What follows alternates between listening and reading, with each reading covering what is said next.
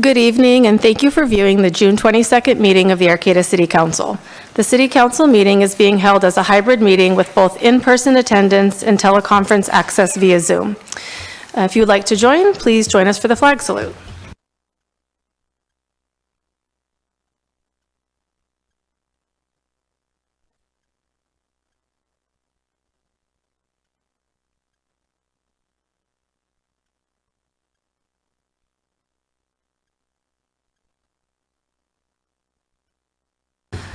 Will the city clerk please call the roll? Mayor Atkins-Salazar. Here. Vice Mayor Schaefer. Here. Councilmember Matthews. Here. Councilmember Watson. Here. All present. Thank you. If you wish to make a comment during the meeting, either at the 2 open public comment periods or for an individual agenda item, there are 3 ways to do so. If you are here in person, please line up behind the podium when the item you would like to speak on is accepting public comment. If you are logged on to Zoom, click raise your hand when it is time for public comment on the item on which you wish to speak. If you are on the phone, press *9 on your phone to raise your hand. When it's your turn, you will be prompted to dial *6 on your phone. For each item, we will be taking the in-person public comment first, and then we will move to online comments. And as per usual, we won't be going back and forth. So when that time comes, if it's something you'd like to comment on, please make sure that you line up at the podium. So that takes us to ceremonial matters. And today we have a recognition of former City Council member and 3-term Mayor Jim Test. So tonight we take a few minutes to recognize a 3-term council member and multiple-year Mayor Jim Test. Jim served on the Arcata City Council from 1994 to 2006. He was passionate about land use planning and zoning. Running for a 3rd term to finalize the current land use code, he was a champion for pedestrians and bicyclists, a voice for housing and parks, and loved decluttering the city from unnecessary signs. Jim was an incredible leader, a mentor, and a friend for many of us, and a contributor to our community in the highest sense. On behalf of the City of Arcata, we want to publicly acknowledge Jim's service to this community and send our deepest condolences to his family. This recognition will be accepted by Alex Stillman, and after Alex, we will open up the microphone to my colleagues and to people in the community that would like to share their sentiments regarding Jim this evening.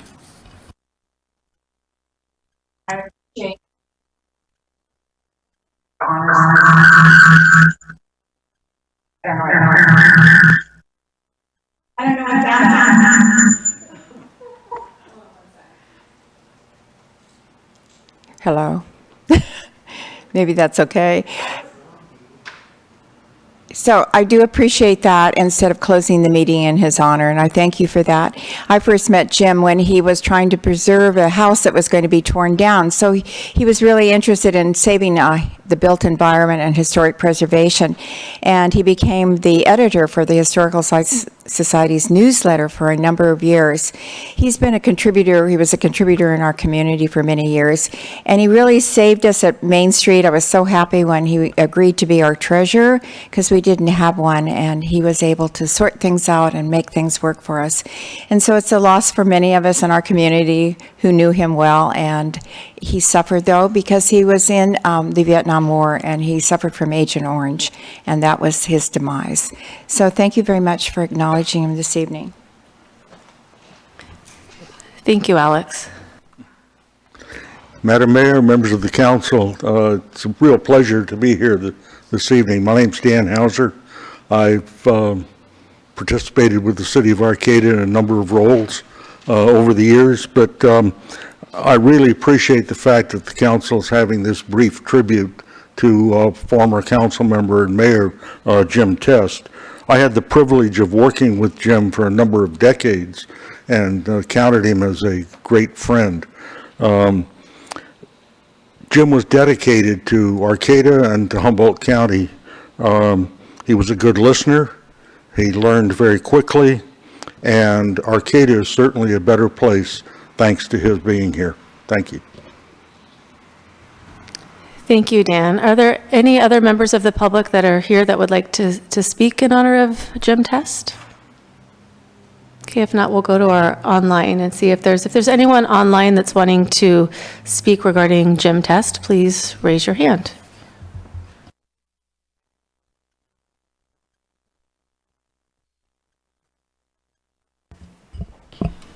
Just checking one last time. I don't see anybody online. All right, I'll just say I had the pleasure of meeting him briefly through Main Street, and as Alex was saying, he did, as we all know, Main Street was struggling and to find board members, and she was able to wrangle Jim to come and help out and get our finances straightened, and so I had the pleasure of working with him a little bit on Main Street and getting to know him in that capacity. So I feel honored that I had that small amount of time with him. Is there anyone else on council that would like to say anything? I'll add something as well. I only met Jim a couple times briefly. I actually sang in choir with his wife and had the opportunity to sing at their house and meet their goofy little dogs. But when I ran for council, he was so kind to me, and we met out, socially distanced in their yard and discussed, ideas about Arcata, and he imparted a lot of information on me in a short amount of time. And so it's just, it was so obvious what a pinnacle of our community he was and how supportive he was of young people getting involved in the community. So I really want to thank and remember Jim in that way. So thank you.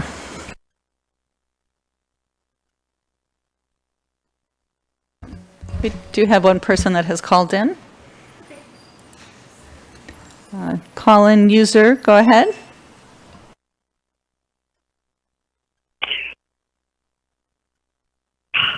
Hi there, it's Connie Stewart calling. I just wanted to thank the council for remembering Jim. I had the honor of serving with Jim for a few years on the city council when Stan Hauser was manager, and I apologize for not being there in person, but my car broke down today, which is actually apropos because Jim helped me buy my car. It's my first and only car. He actually had to drive it home because I didn't even have insurance. And I loved him so, and he was, Jim always kept his cool, and Dan will remember when I would scream and yell, Jim would be the calm translator. He was just such a good, dedicated member of our community, and he will be sorely missed. So thank you again for honoring him. Thank you, Connie. Do we have anyone else? Nobody online. Okay, thank you. So next we'll move into report by commissioner committee, and we do have our annual report from the Forest Management Committee. I believe we have Michael Furness to give us our report.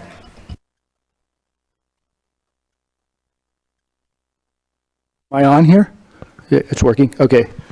So nice to be meeting in person finally. What a feeling. My name is Michael Furness. I've been on the Forest Management Committee since 2006, which is typical long tenure on this particular committee, and as is typical for local foresters to kind of stick with a piece of land over a long period of time. I'm vice chair currently, and the chair, Dennis Halligan, wasn't able to be here. He's working in Crescent City at the time.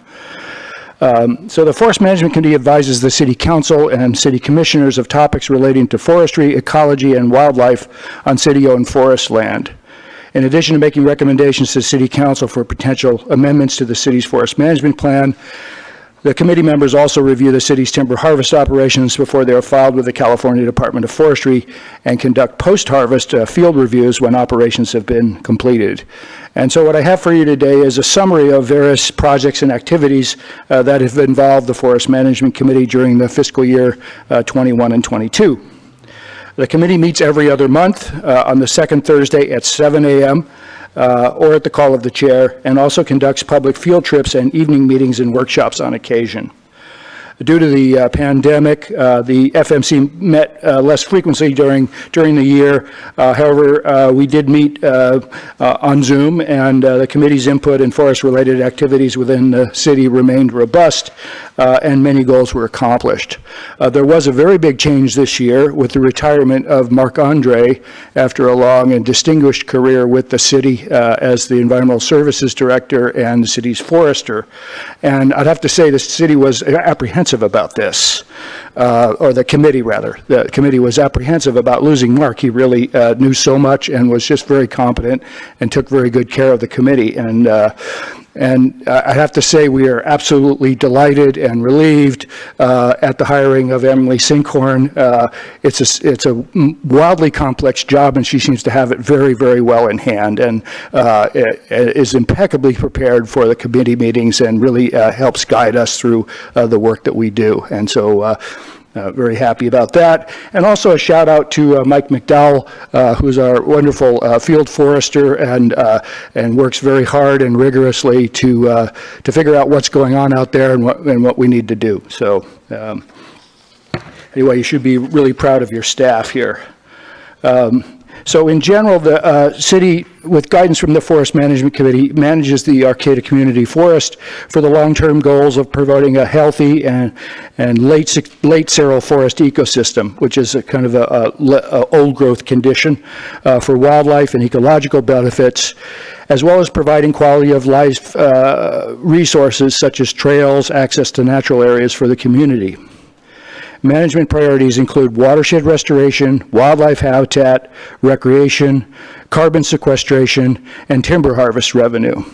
The City of Arcata manages 3 separate tracts of the Arcata Community Forest and Redwood Park that together comprise 2,449 acres and include the Arcata Forest Tract, which is right above Arcata, and that's 614 acres.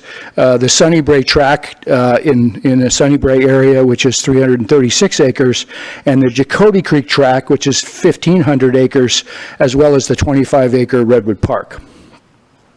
So keep that in mind. There are 3 separate tracts of the Arcata Community Forest, collectively called the Arcata Community Forest, but it's the Arcata Tract, the Sunnybray Tract, and the Jacoby Creek Tract that together, and along with Redwood Park, together comprise the Arcata Forest Estate. So timber harvests on the city forest lands are developed to improve the health and ecological functioning of forest stands, as well as provide revenue for continued management of the forest and other priority projects such as land acquisition, both forest land and open space, roads and trail upgrades, and new recreation opportunities. Approximately a quarter of Arcata's forest land base is situated in reserves that are mostly comprised of riparian areas and sensitive habitats, and we also have some carbon reserve areas that are not strictly off limits, but a certain baseline of carbon is promised for 100 years on those sites. Planned annual harvests are approximately 1/2 the annual growth increment, and so the forests are actually accruing volume and structural complexity and age over time significantly faster than virtually all the private timberlands in the western United States. And one thing that's important to recognize is these are primarily second growth redwood forests. And when you cut redwoods, and this is very unusual, no other conifers in the West do this, they don't die. Every now and then, 1 out of 15 or 1 out of 20 of the old growth don't sprout, but the rest of them just sprout. You cut them, and a few weeks later, they're growing again. So what that means is that the second growth that you see out there is actually the original organisms that comprise the old growth. They're still there. They didn't die, and so the underground part of it survived, and now what you see is just another sprout or a set of sprouts from those. And an important factor is that these were clear-cut, and starting about the 1860s, and then for a number of decades after that, the old growth was removed, most of it, and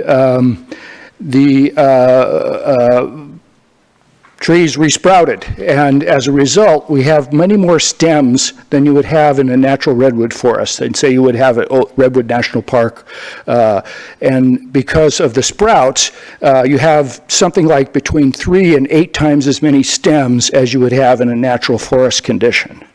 And so the combination of the redwoods don't die when you cut them, and the fact that most of the timber harvest that we do is simply removing some of those stems, getting back closer to a natural forest condition, it's a pretty benign kind of forestry.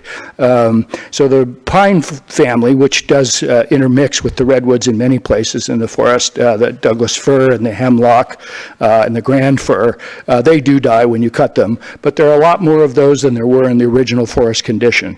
And so we're really moving that forest to a reference condition that looks something like the old growth, looks more like the old growth. It has fewer stems and larger trees. And we also have concluded, this hasn't been published yet, and it's a difficult kind of determination to make, but with fewer stems, you get more heartwood over time and more durable carbon sequestration. And so we think generally thinning forests doesn't increase carbon sequestration. A lot of folks say that it does. The research indicates that no, if you just leave it alone, the carbon sequestration is generally optimized. That's not so true in redwood, because what you really want is that heartwood, that red stuff that is incredibly resistant to rot and will really, really last a long time even if it falls over. And so that heartwood accretion is maximized through the reduction of the number of stems out there as we get back to the reference condition of the old growth. This year, the committee celebrated the 30-year tenure of Russ Forsberg on the Forest Management Committee and wished him well in his endeavors. So we salute Russ and his very long service to the Forest Management Committee, all volunteer, of course. And then the council appointed a new member to the Forest Management Committee, Dr. Aaron Kelly, a Forest Policy and Administration Professor at Cal Poly Humboldt. And we're also very excited to have Dr. Kelly on the Forest Management Committee. A 21 timber harvest was postponed in the Swainer Tract. That's a particular acquisition tract in the Jacoby Creek Forest because of reduction in forest activity budget revenue this year. We received $2,500 in local donations for the placement of 2 commemorative benches within the community forest. After purchase and installation costs, remaining funds support the city's forest fund. There are limited additional opportunities for placement of additional memorial benches in the community forest. However, there may be some opportunities for doing memorial tree plantings to acquire revenue, and there wouldn't be a whole lot of limitations on doing that. We delivered 565 metric tons of forest carbon as per the Climate Action Reserve to various buyers. We continue to provide carbon offsets available for purchase by individuals and businesses, and these are what are called compliance grade credits. They follow the full Climate Action Reserve protocols for documentation of the volume and validation monitoring and all those standards. So they're what we call honest tons. And forest carbon is a very complex subject, and the climate action reserves in California have very rigorous standards for basically, renting this carbon for 100 years. And the carbon reserves in the Arcata Community Forest, largely in the Sunnybrae Tract, are at this very high standard of rigor. And so they're honest, what we call honest tons. We provided input to the city's Gateway Area Plan, and one specifically on maintaining the diversity of local large diameter milling opportunities and support for relocation of existing businesses as part of the rezone of the Beryl District. And one of the few remaining mills is in the Gateway District and is a non-conforming use, so there's concern expressed there. The committee provided expertise for the non-industrial timber management plan, which is called an NTMP amendment, and we did a substantial deviation, is what it's called in the statute, to amend the Swainer parcel and Klein-LaForge parcels into the city's existing NTMP. And this allows a great efficiency in management, considerably lower costs, because you don't have to do a timber harvest plan each time we do some cutting, and most importantly, it provides a long and broad view of forest management that is publicly expressed and on file with the California Department of Forestry. The committee provided input on the open space, parks, and trails special tax measure. Long discussions on this, and for the priorities in conjunction with the Parks and Recreation Committee, as well as the Wetlands and Creeks Committee.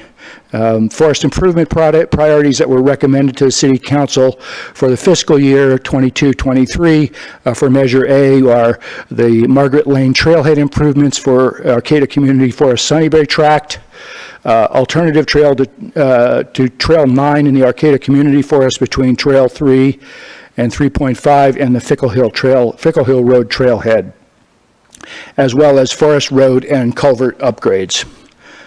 You have to keep taking care of road systems. They don't stay in place if you don't take care of them. So, And the committee developed a 5 to 10 year priority list for the Arcata Community Forest and the Forest Management Committee, and the city staff made corresponding maps to complement that priority list. And so we've taken a broad look at what our priorities are going forward, and those are available to you. In the research and monitoring area, the staff continue to monitor for various species of special concern. The city staff completed annual monitoring surveys for the northern spotted owl and barred owls on all the city-owned forest land. And Mr. McDowell spends a great deal of time looking for those owls and documenting where they are and aren't and what they're doing.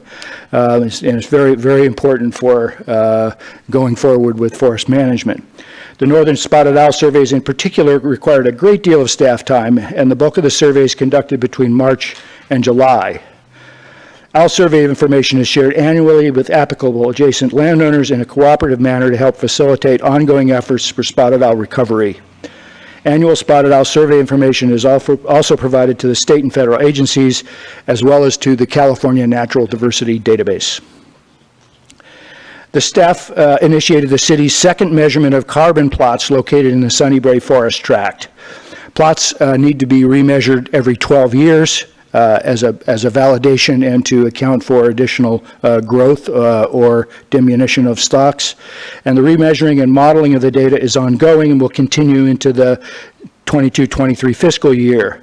The Sunnybrae Forest product is maintained through the Climate Action Reserve as an improved forest management project called CAR 575, CAR being Climate Action Reserve. So it's a registered project, and the city maintains 2 other carbon projects also registered with the Climate Action Reserve in the Jacoby Creek Forest, CAR 694 and CAR 935.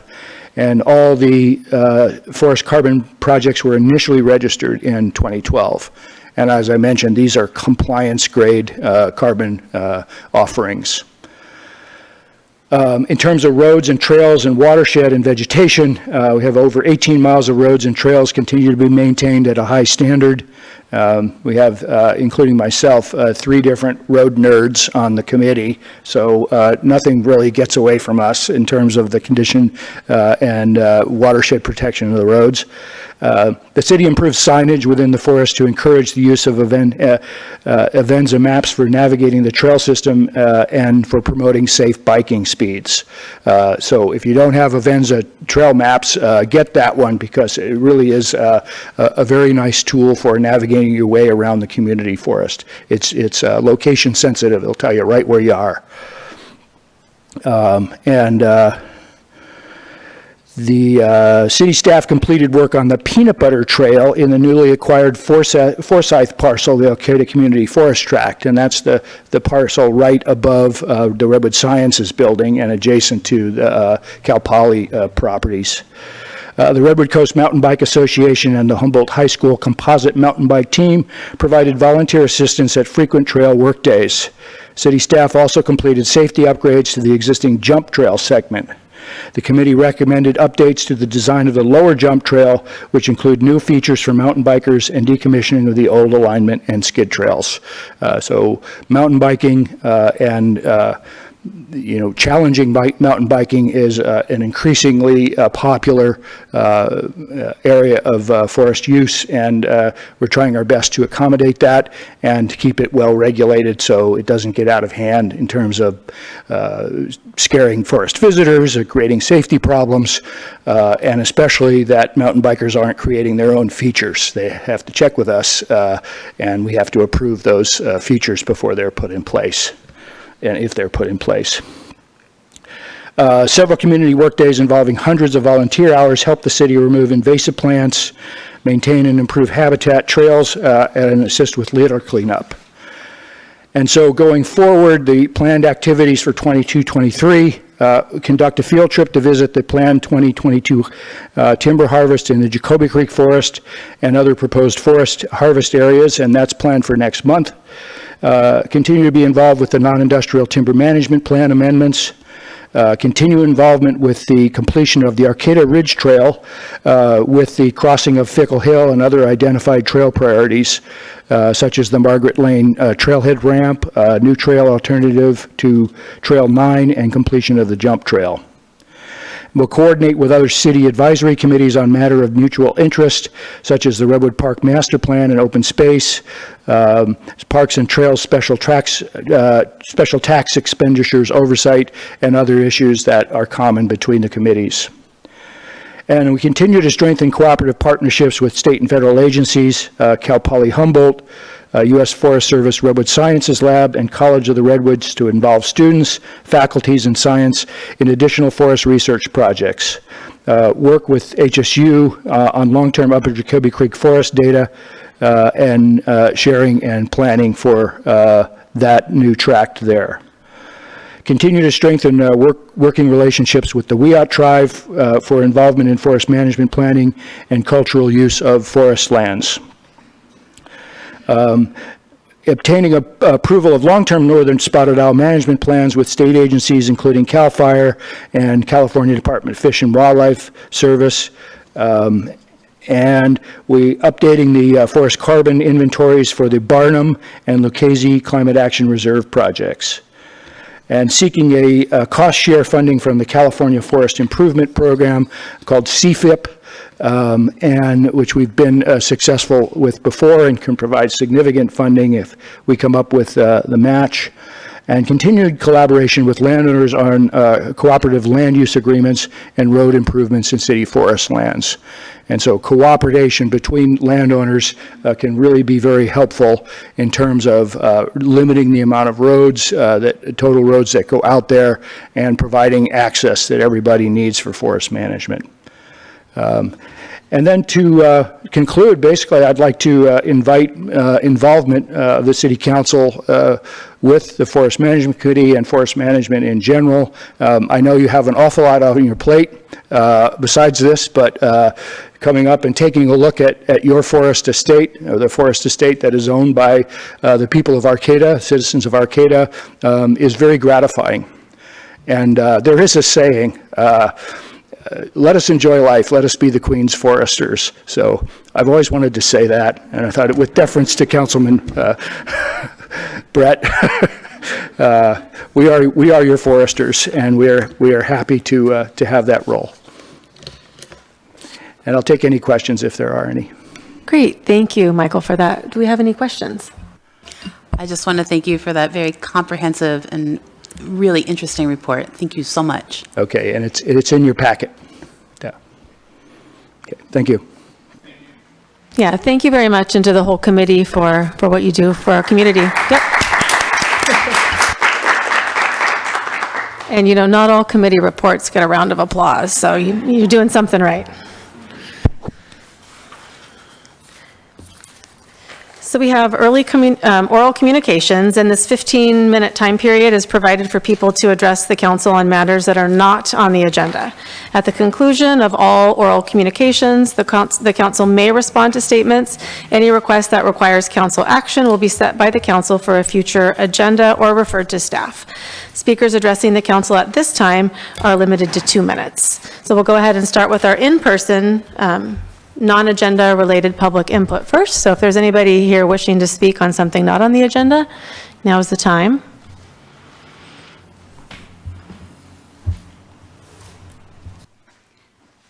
Hello, my name's Joanne McGarry, and I just want to share that I come to these meetings on a regular basis, and I totally appreciate the equity of my hard of hearingness giving me this headphones so that I can hear better when people are speaking, both at this microphone and up on the dais and elsewhere. I think the best sound comes from the people calling in because the acoustics in this room are somewhat challenging. But this equity issue of public access to things like this meeting, I've been traveling around on the public transit system lately, and hearing the forest management report is like wonderful news of this incredible resource. But the closest bus stop to the Redwood Forest in our community is, I think, B and 14th. And so that's a healthy hike for people who do not have their own vehicle or can't ride a bike uphill like me, or walk too much distance. It would be really interesting to consider, as we review our transit within our community, making transit much closer to some of these incredible recreation resources in our community. So I just want to thank you for the headphones and have you think about adding some more bus stops closer to the forest. Thank you. Thank you, Joanne. Seeing no more in-person public comment, we'll go ahead and move to online. Yeah, so if you want to speak, now's the time to come up. If I don't see you guys lined up, we're going to move on. Thank you, Honorable Mayor, City Council members. First, I have yet another letter that was sent to the Planning Commission. It's not in the packet. I'll make sure that gets in there. Second, it's been my contention that the city staff for the planning department is vastly understaffed, like compared to other cities, other budgets. We have about half as many people. I think they're overworked. We know that. The last public planning commission meeting, Vice Chair Judith Mayer put forth the idea we might get some funds from the university. They've got their building going in at the village. The Craftston Mall is $125 million. We should be able to get at least 0.5% of that, perhaps. Maybe we can make a request because we're doing a lot of planning for them. I alert to the website again. I have it because I can't say much in 2 minutes. Things are stalled, in my opinion. Last meeting, Councilmember Matthews asked about the form-based code and about 3D modeling.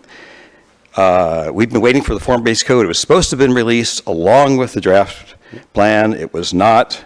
We are 7 months into this process. We have not seen anything about it. The Planning Commission has asked repetitively. David has said, I cannot commit at this point to having a form-based code or having any components of it. Last meeting for you, he said that the consultant is, quote, putting together a presentation on the educational component of what is a form-based code, how do these things work, and what are some good examples. We're about 10 months past that point. Similar to 3D modeling, I've got other things too. Thank you very much. And here's a printout that can be distributed of where we are. Thank you, Karen.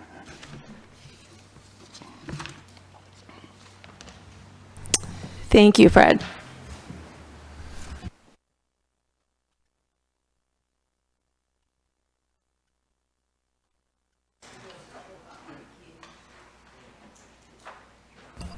Okay, now we'll go to the people calling in online. First online speaker is Jane. Go ahead, Jane. Hi there. Thank you, Karen, for distributing that. I'm going to speak really fast so I can hopefully get through this. Number one, I have a number of suggestions. One, if necessary to ensure most City Council and Planning Commission members can be present at the joint study session, please review vacation plans of members and set the date of the joint session to enable their attendance. Two, please request staff to provide information on when the draft form-based code will be made available for review by City Council, Planning Commission, and the public to help guide policy decisions. The contractor scope of work scheduled the draft form-based code to be delivered with the draft gateway area plan, which was released December 1 without the form-based code.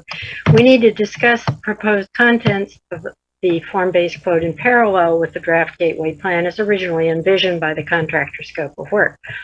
Please request staff to address this issue at this or your next City Council meeting. 3, please request staff to provide specific data on the grant deadlines, the ability to extend deadlines if extensions have been requested, and the costs of missing deadlines. I had submitted a list of questions more specifically on June 9th, which you'll have, I believe. It wasn't included in the June 9th meeting packet. Specific details on decisions required of council to comply with the housing element requirement should also be presented, including penalties, if any. Please ask staff to provide this information on the next City Council agenda or be prepared to discuss it during the joint study session. These grant deadlines are being used as a rationale for rushing delivery, rushing the gateway plan discussion and decision-making process. 4, I've observed that staff is not putting items on the next agenda when requested by the Planning Commission.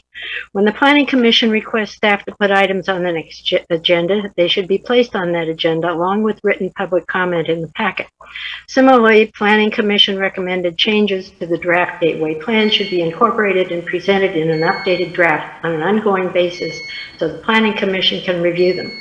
Please direct staff to do so. Hey, Jane, I'm really sorry to interrupt, but it's been 2 minutes. But if you want to continue at the end, we do have another 3-minute time period. So if you want to continue your public input, you're totally welcome to jump in then. Sorry about that.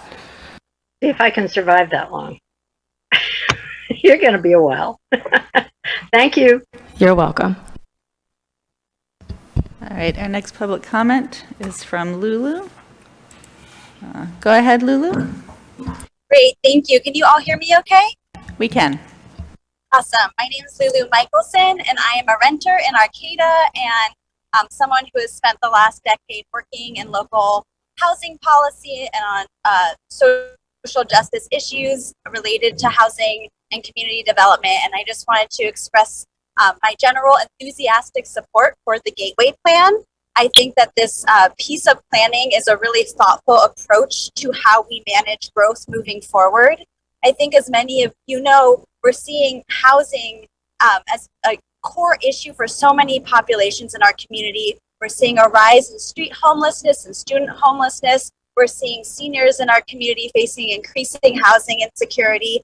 Renters like me who are making good money in our early professional lives can't imagine a future where we could buy a home in Arcata, even with a good salary.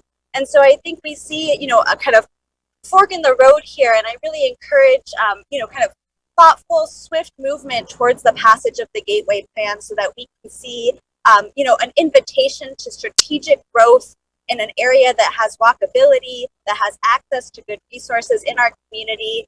I hope that one day I have the option of considering renting or even potentially owning a home in the Gateway District. And so I just want to say that the urgency is real. There's so many of us who may not be able to stay in Arcata without this sort of movement towards thoughtful growth. And I think the Gateway Plan is a really strong way forward. It's in line with the city's vision for infill development, and it's eco-friendly and really focuses on equity and building a community where we can all thrive. So I hope that we kind of see movement towards that plan and commend city staff and the community that have all been helping to shape it and make it an even stronger vision for our future. Thank you.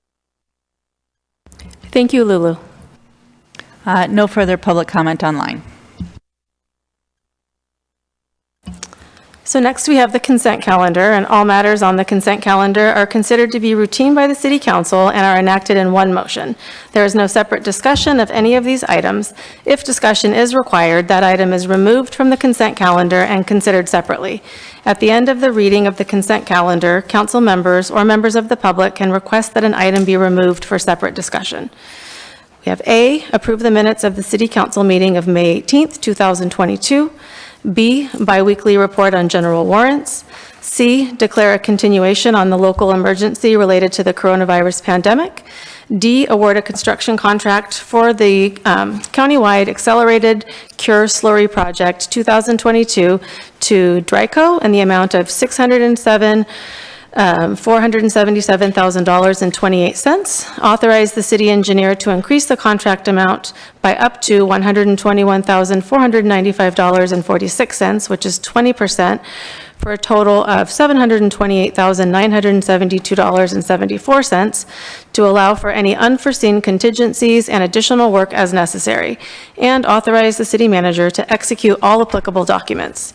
E, award a contract for the 2022 timber harvest, logging, and log hauling to Redwood Forest Products in the amount of $247 a thousand board feet, and for logging, $65.25 MBF, for trucking redwood logs to Arcata, California, $87 MBF for trucking Douglas fir logs to Corbell, California, and an option of $2,000 to install 4 temporary road crossings, and authorize the city manager to execute all applicable documents.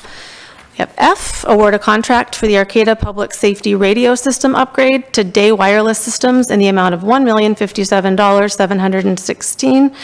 Authorize the city manager to increase the contract amount up to 5%, which would be $52,886 for contingencies, and to authorize the city manager to execute all necessary documents. G, approve the purchase of a body-worn camera system in the amount of $108,261, and authorize the city manager to execute all applicable documents. H, accept $7,300 in donations for commemorative benches in the Arcata Community Forest. I, adopt resolution number 212-73, a resolution of the City Council of the City of Arcata amending the class and pay resolution, compensation and benefits for hourly rated part-time, temporary, and seasonal personnel to add administrative aid classification. J, approve a memorandum of understanding between the City of Arcata and Full Cycle Compost to enable compost operations at the Bayside Park Farm, and authorize the city manager to execute all applicable documents. K, adopt resolution number 212-74, approving an application for grant funds from the California Coastal Commission's LCP Local Assistant Grant Program for conducting a sea level rise vulnerability assessment and hazard scenario planning for coastal resiliency. L, adopt resolution number 212-70, authorizing application for the Regional Early Action Planning Grant in the amount of $33,000. And M, approve amendment number 3 to the memorandum of understanding between the City of Arcata and Humboldt Trails Council to add a new section regarding shared use of a flail mower, and authorize the city manager to execute all applicable documents. We use quite a few letters in the alphabet on this. So I do know we've got a request by staff to pull item D to update a cost. And is there any other council member that would like to pull an item from the consent calendar? Yeah, just a few items. I'd like to pull item E in addition, item F. I'm sorry, also item B. Item I, J, K, L, and M.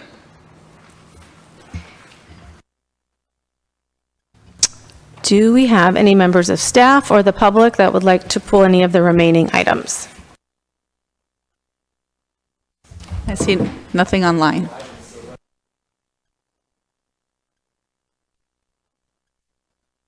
If it's been pulled, right?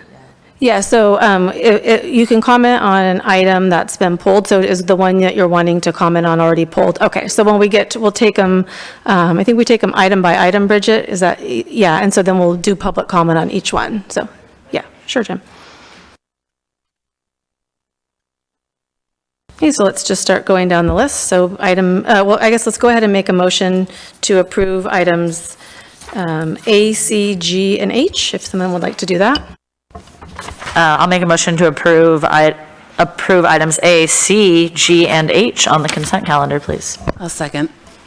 Okay, all in favor? Aye. Aye. Aye. All right, item B.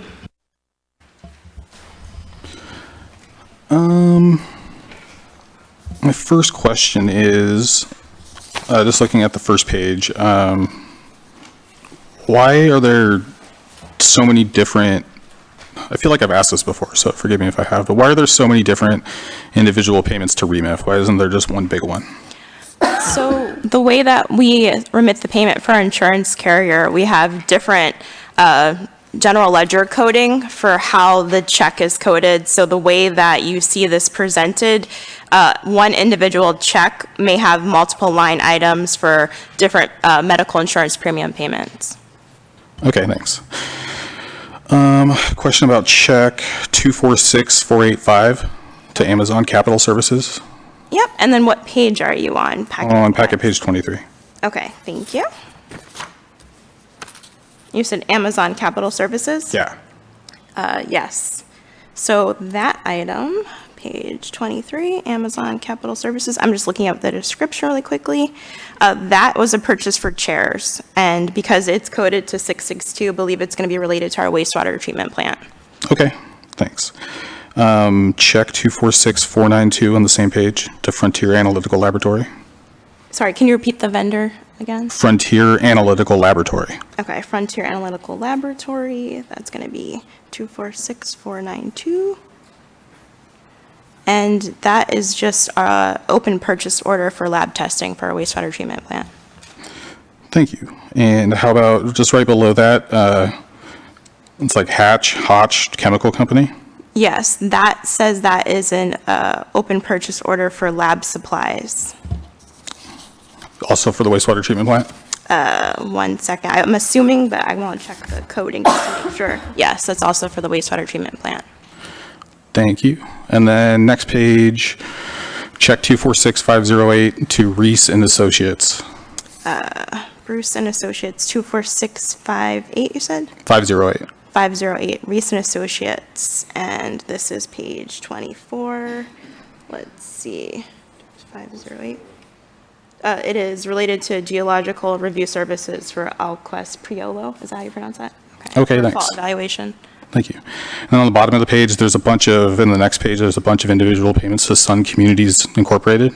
Yeah, so that is related to our tenant-based rental assistance program, and they're one of the vendors that we're paying on behalf of the tenants. Okay. And then, let me see. I think that's good. Thank you. You're welcome. I'll make a motion to approve item B on the consent calendar. A second.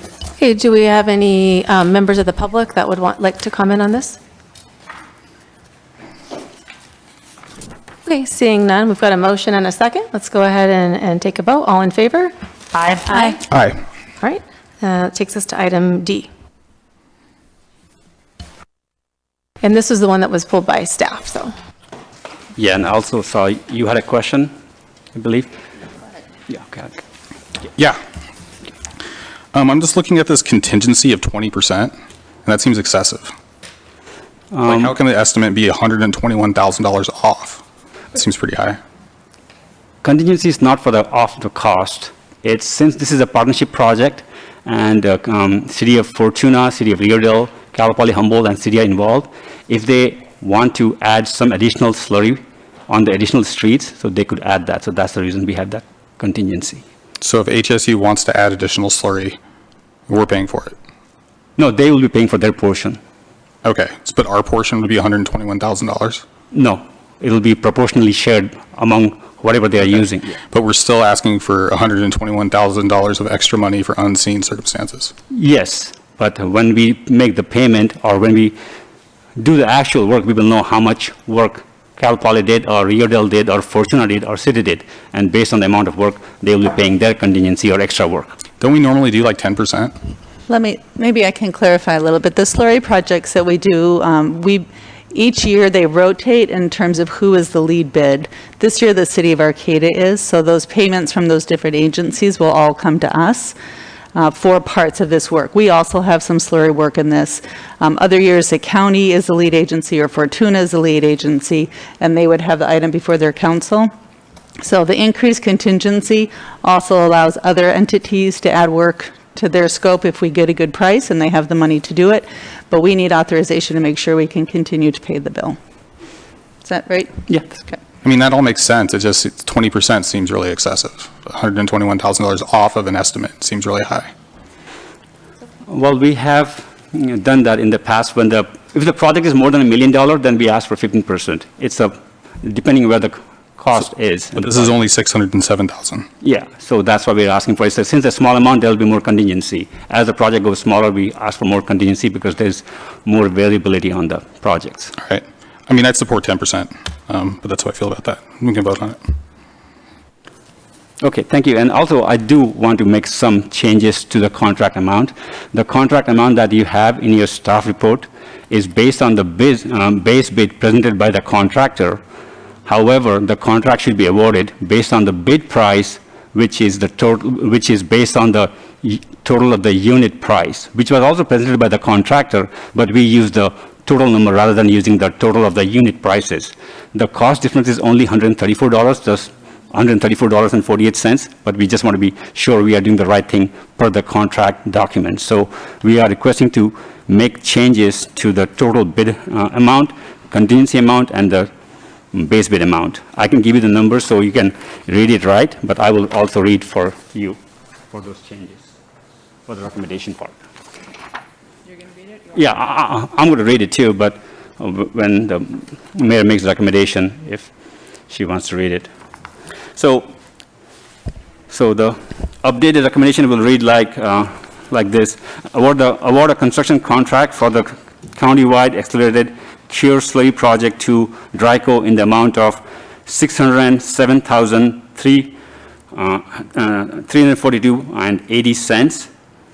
Authorize the city engineer to increase the contract amount by up to $121,468.56, 20% for the total of $728,811.36 to allow for any unforeseen contingencies and additional work as necessary, and authorize the city manager to execute all applicable documents. Thank you. Okay, I'm ready to make a motion. I'd like to make a motion to award a construction contract for the countrywide accelerated core slurry project to Dryco in the amount of $607,342.80. Authorize the city engineer to increase the contract amount by up to $121,468.56, 20% for a total of $728,811.36 to allow for any unforeseen contingencies and additional work as necessary, and authorize the city manager to execute all applicable documents. Second. Okay, do we have any public input on item D? There's none online. Okay, all in favor? Aye. Aye. Aye. No. Opposed? I'm a no. Okay, so we have three ayes and one no. Motion passes. That takes us to number E, or letter E. Okay, please have a staff report. Certainly.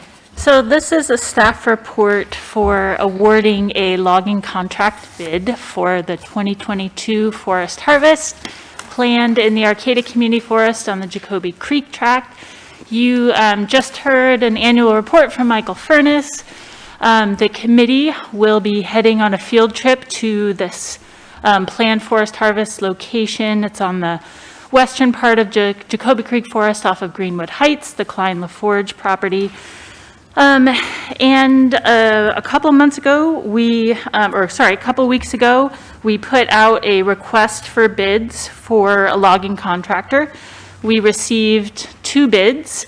And these are both contractors that are familiar working with Arcata Community Forest principles, and we had, deemed them both acceptable bids, and we outlined in the staff report their costs for logging, trucking to the locations of the 2 redwood log destinations and Douglas fir log destinations, as well as their bids for installing a temporary road over a couple crossings. And we are outlining a recommendation for the lowest bid for Redwood Forest products. And that amount is outlined in the staff report. The council previously awarded the timber sale bids at the first meeting in June. And so our assessment is both from the timber sale anticipated revenue is higher than what we have currently in our proposed 22-23 budget. And our logging costs per this bid would be lower than our budget estimate. So we anticipate more of a net increase in forest revenue. This is a parcel that is more recent acquisition that is currently in the process of being amended into our NTMP, our non-industrial timber management plan. And we will also be, so that is kind of one contingency that we expect that to be completed so that we have a later season harvest. And so our recommendation is to go with the lowest bidder of Redwood Forest Products and award the logging contract to them at this meeting. Thank you. Are prices up or down right now? As far as prices for timber, for when our previous decision, that's more what we think about of prices being kind of up or down. And so we felt like we received especially for both redwood and Douglas fir, a good sale amount. But again, that was the previous council meeting. And so these logging costs were within our anticipated range. I think our budgeted amount for this fiscal year was in between these two bids. And so these kind of came in within that range, if that helps answer your question. Yeah, so it does say in the range of $105,000, $105,695. But I don't see another number that makes it a range. I just see one number. I guess it is written as in a range because they bid on the 1,000 board feet that they log. And so we outlined in the bid the amount of timber that we anticipate that they would be cutting and delivering to our two destinations. And so what they will build will be dependent upon what ends up being harvested. And so that's why we're using the range, because we anticipate that that will be about 330,000 board feet harvest. But it could be a little less, could be a little more. Okay, thank you very much.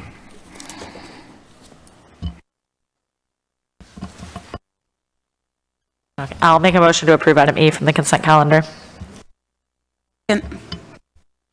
Okay, do we have any public input on item E? No online public input. Okay, so we have a motion and a second. All in favor? Aye. Aye. All right, motion passes. And that takes us to item F. Can I please have the staff report? All right, I'm going to ask Danielle Allred to come on and provide a staff report. This was an item that was covered extensively at the budget study session hearing, and we'll give an overview. Good evening, Mayor and Council members. So this is a staff report to approve a contract with Day Wireless Systems for a radio infrastructure project that is primarily centered on the police department, but I believe it also impacts all of the city radios. And it would replace all the existing radio infrastructure at our existing locations, including the handheld and in-vehicle devices, with a hybrid system that is both digital and analog compatible, and this will help increase coverage, reliability, and resiliency of these critical communications. We did a request for proposals process in October of 2021, and Day Wireless Systems was the sole respondent. So the city did have multiple meetings with them to discuss the proposal. The initial RFP asked for sort of a coverage assessment that was maybe a bit much to request of vendors for free. So we did, have some discussion with them about what would be the best, result in the best coverage essentially for the city. And the initial proposal did ask for vendors to consider reutilizing some of the city's existing equipment. But after discussion with them, we decided that, they helped us realize why that was maybe not a great idea, as, they could do what they could do to try and incorporate some of our older equipment with the newer equipment that we would be purchasing. But there's no guarantee that Motorola is the primary manufacturer of a lot of the equipment. And so we do have a Sourcewell contract for a cooperative agreement that will make that pricing more competitive for us. But it's, there was a chance that Motorola might stop supporting the older equipment, and that there could be glitches in between the communications between those equipment. So we did ultimately decide on a complete replacement of that equipment, which will benefit the warranties periods for all that equipment. The mixed mode style of both analog and digital will make it compatible with other communications outside of Arcata, for those that might be on one or the other. And if you have any other questions, I'd be happy to answer. No, that's great. Thank you very much. Yeah, we talked about this extensively at our budget setting meeting, so. Yeah, I heard Karen say that. Thanks. Yeah, I'm just reiterating. So I'd like to award a contract for the Arcata Public Safety Radio System upgrade to Day Wireless Systems in the amount of $1,507,716. Authorize the city manager to increase the contract amount by up to 5%, $52,866 for contingencies, and authorize the city manager to execute all necessary documents. I'll second. Okay, do we have any public input on this item? No online public comment. Okay, we have a motion and a second. All in favor? Aye. Aye. All right, motion passes. That takes us to I. Yeah, I know a lot of people were, curious why I missed a couple meetings, and I had a very close member of my family pass away, and I was also sick, so I do apologize for missing some meetings. I'm still catching up. Yeah, may I please have a staff report? Yes, this is an item to add a new classification to your hourly salary schedule. This is a position that used to be active several years ago, and it was specific, at that time had more specific duties that related to what was then our Public Works Department. That was prior to the restructure. That happened in 2014. And also in that restructure, the position that was being filled by the hourly position was made into a higher level full-time position. We have started to have more of a need from various departments to have a higher level admin support that is higher than the office assistant that we currently have on the hourly schedule and our full-time positions. So we have revised this job description to be current for today's uses, and are adding that so that our departments have another choice for our hourly admin support. So is it all the job descriptions listed in here? Pardon? Is just one job description? There is just one job description being added at this request or this action. And which one is it? The administrative aide.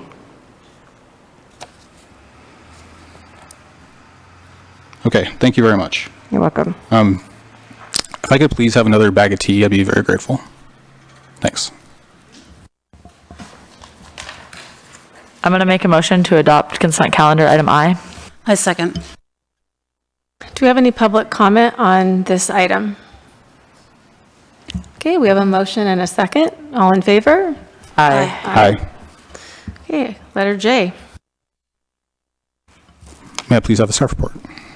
Certainly. So this is a proposed action before you to approve a no-cost MOU between the city and Full Cycle Compost for use of the city's earth tub compost equipment at the Bayside Park Farm. And here today we also have representatives from Full Cycle if you would like to speak with them. But the city is really interested in continuing to partner with our community partners for zero waste actions and actions on solid waste.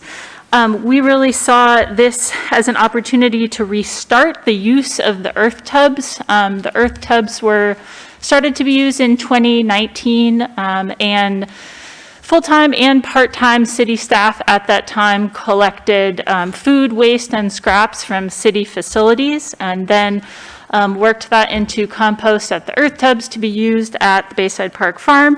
COVID hit and just a number of priorities shifted and staffing needs, and so the earth tubs have not been utilized since that time.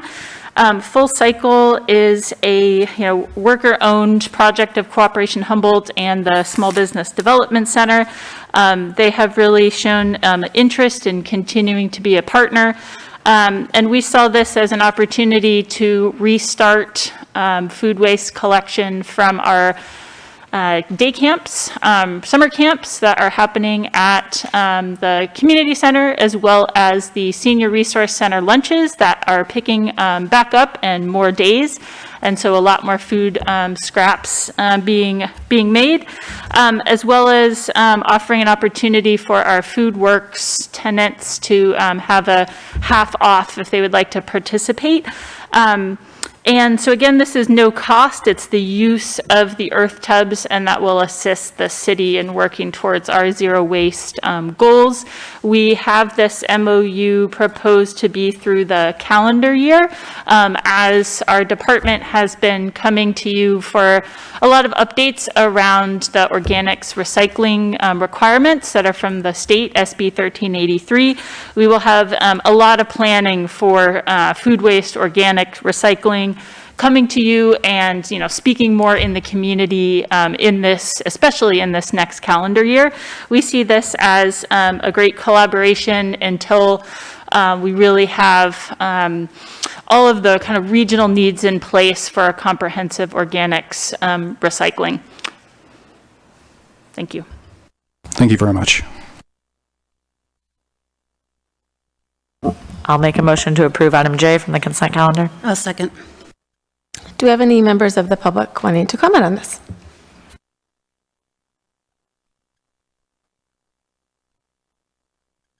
To see this memorandum of understanding with a community organization like Full Cycle Compost, because we have a lot of resources in our city that are underutilized or not utilized at all. And the ability of a great, eager company to make use of a city piece of equipment that hasn't been used. This is just how we need to operate in the future.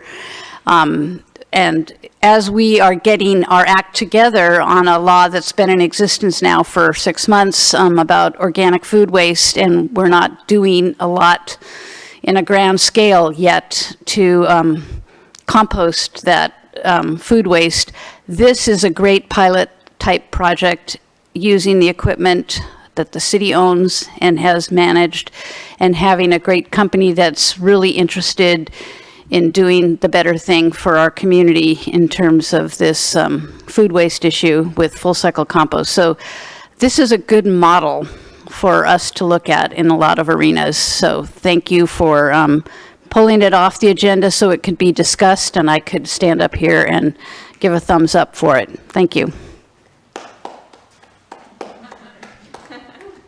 We have one online comment as well. Go ahead, Jane. Hi there.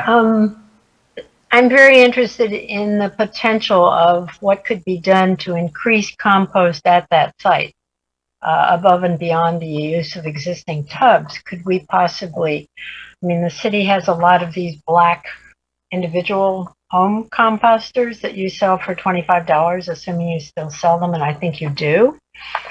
So I'm just wondering if we could expand the use and the compost ability at this site above and beyond the tubs that you're currently proposing to start using again. So I'd just like to have an open discussion at some point of how we could expand this possibility. Like we eat a lot of bananas and fruit and things like that. We have a lot of organic waste that ends up in the garbage. So can individuals contribute to this process at Bayside?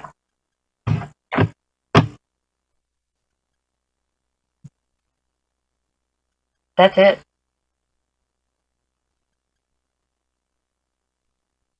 Can you hear me?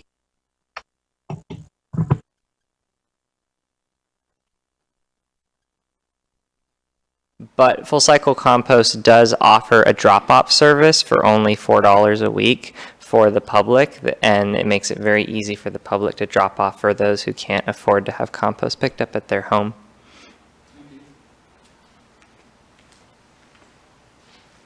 Thank you. Do we have any other online comments? No other online comments. Okay, so I think we have a motion and a second. Great. And I just wanted to also express my appreciation for your service and to say that I'm excited for the agreement between the city and your business. So thank you. All right, all in favor? Aye. Aye. Okay, motion passes. Item K. May I please have a staff report? Yes, so before you for this staff report, we are coming with the suggestion to continue our sea level rise assessment and adaptation planning. So this is a resolution before you to submit an application to the California Coastal Commission's Local Coastal Program Local Assistance Grant Program. So this is a grant program that has a max grant amount of $100,000 per grant. We have our city staff between Environmental Services and Community Development Department have worked with our Coastal Commission staff to understand that the city may submit multiple grant applications to this funding source. So before you today is one from Environmental Services that would expand our vulnerability assessment planning on Arcata's shoreline. So it would be a planning study and would really develop more of a hydraulic model for Arcata's shoreline, mainly, between McDaniel Slough and kind of Brainerd Slough. And that is more than kind of has been done kind of currently in this particular area for sea level rise planning. We are often kind of thinking more in a bathtub model where the seas are rising kind of everywhere at the same time. And this would be looking at more details about how our different landforms affect the way water moves in the hydraulic model.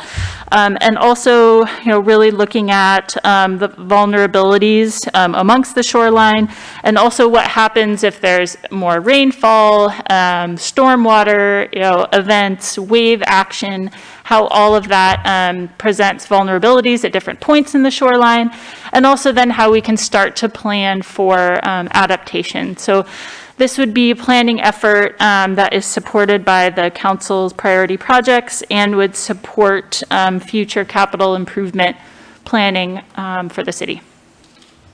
That sounds great.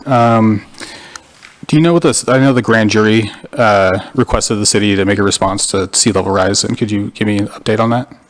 Yes, certainly. And so city staff, again, between community development and environmental services have a more of communication that has been starting or kind of already has been amongst the various jurisdictions, particularly ones that were called out in the grand jury report. And we are planning coordination for a coordinated response.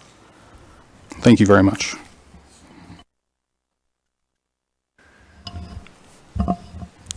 I'll make a motion to approve item K from the consent calendar. I'll second. Do we have any public input on item K?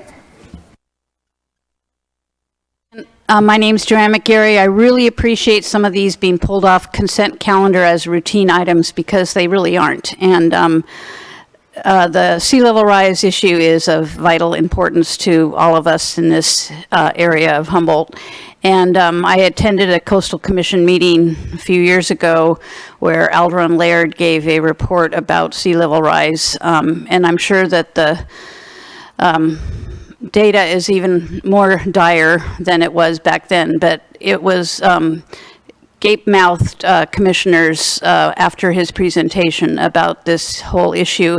So the fact that we're ongoing with looking at this local coastal plan and trying to get monies to see what's happening is really important. So I want to just toss in there the concept of retreat from our existing sewage treatment facility, that we really, really need to look at a higher ground opportunity as opposed to throwing a lot of money into existing facilities when sea level will probably be shown to be even increasing at a more rapid rate and impacting our existing facilities. So doing this work in conjunction with this thought of future thinking and investing in really reliable and effective means of combating sea level rise, especially with things like our sewage treatment. So thank you for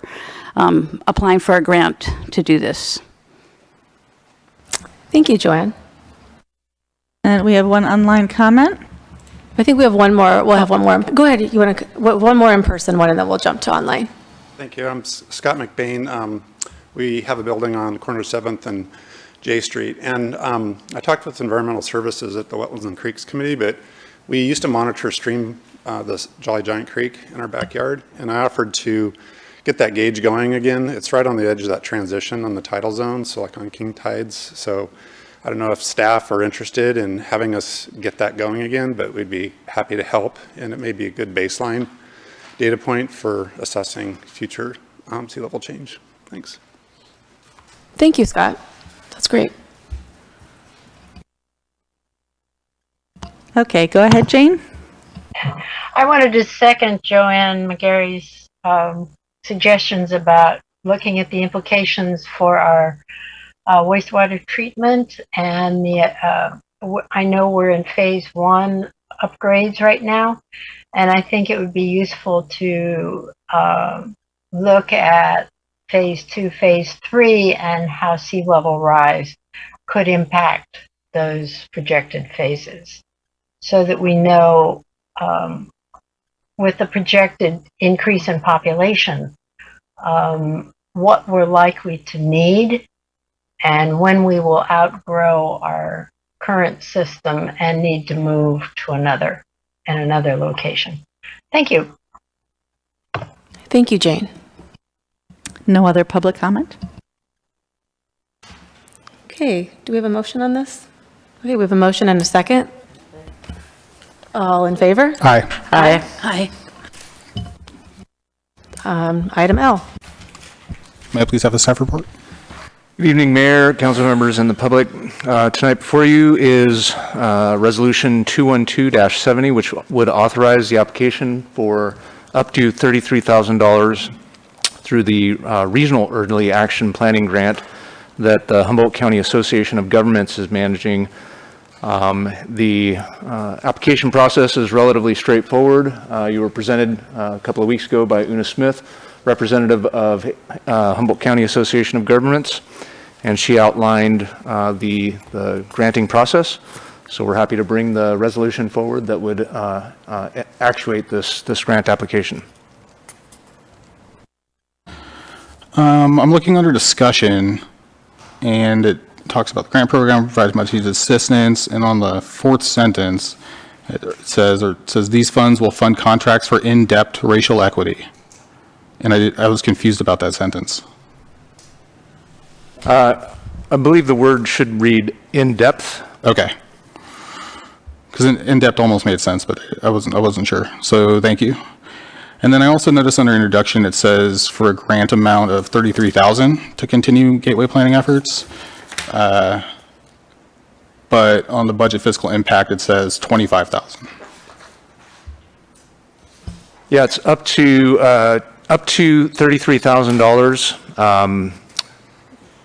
The HCOG presented that change the day of the staff report was being written, so I didn't catch it in this separate section. Okay, thank you very much. So wait, I'm sorry, is it 33 or is it 25? It's up to 33. Okay, got it.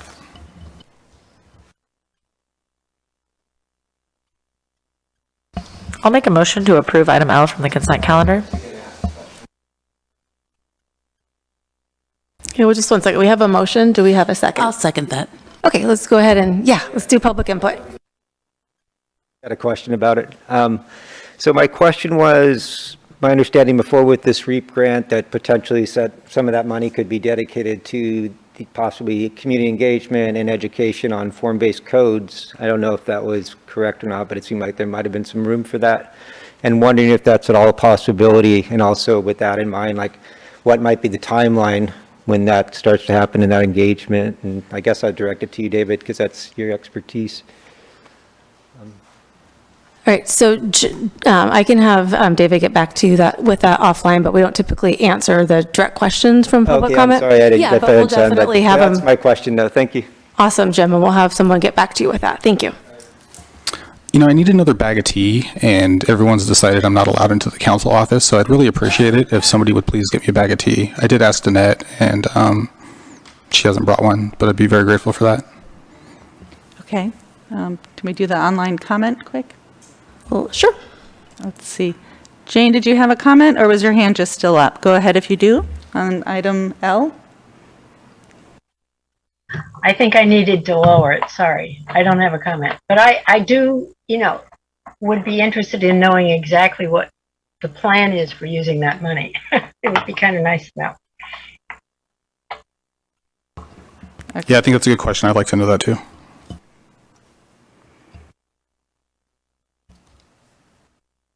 Would you please answer the question? I'm sorry, what was the question? What's the money being used for? So the money that is being proposed to be used for in this grant application would be to fund some racial equity work that we're working to develop a scope of work with the Orm and Blank consultants who are in process of proposing a plan for how to use that engagement, that special engagement fund. And then in addition, it's funding additional work that'll arise out of the form-based code. The engagement associated with that. So the form-based code, if authorized by the council, and again, this is a discussion I think for City Council and Planning Commission during the study session.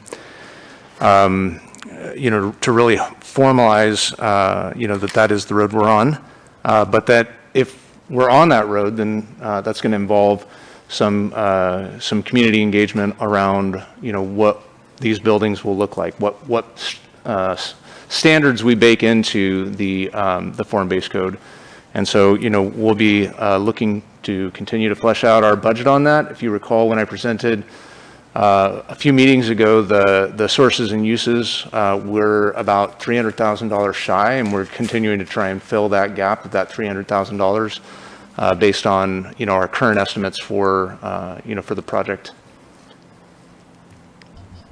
Thank you. All right, we have a motion and a second. All in favor? Aye. Aye. Aye. All right, motion passes. Yeah,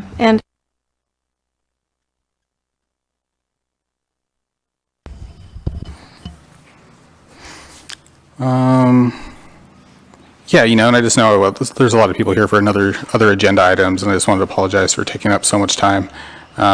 It's with the circumstances the staff has created for me. This is really my only opportunity to get questions answered. So I can't even email questions right now.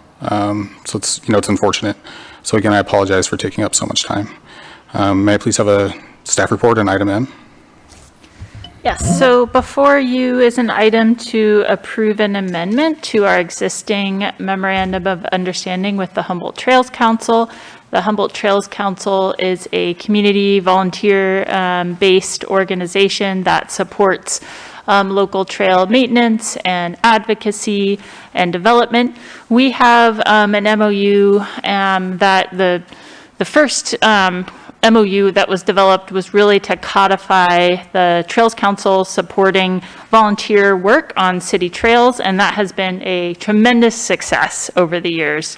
And the HTC has documented the number of hours and participants from the volunteer trail stewards, and they work from the marsh to the Bay Trail to the community forest to other of our smaller parks. We next had an amendment to support the joint funding of a volunteer coordinator position. And so that position is a part-time city staff position and supported both from city funds and from support from the Humboldt Trails Council. And that position really supports the volunteer coordinators coordinating trail volunteer days throughout the county. And this is a third amendment that would add an additional component. And so over the last, it's been a number of months, the Trails Council reached out to a lot of the local jurisdictions about the opportunity to purchase a piece of equipment that would enable more efficient trail maintenance. So this is a flail kind of arm mower That is a piece of equipment that not all jurisdictions have, and as we're looking to really expand and connect our regional trail system, maintenance, again, is one of our key things that is difficult to fund. The HTC has fundraised for that flail mower, and 4 jurisdictions, City of Arcata, City of Eureka, the county, and McKinleyville Community Services District agreed to work together to have shared use of that piece of equipment and to help fund it. And so the proposal in the MOU is just around the ownership and shared use of this mower, kind of outlines how it will be utilized. Also really details that the park supervisors from all these 4 jurisdictions will work together to plan the schedule and also just ensure good maintenance and care protocols for the piece of equipment. And so that is our proposed amendment update to the Trails Council MOU. How does a flail mower differ from a regular mower? The flail mower has like a bendable kind of arm that is able to get into other places. And if you have more detail, the Trails Council President Michael Proul is here that can provide more details on the mower purchase. No, that's good. Thank you so much.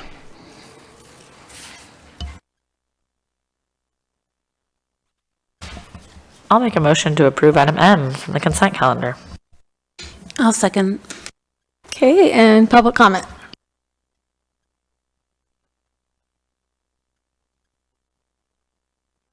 Type of piece of equipment, and if so, are there or will there be electrified pieces of equipment like that, or is right now that's our only choice? So I guess you can't answer that, but I'm just kind of concerned as we add equipment in a future thinking world. Yes, definitely there's a need probably for a piece of equipment that can do the work of many by hand type of thing. So, it's all great, but just constantly not just accepting something just because it is what it is. So I also would like to just mention again, access in an equity type of way to volunteer opportunities with Trail Council events. And I think I shared with you at one point where I had to climb Diamond Street to get to the trailhead because I had thought there would be either public transit or a shuttle service for the trail work that day, so it was not available to me. And I didn't, at the time, use a vehicle, my own vehicle, to try and get there because I wanted to get there without using fossil fuel of my own. So that whole kind of concept of volunteering and equity to access places that right now people can only get to by a car. So carpooling type of thing that the volunteer coordinator can set up and this and that. So I just wanted to put that out there. Thank you. Thank you, Joanne.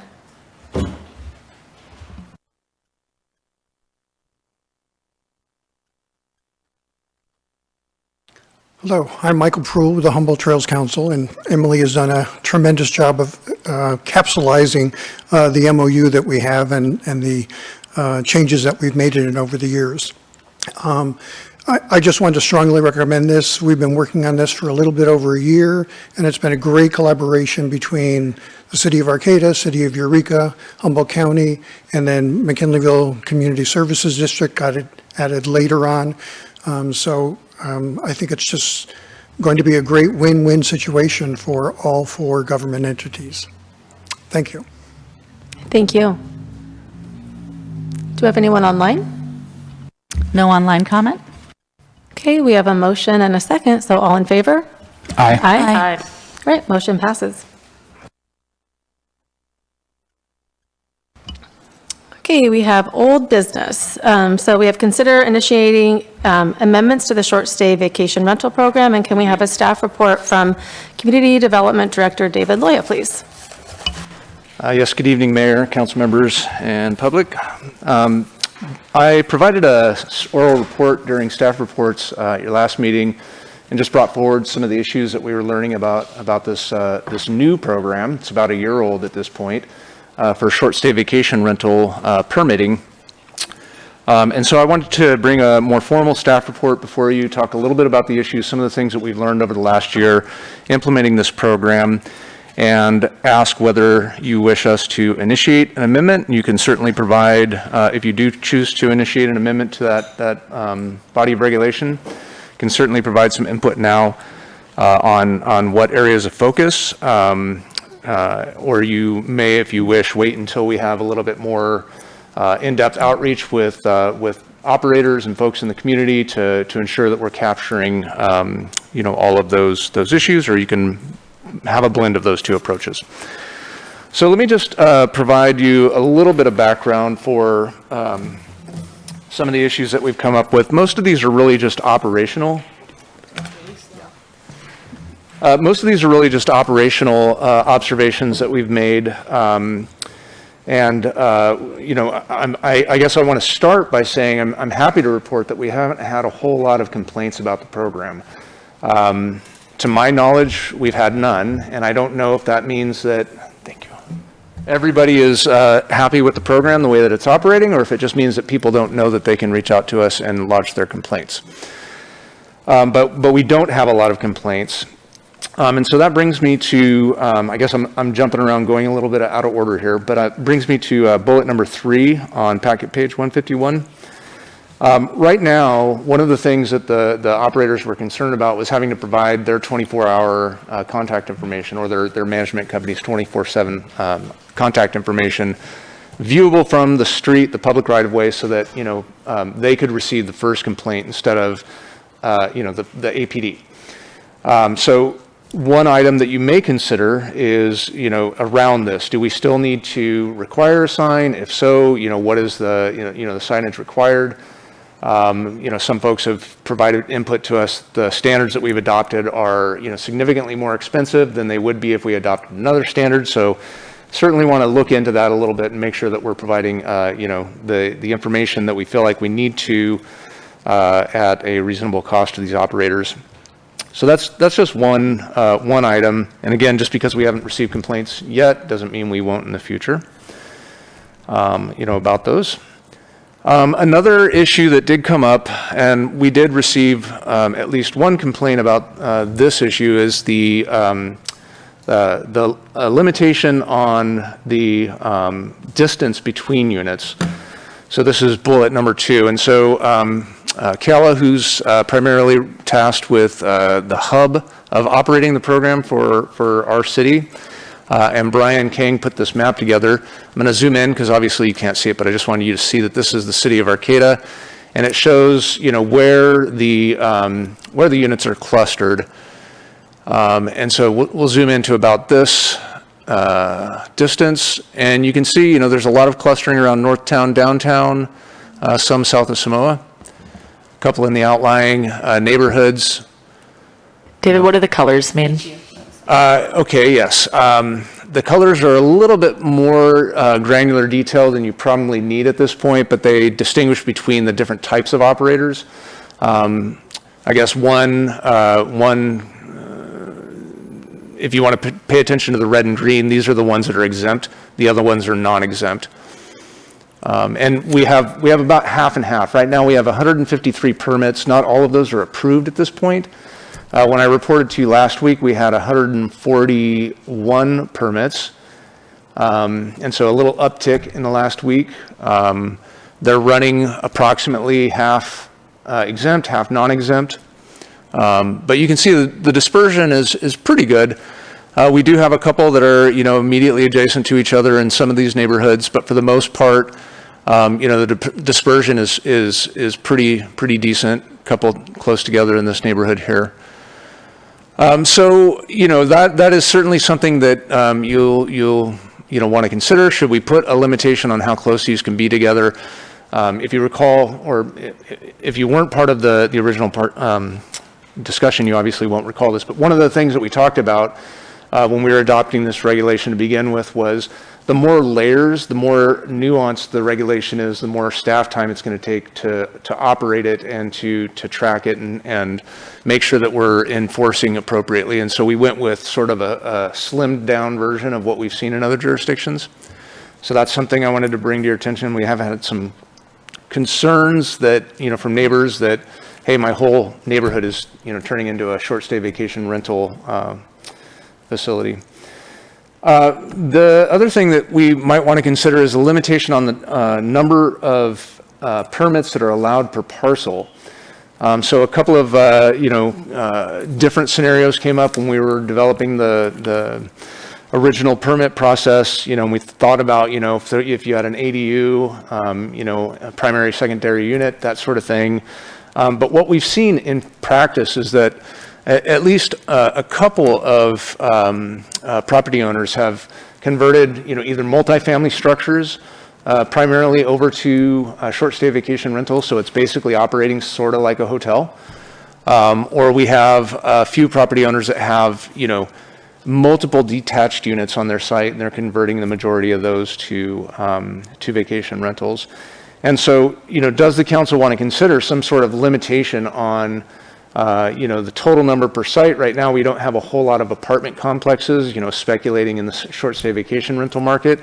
But if that, if we did, that would become a significant problem for housing stock, in particular because there's an exemption for properties that have at least one long-term tenant or owner-occupied on that property. So you can have a 30-unit apartment complex.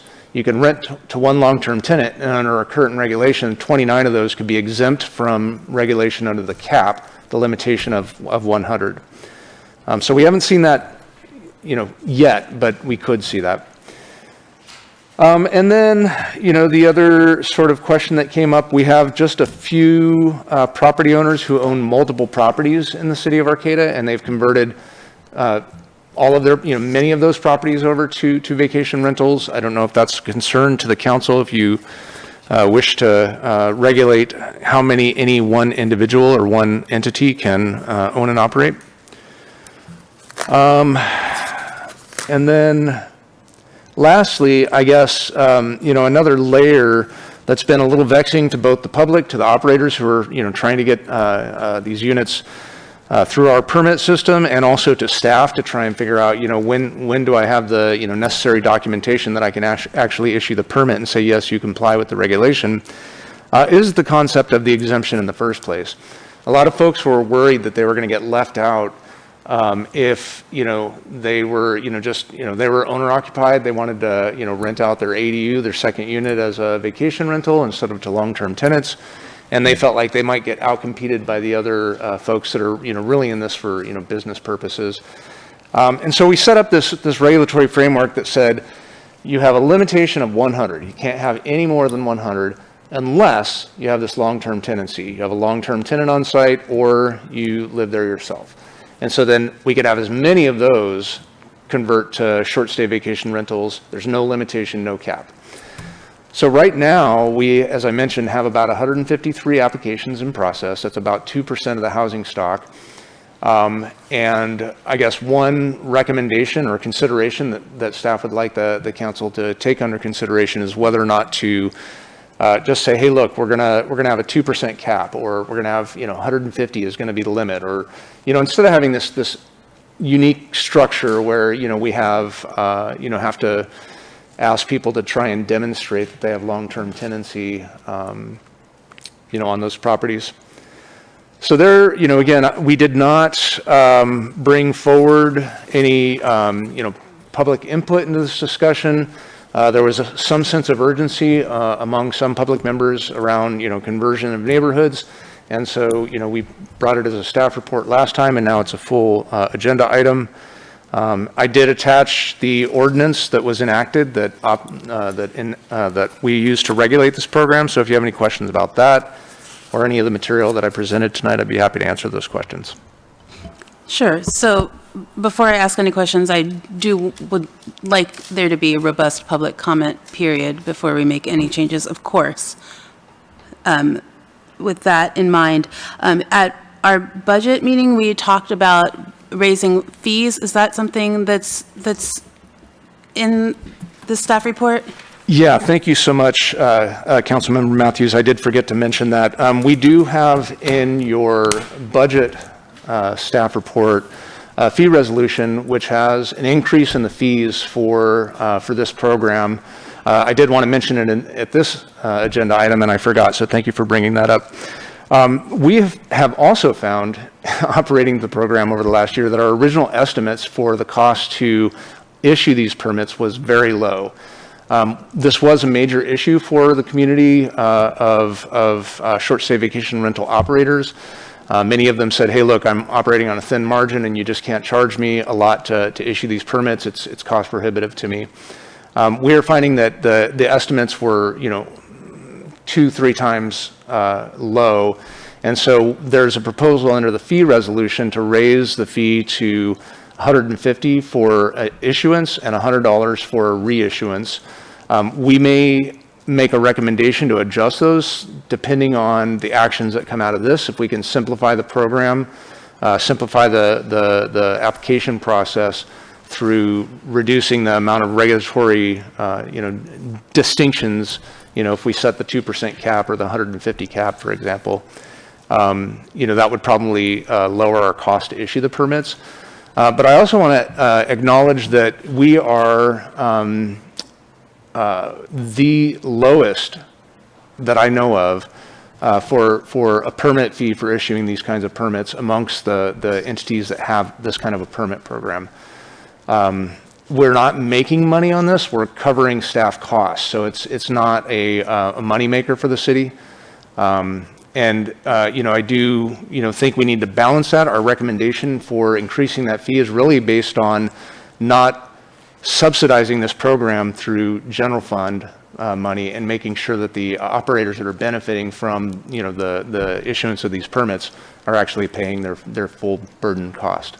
Are the fees the same for one unit and those multi-level units? Right now, the way that the fee structure works is that the fee is based on the parcel. So if someone has multiple units on the parcel, they could get multiple permits issued for that one fee. Okay. Is there a way to cap at 2% and then, have a sunset date to that? Is, 2% for 3 years or 2 years and then reevaluate? Yeah, you could build that into the regulation, I think, if you wanted to set up a structure, but it's a fairly simple process to update the ordinance. And so if the council sets it at 2% now, and then in 3 years we have new information and the council wants to reassess that, it's a simple process to do that. Great. And as far as limitation between units, is there a way to grandfather the existing ones in and then kind of, put a cap on that? Yeah, I think that would be probably the fairest way to do it. If you did set, for example, we have 153 applications in right now, you could say, well, let's set the number at 153, or you might make it a more logical 150, and then once we drop below that 150, that would be the limit. But anyone who's in process right now would be able to, go through the process, and if they all were issued permits, they were all demonstrated that they had the ability to obtain a permit, that they could meet those requirements, then certainly that's the council's discretion. Sure. Well, those would be my recommendations, but absolutely, public outreach before that and then bring it back. That's all the questions I have right now. I kind of had a question, and maybe just amusing, but if you get rid of the exemption or, and cap it at that 150 or 2%, whatever, we would want to choose. We're getting pretty close to that number. So do you think that number one on here, limiting the number of per parcel, would necessarily be an issue? And now I say it out loud and I'm thinking, yeah, because I guess if somebody wants to, I'm thinking, I don't know, somebody new just bought the fair ones, and if they turn that entire thing into a, short stay rental, that's kind of an interesting move. And so that kind of leads to my other question is, what kind of regulation and liability, are owners like this skirting basically by creating their own hotels? And how can we kind of, stop that? Yeah, that is a really good question. I'd have to look into that in more detail. I don't know, the laws and regulations over hotels well enough to speak extemporaneously on it. But yeah, there is definitely a relationship between the cap and then if we change the number per parcel that would be allowed for issuance.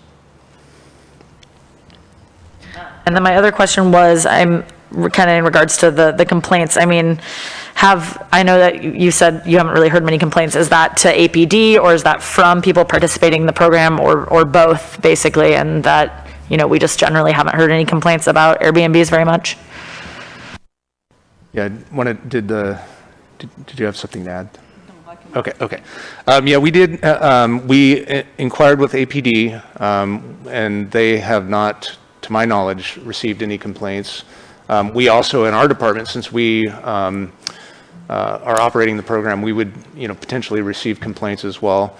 Certainly there have been, some critiques and process modifications in the way that we operate the issuance of the permits that we've heard from operators, but we're not hearing, large complaints about the program from the operators at this point. I think everyone's just acquiesced and understood in order to get a permit, I need to go through this process.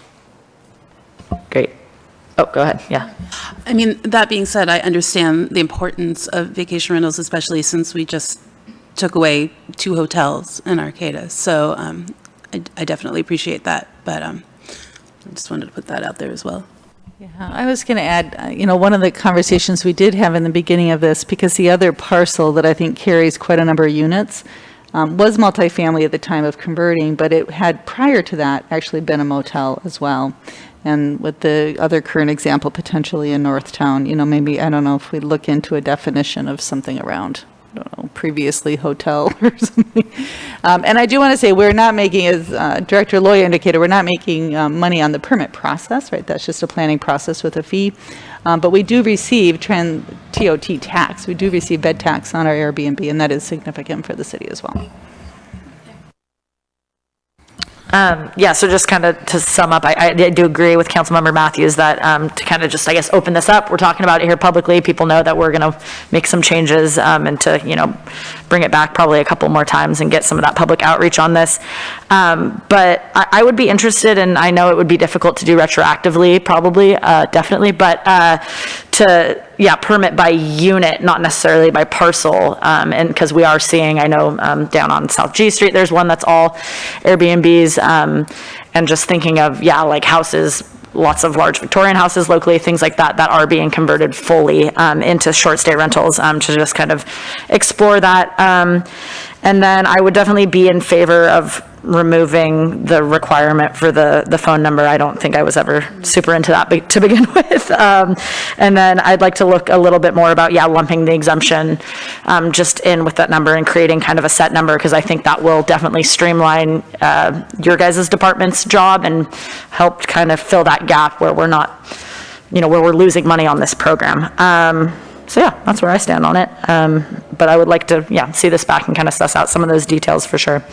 Yeah, I just want to say I appreciate everybody's patience with me bringing this back. I was not a part of the initial conversation, so thank you. So this is your agenda item, Meredith? Your request? No, it was a review. Okay.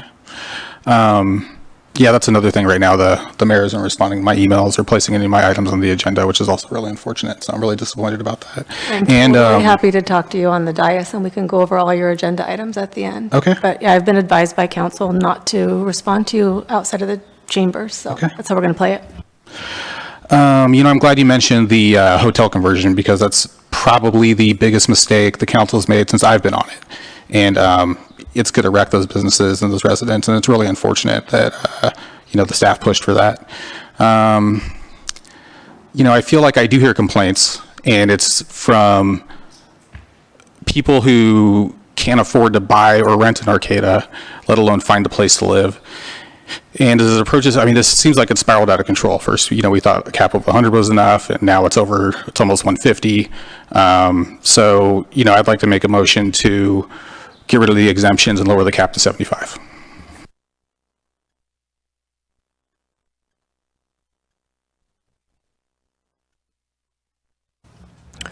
So do we have a second for that motion? No, I'd like to wait for some public comment to have it circulated before. Okay, what I was thinking is since we have a lot of different ideas floating around, maybe we kind of go through some of those and just see if we have like consensus or what we do have to move forward, so staff has a little bit of direction, because you're getting a lot of opinions from. So the one that I wrote down, Vice Mayor Schaefer brought up, so I wanted to get everyone's opinions on the fees per unit. I do support that. It makes sense to me.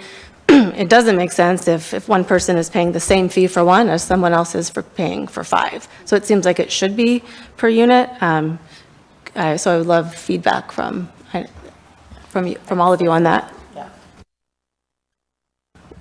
Do you have thoughts on that? I don't have an opinion. Whatever you guys want to do on that's fine with me. Okay, so that's something to kind of to put out there for next time. And to just make a point, because, you're indicating you want to lower the cap, that, by nature, that would make it be harder to get a permit. If you want to permit 5 things on your parcel, then that is -5 from this number overall. And so I think, just to put that out there. Okay, and so we've had a couple of different numbers thrown out for caps. I think Councilmember Watson suggested 75. I was thinking, since we've already got the applications in and such, 150. Do we have any other suggestions for numbers before we kind of take a straw poll? I think 150 is fine, or 2%. What's 2% right now? The difference between establishing it at 2% and 150 is that as we add new units, you'd have, the cap would grow if you said it was 2% of housing stock. There's also a little bit of uncertainty around the total number of units in the city of Arcata. We get estimates through the census. So 150 would be a lot easier to say, yes, we can count to 150. Okay, that's fine with me then. 150 works. Would it be like in the case of, like, I'm thinking what we talked about with the dispensaries? I mean, if we removed the exemption but left the cap at 100, that then it could just ultimately go down to that? Correct, yeah. Okay. I think too, go ahead. I was just going to ask a question on the numbers. When you count to 153, that's still, is that units or is that parcels between exempt and non-exempt? Yeah, thanks for the question. So it's total of permits. So even though if you have 5 units that are under the program on a single parcel, it's 1 fee, but it's 5 permits. And so we have 150 units right now that are in this process or actively engaged in short stay vacation rental. And I guess the only thing I would say to that last question was that, there is some replacement, in the market around, the hotel rooms. So if you said, look, right now it's probably a pretty healthy indicator of what our sort of background market need is at 150 units. That I guess is where, why I would recommend you consider that. The 2% is also kind of an indicator of like background market need, as the population grows, maybe that need also grows. But I also think that, as we, go through the general plan updates and the rezones associated with that, we may also see, increase in interest from hoteliers in opening and operating hotels here. So we could also get, additional units through that process as well. That's a little speculative, but it's just something to consider. Yeah, and before we really truly move forward on this too, I would really like to get some more specific numbers, just looking at, because it says in here that there's 141 including exempt and non-exempt, just to see that breakdown, and then I would love a copy of that map, just to, again, kind of consider the distance between units and know where they are. Every once in a while I like to peruse Airbnb and see where I could stay in this lovely city, but it's a lot of work to dig through the website, so it would be nice to have the map. So if we do decide to have some limitation between units, what's something that you would recommend? What's reasonable? What do other cities do? I'm sorry, if we decided to do what between? Oh, distance between the units. It's all over the map. Some jurisdictions have said you can't have more than one on a block. Some have, a numeric distance, 300, 500 feet. And so it really, it really does just sort of depend on, what the policy preference is, I guess, based on that. And, I can certainly research and talk to other jurisdictions and try and find out why did you recommend, this specific distance, and then bring that back, and also bring it through the engagement that we'll do with the existing operators. I'd really appreciate that. That'd be great. Thank you. I just had a question for all of you. When you're recommending like the 75 or 100 and 150, were you talking about permits or actual units? I'm asking you guys. That's the same, isn't it? Yeah, total permits, which equates to the total number of units. Oh, so they have a permit, but they don't have to pay the additional fees? Oh, okay, Yeah. got it. So, okay. Yep. Sorry about that. So it looks like we are going to change the cap, but we're going to have to do a little more discussion on that because we have lots of different numbers up here. So it seems like we don't have a big consensus on or seem concern about posting a phone number. I'm pretty neutral on that. I'm happy to take that out if that's for the rest. Okay, so it seems like we have consensus on that. Is there anything else that you need from? What if we replace the phone number with the Arcata Police Department phone number, just so they have somebody to call?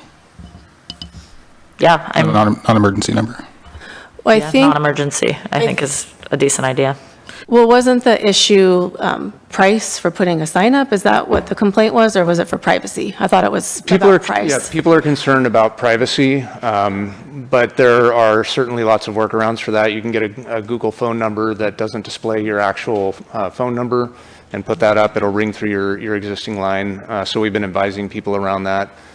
Really, the whole the motivation between ensuring that there was a phone number visible from the street was so that, number one, people could identify that, hey, look, this is a short stay vacation rental.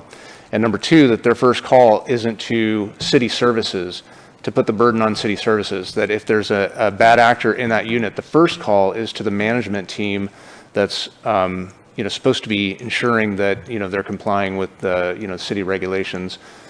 And so, I would certainly, I think the chief is in the building, and so if he may, wish to comment on that piece or not, I'm not sure, but I know that was also a concern of the APD when we were bringing these regulations forward initially, is that they would then, start receiving a lot of calls.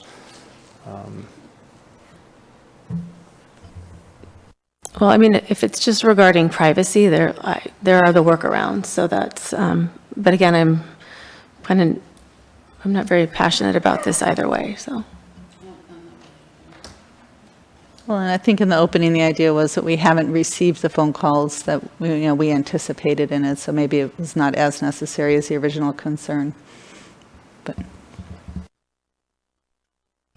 Okay, so it seems like if it's going to streamline things, we don't have too many concerns about that up here. And then I guess if we do start, we can always revisit it, right? If we start getting complaints or there's other issues. Is there anything else that you'd like direction from us for? No, I think that's a good start, and I think the community conversation will elevate other issues for the council to consider and for future dialogue. Thank you. Okay, do we have any public comment on this item? Hi, my name's Joanne McGarry. I'm a resident of Arcata. I'm a tenant. I will be a lifelong tenant, I imagine. I love living in this community. I love sharing it with people who come to visit.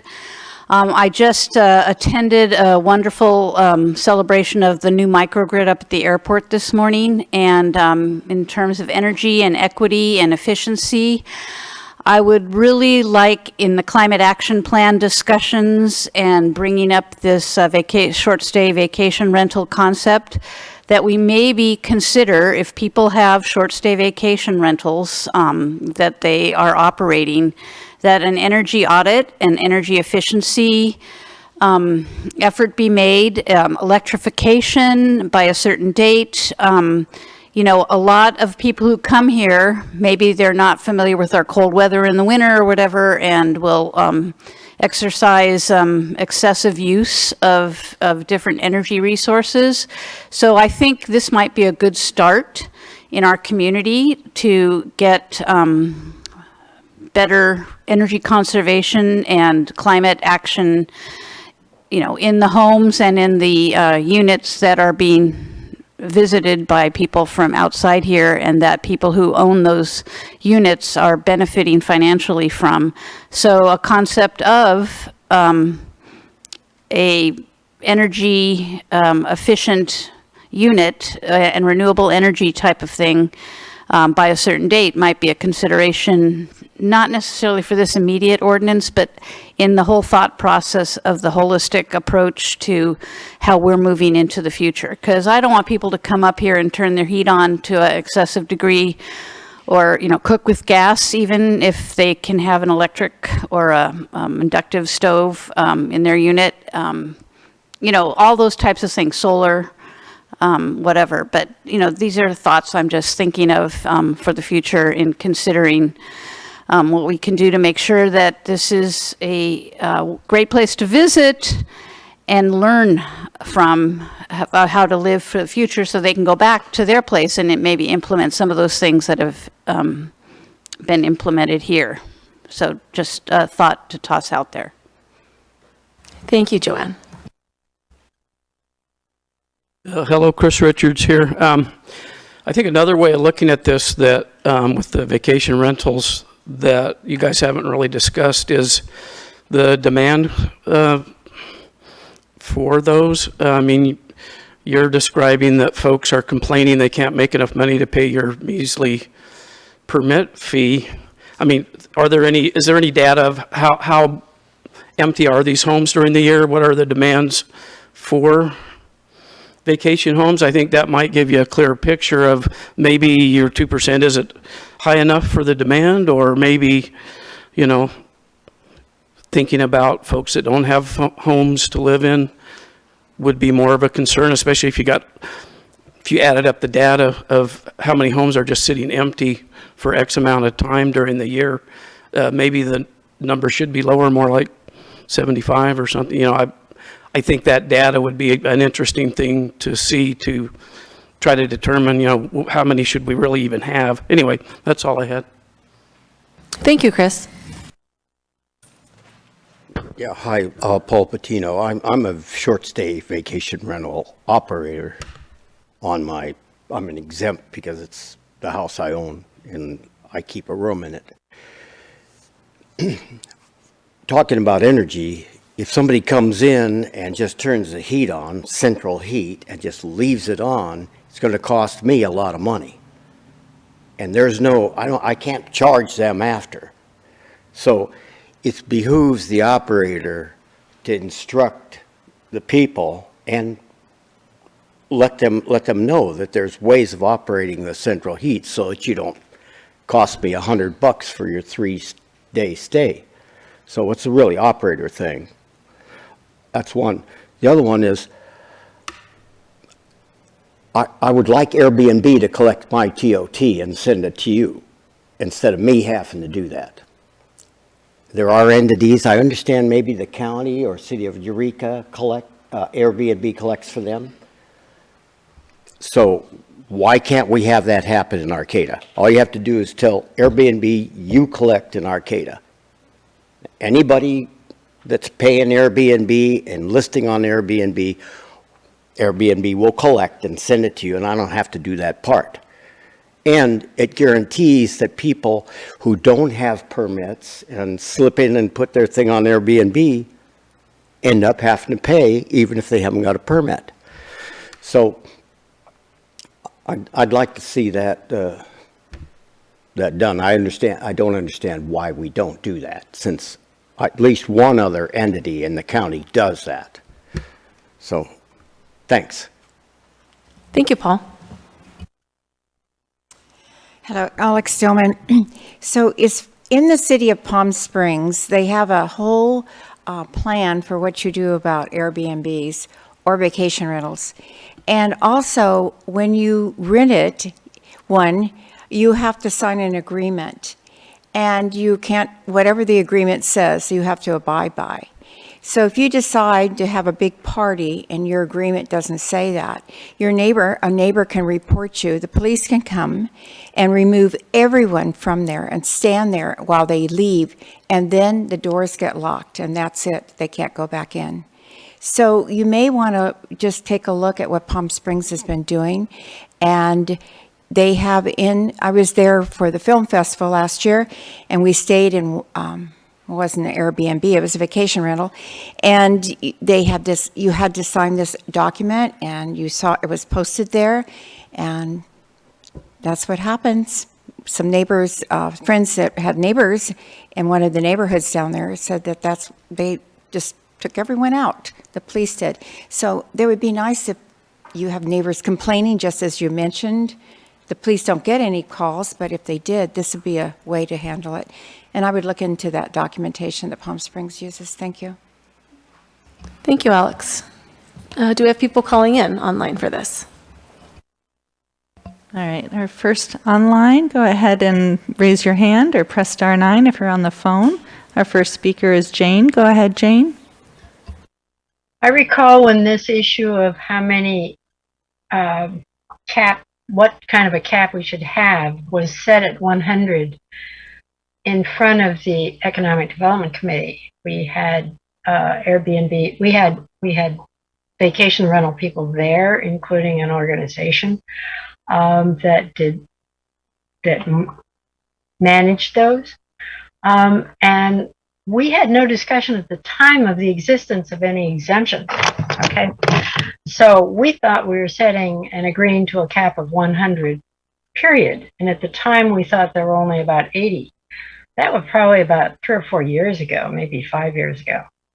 So something changed in a major way that now we have this exemption. I don't know when that came in. But the reason we were setting a cap was to maintain housing. We didn't want people to have vacation rentals and take those off the market for people who might need housing, either long-term rentals, students needing rentals while they were at school, etc. So I think, I think the concept is that you need to set a specific number, like 150, if we're already stuck there, because we already have grandfathered properties. But I think then it should not be a fee per property, per parcel. It should be a fee per permit, because that's grossly unfair for a single property owner with multiple units to just pay one fee. So I would highly suggest that the basic reason for capping this is to preserve housing for people who need long-term rentals, or certainly like student leases, things like that. There are plenty of places people can find to stay if they're on vacation, and we have other B&Bs. So anyway, that's my thoughts. Thank you, Jane. All right, I see no other online comments. Okay, I did have a question. I was curious about what Paul brought up about the collection of fees. That makes sense to me. I know sometimes as business owners, there's a lot of things to keep track of. So have we looked into that, or, you know? We did. When the county first, when Airbnb first agreed to enter into agreements, and the county of Humboldt did at the time, and this was several years ago, at the time, many of our short stay rentals were not operating through Airbnb. Home Away was big then, VRBO was big then. And now Vacasa seems to be growing in this area, so we'd have to just take a look. We have done a couple of audits of our short stay rentals in order to try to capture, the vast majority of the market here in Arcata. But that is why, because it's just then an agreement with one of the operators, only Airbnb. So either we just lose, additional TOT from those operators that are working with Airbnb if they're also renting them on their own, or they still have to report it into us. And then there are still several others that would just be reporting into us. So, but it's something what we certainly can revisit when we meet with the operators to see kind of what's that percentage split in Arcata right now. And it's maybe changed. Okay, I mean, that sounds good to me. What do the rest of you guys think? Yeah, I'd be interested to find out more about that and the feasibility. But I do know that, yeah, there's, Airbnb is actually becoming, I think, yeah, the less popular one for a lot of people to use, so I don't know. Yeah, it sounds good to me, and I just recall that, you recommended that we give away $200,000 of TOT when we did the conversion, so it seems like losing any TOT on this would just be a drop in the bucket. Okay, so it sounds like we have consensus to do some exploration into that. And I mean, obviously, we want to capture all the TOTs, though, so it might come in different shapes and forms, but at least we can look into this for this particular one. And getting tax money is cool, but people having housing is way more awesome than that, in my opinion, so, yeah. Okay, do we have any further discussion on this particular item?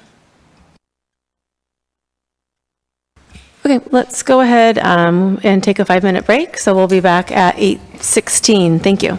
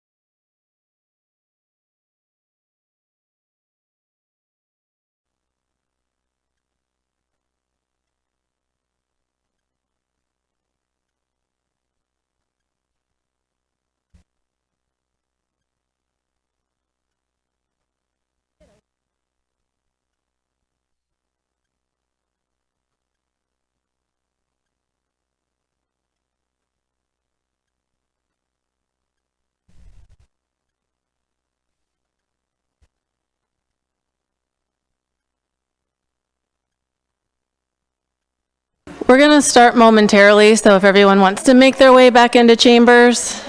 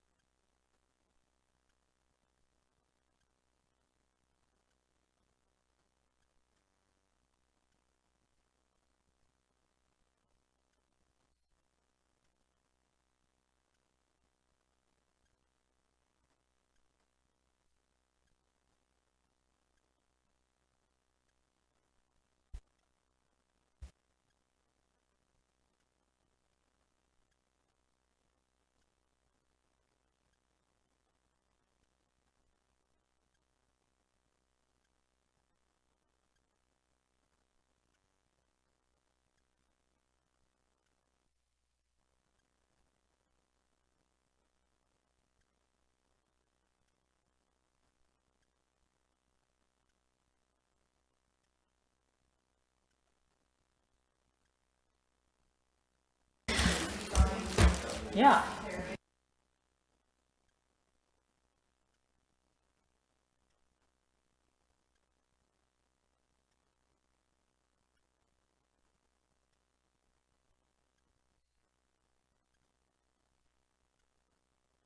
All right, welcome back.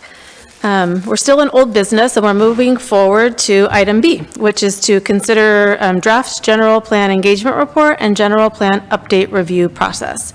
So we'll start with a staff report from Community Development Director David Loya. Yeah, thank you, Mayor. I'm actually going to turn over the first part of this staff report to Dalo Freitas, our senior planner. Thanks. Yeah, I will try and keep this short, but I'm going to be just kind of introducing the report that is in your packet this evening.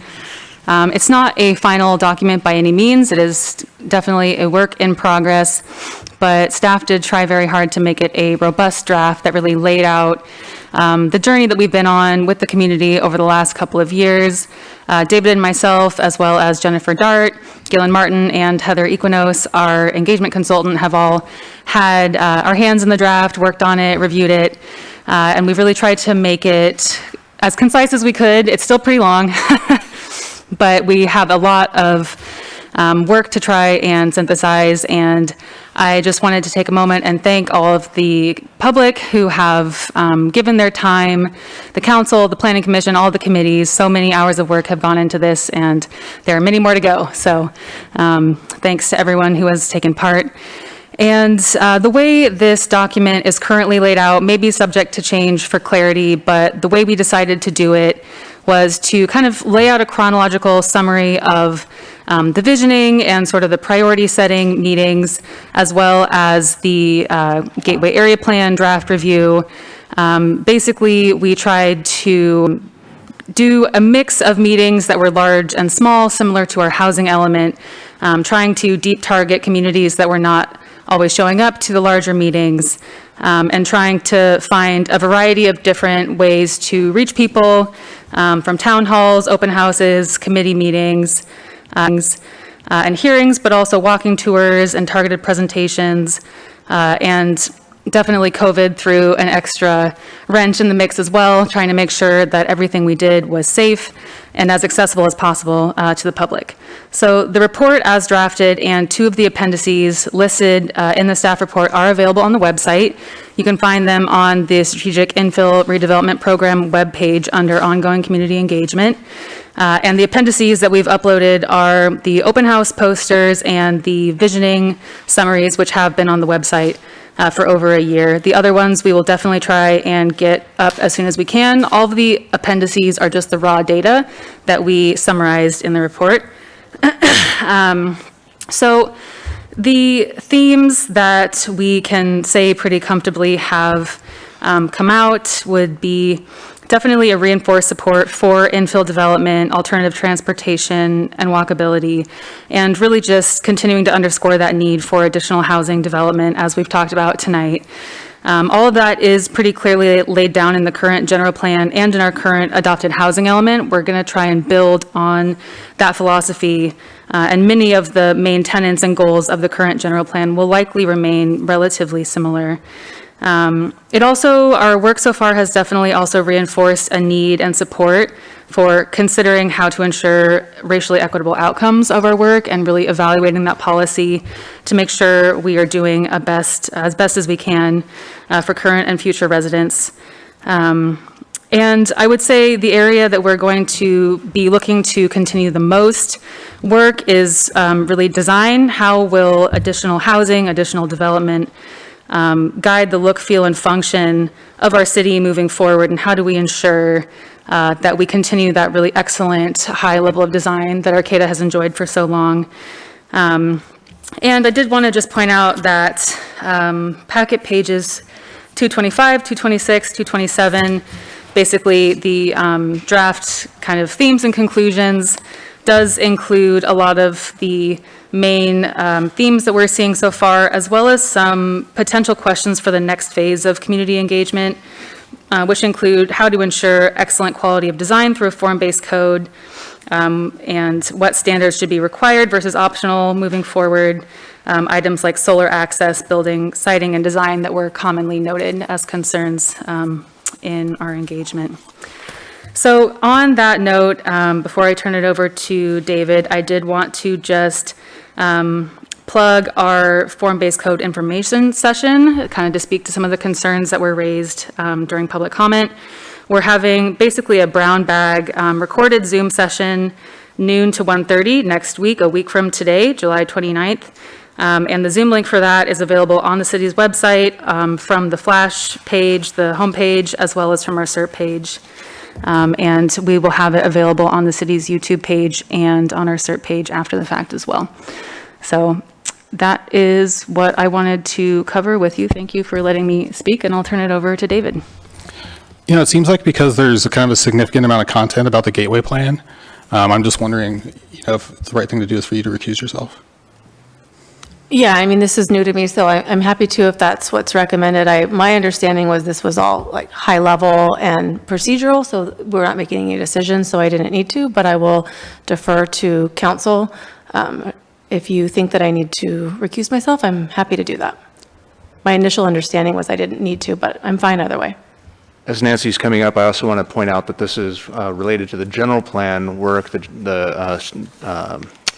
that we're doing, the engagement on the general plan. And so there is some specific detail on Gateway, which is an element of the general plan, but it's also the efforts that we're doing overall.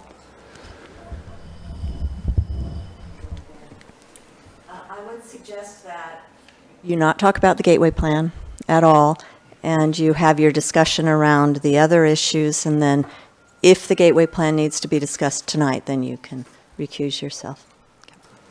Okay, we could do that. Okay, sounds good. So we'll just try to keep it siloed. And I'm sure there will be Gateway discussion, so when we get to that, I'm happy to leave. Okay, thank you. Thank you, Dulo. I think the only thing I wanted to add to that part of the discussion is that, part of the challenge with bringing this document forward is that we wanted to make sure that we had done enough engagement, that we had, reached out to enough groups before, pulling it together. And then also, as you can see, it's a lengthy document documenting a lot of the work that we've done, but it's a living draft. It's a living document. And so as we continue to do more engagement work around, the general plan, this document will grow. And ultimately we will pull together an executive summary and try and, highlight, as Senior Planner Freitas was pointing out, some of the common themes that we're hearing. But this document really will go hand in hand with sort of transitioning now to attachment B, a description of the process that we've been working through and is at this point now in question. So I wanted to bring this forward to the council for consideration, and also to get your thinking caps on around the process that we're working through. And then ultimately, as you have a joint study session with the Planning Commission, it'd be a good, one of the topics of conversation to have with them to talk about, how we structure the engagement and whether we're, what the timelines are and those sorts of issues. So let me just start by saying, on just what the document does. So on packet page 274, put together a, kind of the working outline, and this can, obviously be modified.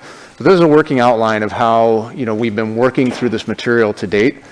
And then starting on packet page 275, a couple pages of more detailed discussion around, what the process is. It's a very big process, and it's a lot to wrap your arms around. And I've tried to simplify it in this document in a manner that really highlights the important pieces, the core pieces that are required, and then there's some other elements that are certainly flexible and in flux.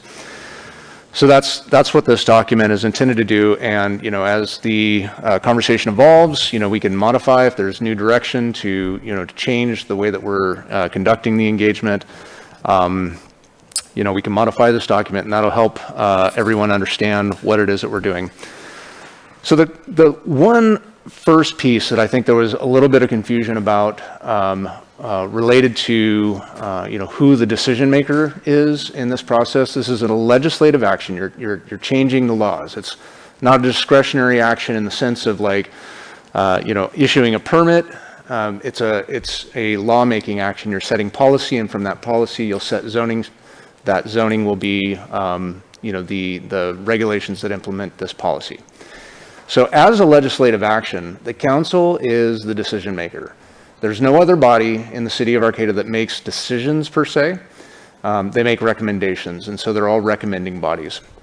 So I wanted that to be clear. I've had a couple of conversations with community members, and that was a little unclear why the council is making a decision when this is sort of a planning related issue. Why isn't the planning commission making the decision, and so on and so forth. I've described to you in a prior staff report, I think 2 meetings ago, I want to say, I'd have to double check my records, to the relationship of the timeline to the the grants and the housing element and commitments that we made. And so I know some people have voiced concerns about that tonight. I'd encourage them to go back and listen to that more detailed presentation about what our grant obligations are, the uncertainty around those, what our housing element obligations are, and we're working with HCD to resolve on what the impact of different outcomes, different scenarios might be if we're late on delivery, if we don't deliver what we said we were going to deliver, and those kinds of issues. But the engagement process that you have before you tonight, and what I'll describe to you, is a process that gets us as close as possible to being able to meet those objectives and to demonstrate to those agencies, whether it's HCD or the granting agencies, that we are fulfilling those commitments, that we're working really hard to fulfill those commitments. That's not to say that there may be some flexibility or decisions that the council makes to to take a different process that might take a little longer, that may have different repercussions or outcomes, and we can talk about those as your interest dictates. But this issue came up at the last Planning Commission meeting, and I explained kind of without preparation, just sort of extemporaneously at that time, what the process is. I had been working on this document, and I figured this would be a good time to bring it to the council so that you're thinking about it as well, and have some idea about why it's structured this way and what the various alternatives are. So I'm going to transition. This is my cue to our IT working in the back, that I've got a PowerPoint presentation. So I just want to walk through a little bit about what process we're currently going through, and what some alternative processes are, and a little bit of the discussion and maybe some confusion that happened at the Planning Commission meeting. So right now we've got these draft elements of the general plan that are coming out. Our consultant is working on the elements. If you look in the last staff report where we outline the timeline, You'll see the timeline for when each of these elements is anticipated to be released. Depending on, their work and our review, we may fall behind schedule or get certain things ahead of schedule. But for the most part, the idea is that, look, as soon as these elements come out, then we release them to everybody. Everybody is reviewing them concurrently, simultaneously. You get the element. We're bringing them directly to the Planning Commission, which meets every other week, or bi-week. They meet second and fourth Tuesday of the month. On a fifth week month, they won't meet every other week. But they meet every other week, so they meet regularly, and so they're seeing the updates as they're coming out. We're having discussions at the Planning Commission about the content that's in there. The various committees, they meet, some of them meet monthly. For example, the Historic Landmarks Committee meets monthly. Some of these committees meet bi-monthly or every other month. And so their review, their first formal review, won't happen for a couple of months after, more than likely after the element is released, unless the timing works out just right. So all of the review bodies, the various committees and the Planning Commission, who are going to make a recommendation to the council ultimately, who makes the decision, are reviewing these elements concurrently. The recommendations, what we've outlined to date, is that staff would compile these recommendations along with recommendations that are coming, suggestions that are coming from the public, changes that we're noting as we're going through the process, and bring all those to the council ultimately, who will make a final decision about what to be included in those elements. Now, some of the recommendations, there's a lot of alignment in those recommendations, and so there's a lot of alignment, both cross groups, but also from meeting the goals and objectives that are outlined in the general plan. And so what staff is proposing is that you would see those in line as track changes edits. You'd be able to go back and see earlier versions if you wanted to go back and see, okay, well, what changes had happened since the last one, and we'll try and find a way to do those track changes internally so you can see which ones had been updated. Haven't quite figured that piece out yet, but that's our goal. There are other areas, building height is a perfect example where there's a lot of disagreement in the community about what the appropriate building height is for certain areas. And so you might see, if we were to go through and do a track changes version of that, every time a committee said, hey, we want you to change this, building height to 6. Now we want you to change it to 4. Another committee says, let's change it to 3. The track changes would get, out of control, number one. And number two would be, a lot of, wasted staff time to continuously update this document, release it, and get it circulated back again. So the proposal is to have the track changes version of recommendations that align with the existing adopted policy or goals and objectives that have been outlined previously, and then to bring forward a table, tabular format, identifying the issue and outlining the different suggestions that have been made around that issue as to how to modify the document, along with a staff recommendation and hopefully at that point a Planning Commission recommendation. So this concurrent review and process for bringing forward these these competing suggestions, we believe is the most efficient way to bring this information forward to you and does the best job of trying to meet the commitments that we've outlined in these other documents. So I want to walk you through that process a little bit. This is kind of what what it would look like. You go through draft element review first time with these agencies. This first pass, depending on when the committee meets, is going to take between 1 and 3 months. Where in this process are we right now? We're right in the middle of it. Yeah, the blue. We've reviewed open space. We've reviewed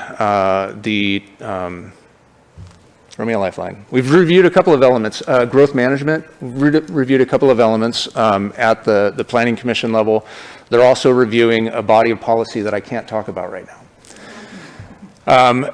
So we're right in the middle of this process right now. We've gone to the committees previously and talked generally, conceptually about what is in these updates and what they'd like to see.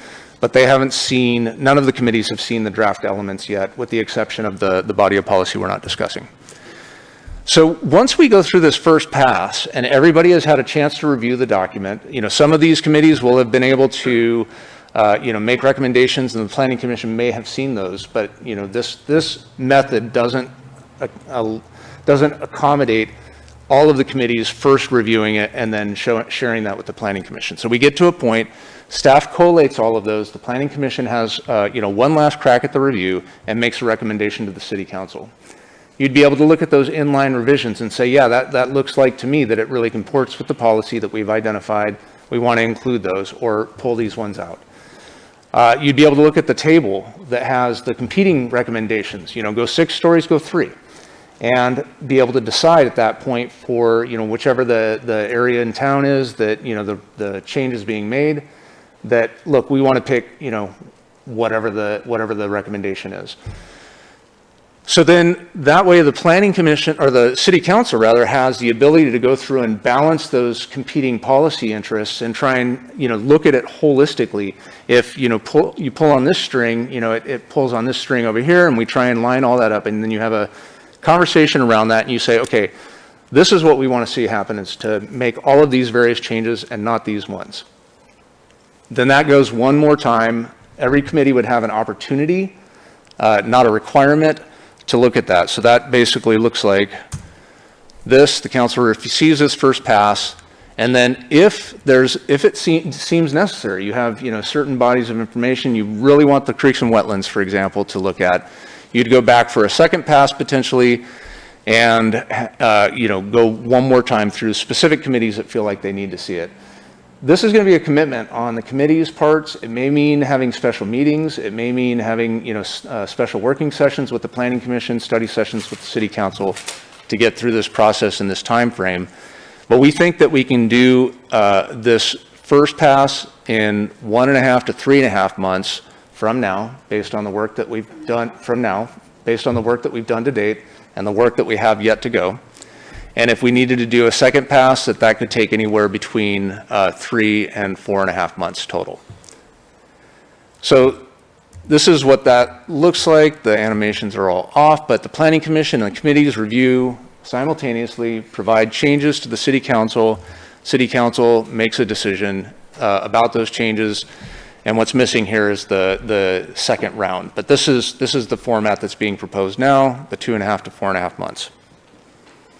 An alternative, and what I heard the Planning Commission, some Planning Commissioners discussing as an alternative to this, is to have the committees review before the Planning Commission review. So the committee's review process, it's going to take between a month and 3 months, depending on which committee. Some meet every other month. Go through the Planning Commission review. We're going to add a month onto that after they've reviewed those. Is that realistic, that the Planning Commission will only take a month to go through? I'm trying to give sort of the best case scenario for each of these different I'm sorry to keep interrupting you. No, it's a great question. It's a really great question. This is the best case timeline for each of these scenarios, certainly with and actually let me come back to that point when I've described this in a little more detail.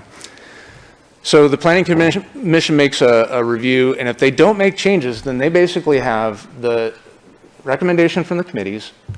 They've then made a recommendation, and it didn't change anything the committees suggested.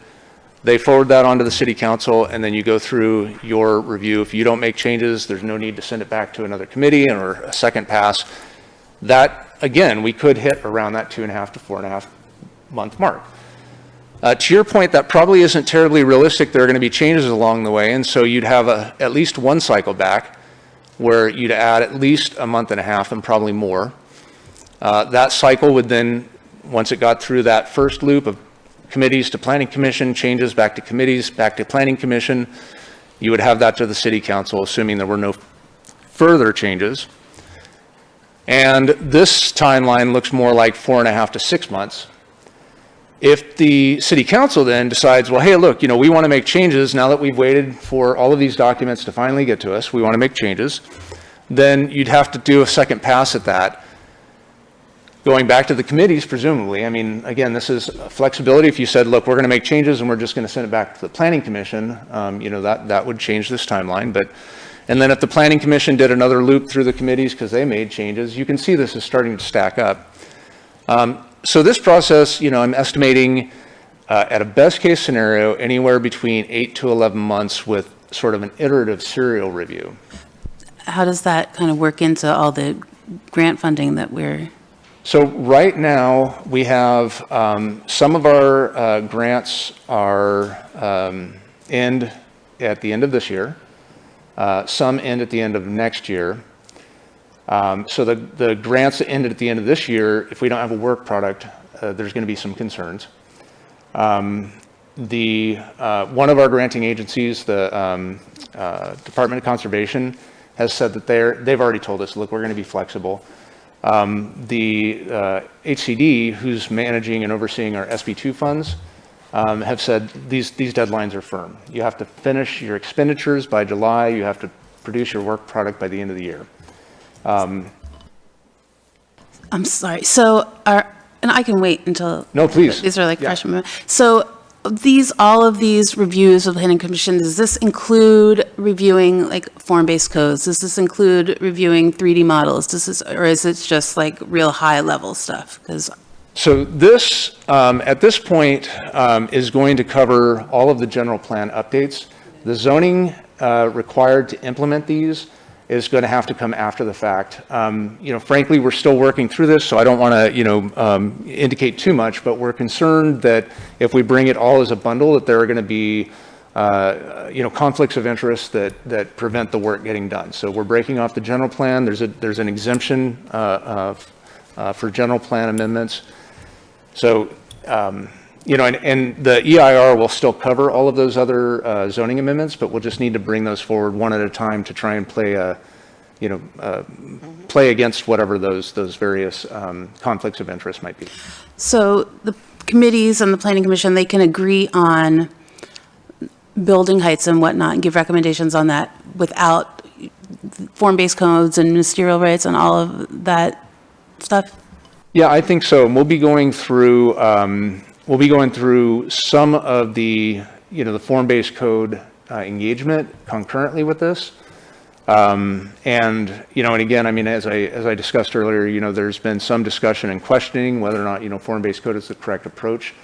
And so the council and the Planning Commission certainly need to weigh in on that. The work that we do towards that form-based code will still be valuable to the community.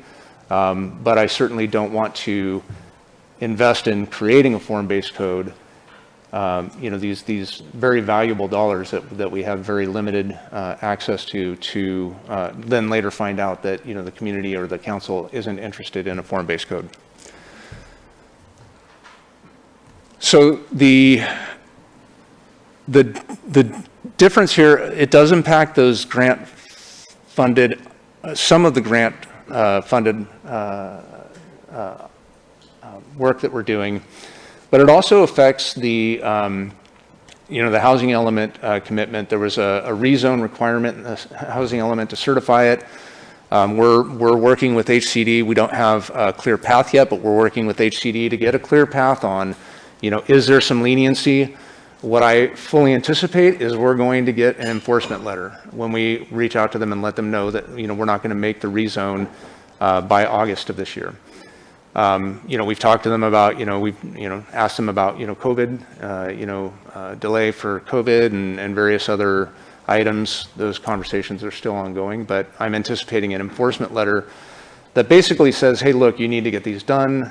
This is the first letter. If you don't make significant progress, so on and so forth. So the one-time pass, the difference between these two processes is the one-time pass, gets us closer to meeting those objectives. I also just want to, recognize that, we are not going to, at least for the housing element, and for the grant funds that are required to be, or the work product is required to be done by the end of this year, we're not going to meet that. I don't think there's any way possible that we get through this process by the end of this year. So we've extended the timeline. We're looking at, spring of next year, late winter, spring of next year. So we're still facing those penalties regardless. So one thing the council could consider is that, look, if we're already going to face these penalties, then, pressure's off. Let's just take the time we need. We will have to, at some point, consider whether or not the grant funds have to be repaid. If they do, that's approximately $500,000 that we have in, in our grant-funded monies that we would have to replace through some other source to pay those granting agencies back. And then those time constraints at least would be off. The housing element certification is still a significant barrier. And if you recall from my discussion when we talked about the timeline previously, being out of compliance with the housing element doesn't just affect housing grants. It's now tied to a host of other granting agencies. There's been a lot of integration at the state level. A lot of these funds are coming from, from climate change money that's been allocated through, through climate change bills. And so there's, a lot of integration between those and housing elements. And so it's intertwined with transportation funds, many other funding sources. And if we're not certified, we're not eligible for those funds. Yeah, and it's also affecting people that need housing.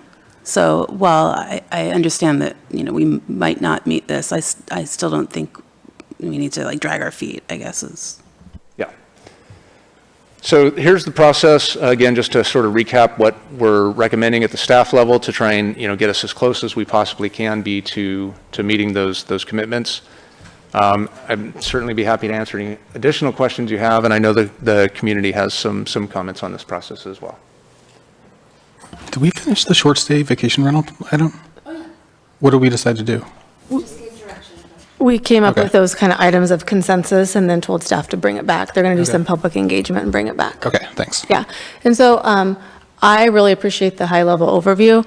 I feel like this is probably going to devolve into be more specifically regarding Gateway, and I just think that I don't want to limit my colleagues from trying to speak around issues. So I think that just the easiest thing for me to do on this is to recuse myself so that you can speak openly and what you need to do. And so I will turn this over to the Vice Mayor, and I'll come back when it's done. So thanks. Okay, thank you, Mayor. So let's just maybe go down the line, ask our questions that we have, and then we'll open it up to public comment, questions and or other, comments and concerns that we have about this lovely and thorough engagement report. Yeah, so I appreciated this engagement report. It was very long. It was a fun night. The one thing that really stood out to me, though, just seeing the demographics of the people that have responded to this over and over again, pre-boomer, boomer, Gen X, white, English-speaking homeowners. So, I mean, I know that we're trying our best to do outreach to some of these underserved, people, but the fact of the matter is, these people, it's going to be hard for them to engage. They're the ones that are working two jobs. They're the ones that are too busy to engage because they're busy earning a living. So I feel like it's our job to kind of be their voice. So, I mean, unless we can figure out a way to get to them, I think that it's, the onus is on us to kind of speak for them as far as their need for housing. So. Yeah, if I could just mention real quick, we have done, several Will Come to You sessions around this material. We've, engaged with students. We did attempt to have a Spanish language town hall similar to the one that we held at the community center. And it was not well attended. We had one Spanish speaker and 5 English speakers. So we'll continue to try different methods to reach out when it comes to engaging, marginalized populations, demographics. It's really, really difficult, and a lot of it is really network based. We are, one of the things that, I'll mention is that the REAP money, the up to $33,000 that you approved earlier today, a large chunk of that is really dedicated to doing some of the racial equity outreach and engagement And we've hired on additional capacity of, Orem Blank that, have expertise and connections into the community. And so I'm hopeful that we'll be able to, improve on that. But I do think you're correct in your assessment. Yeah, and along with that, I've been talking to Dishkoma too, and I do feel like,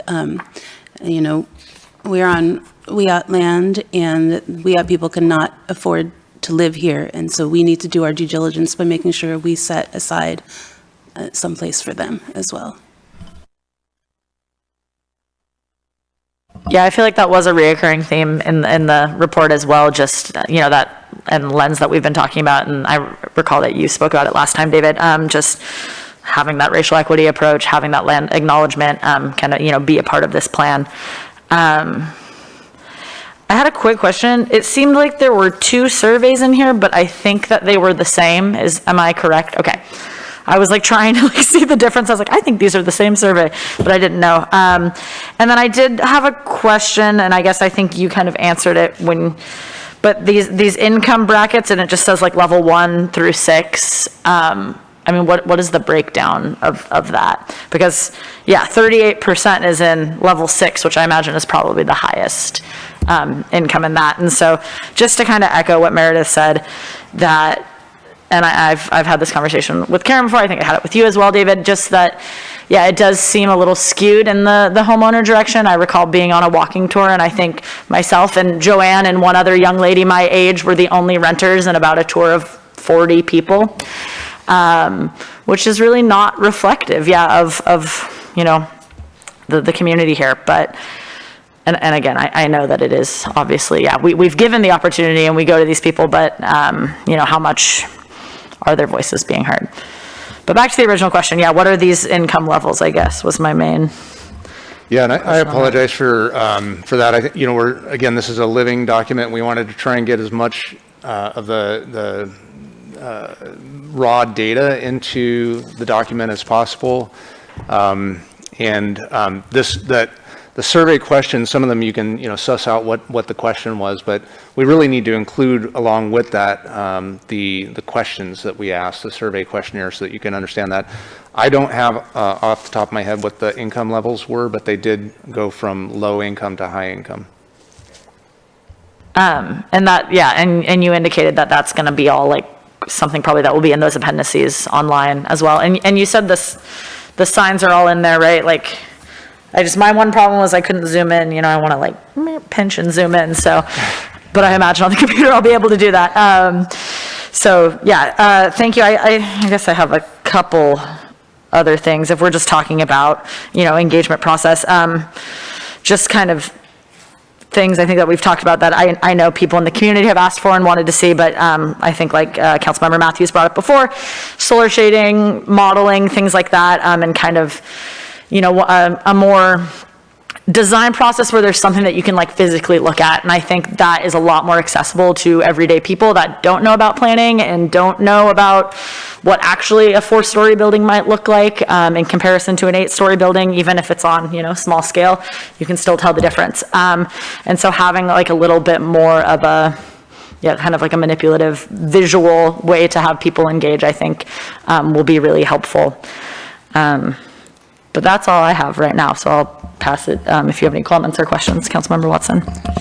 Yeah, I'm glad to hear the Wiyot being mentioned, and I've always felt like the greatest gesture we could make as a city is to kind of follow Eureka's lead and give them some city property. I know that's not always been supported by the staff, but I think that's something we should consider. So my question is, how long did this draft take to complete? I'm sorry, how long does what? Did the draft take to complete? So the 4.5 months, if we do 2 passes, is essentially when you would have a draft that is, the draft that you're considering for approval. Then we have to go through a CEQA process, and so the CEQA process would take the timelines that it takes. Let's estimate. I guess I'm sorry. I guess I meant, I don't know if we're talking about the same thing. I got this copy of the draft gateway plan. Yes. When did this come out? When did it come out? Oh, I'm sorry, December of 2021. Oh, so that's it. So we've had this. Okay. I thought it was a new document. Sorry. We It's had the same one. They just got it a second time. Okay. Same one. It seems like from the schedule I've seen for the Gateway area plan that, we're really, Plan West is really far behind schedule. Is that correct?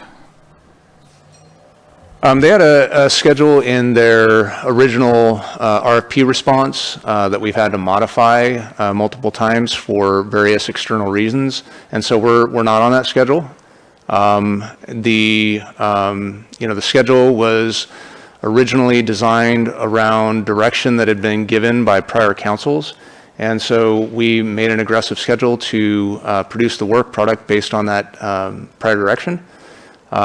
Pretty shortly after the reports were released, there were significant questions in the community, significant questions by the Planning Commission, whether we were doing a specific plan, are we really doing a form-based code, sort of calling into question sort of the underpinnings to the entire endeavor.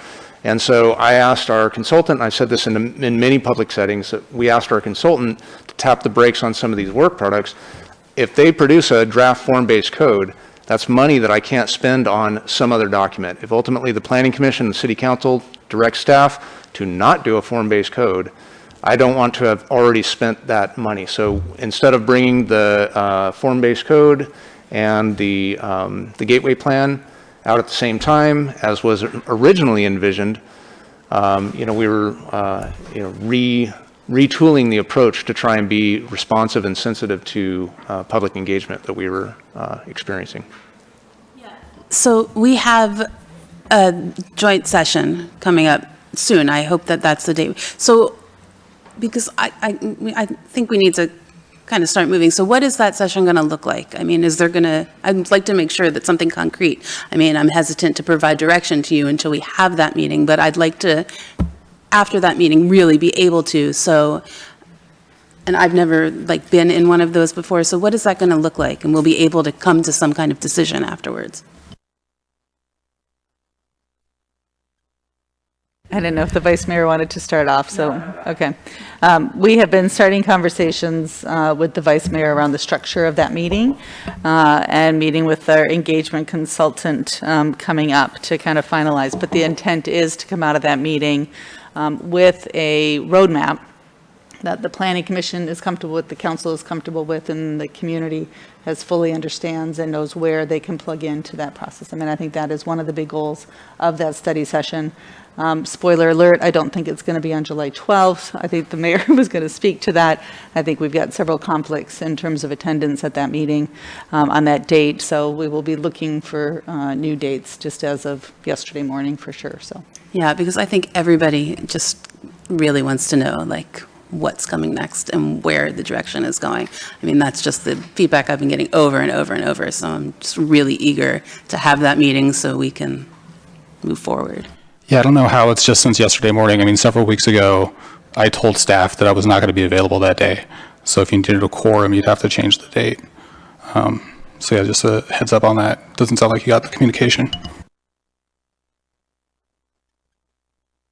So yeah, what I'm hearing is that we want to get maximum participation, Council and Planning Commission, and we want it as soon as possible. As long as it doesn't interfere with one of my concerts. Yes, no. Yeah, that's too bad. I know people were really excited about that date. It's a bummer that we have to change it, so kind of last minute here. But so a couple things I just wanted to add, because I just kind of have an ongoing list here. I mean, I guess now is the chance, I guess, in a public forum to begin to, not necessarily give direction, but kind of just state a lot of the stuff that I've been hearing and thinking about, just because, I think it is, from what I've seen and what I've listened to, that the Planning Commission is a little bit divided on some of these issues as well. And so I think getting us all in the same room to be able to sit down and say, look, what does a ministerial pathway look like? And if we don't do this, what will the state do? And how do we interact with the state on these levels, for our housing element, and what will it prevent us from future grant funding for projects, everything like that. and to really sit down and, like you were saying, yeah, you're not going to direct them to make a form-based code if we later decide we don't want a form-based code, to really be sure that we're not throwing ideas out and frivolously spending money on having people do them and then wasting that time. But I would add that I really think, I hope that we can, as soon as possible, get another study session planned, hopefully, before we're too into August or anything like that, and to really hopefully have a second study session, sometime in, September or October, sometime in the early fall. Because what I really, some of the issues that people want to talk about are like big things that are going to take a long time to talk about, looking at, I think actually number one on my list is building height, but that is probably a pretty easy one to discuss. But again, bringing those things in like solar shading and modeling and what setbacks look like and how does that affect, how tall something is. And I know that it's going to be a pretty deep conversation to look at infrastructure and talk about wastewater treatment and, really dig into that so everybody can be on the same level and understand and look at deeper things with that too, like sea level rise and how that impacts what we're doing in the gateway and everything like that. And then streets and trails as well. I think there could be a study session on almost each one of those things to really, dig into that. And then community amenities would be like the last thing I would add to that list, just of, things that I think would take a long time to talk about, but could be very beneficial to have, the weigh-in of everybody kind of in the same room to lead us, to a point that the Planning Commission and the council feel really good about going forward. And just, yeah, so we're all on the same page with that. Just kidding. And parking, yeah. Parking. That fits with streets and trails and where do you put the cars and where do you put the bikes and where do you put the people. But yeah, and just looking, that's all I got for now on that list. But yeah, thank you. Yeah, I did want to mention, Vice Mayor, to the point that you made earlier about the design work. I know that many in the community are anxiously awaiting some of this 3D modeling and what the solar shading looks like and that sort of thing. The GHD team, who's subcontracting to Plan West, had a fairly early deliverable, I believe it was February, for 3D GIS modeling. And we were anxious and excited about sharing that with the community in March is what we were anticipating. And what my expectations of what 3D modeling would be and what GHD's understanding of what 3D modeling would be were radically different. So they were basically able to create in that first version, taking the standards and then creating what they call a jewel box or a glass box. So it would just give you the maximum development framework. And it really did not convey the discussion that we'd been having with the community around, upper floor setbacks and this sort of thing. And so we had to delay releasing that information because people would take a look at that. You don't get a second chance for a first impression. They would take a look at that and say, hey, look, this is completely inconsistent with what you're proposing, and they would be right. So we've been working and adding, refinements, and the work that we're scheduling to come out the 29th that Dilo had mentioned earlier, our consultant Ben Noble, who's going to do sort of the first phase of this design work with the community, is intended to really describe, what a form-based code is and how it's used, and to dig a little bit into the detail around, how building form can be regulated, how you can have larger stature buildings and still have it be, pedestrian-friendly, human scale. The second phase is going to be more detailed design work, community design work with the community to try and pull together information. So the first one is a little bit more informational and question answering. The second one will be more, roll up our sleeves and get into the details. And we've gotten to the point now where we have a local architect who's assisting with some of the images that you can transition from the 3D GIS modeling to a visual, drawing sketch of what the streetscape might look like, which, conveys a lot more effectively what it is that the streetscape might look like than that first product we got in February. So that's been part of what the delay is that we've had to continuously refine that work product and make sure that it's going to convey information to the community that they can digest and understand. So looking forward to having that roll out over July and August. Yeah, I had some more questions. Is the gateway plan on budget? Is the gateway plan on budget? Yeah. Yeah. Okay. Yeah, we're on budget. We still have, as I mentioned earlier, about a $300,000 gap that we're trying to fill to get us to a point where we feel we'd have a much better work product than we're going to get if we have to operate within our current constraints. But so far, yeah, we're not over budget. And what are the actual grant deadlines? I mean, you might be able to go through them on your head, but we did have them in a staff report 2 meetings ago, and I'd be happy to send that back out to all the council. That'd be great.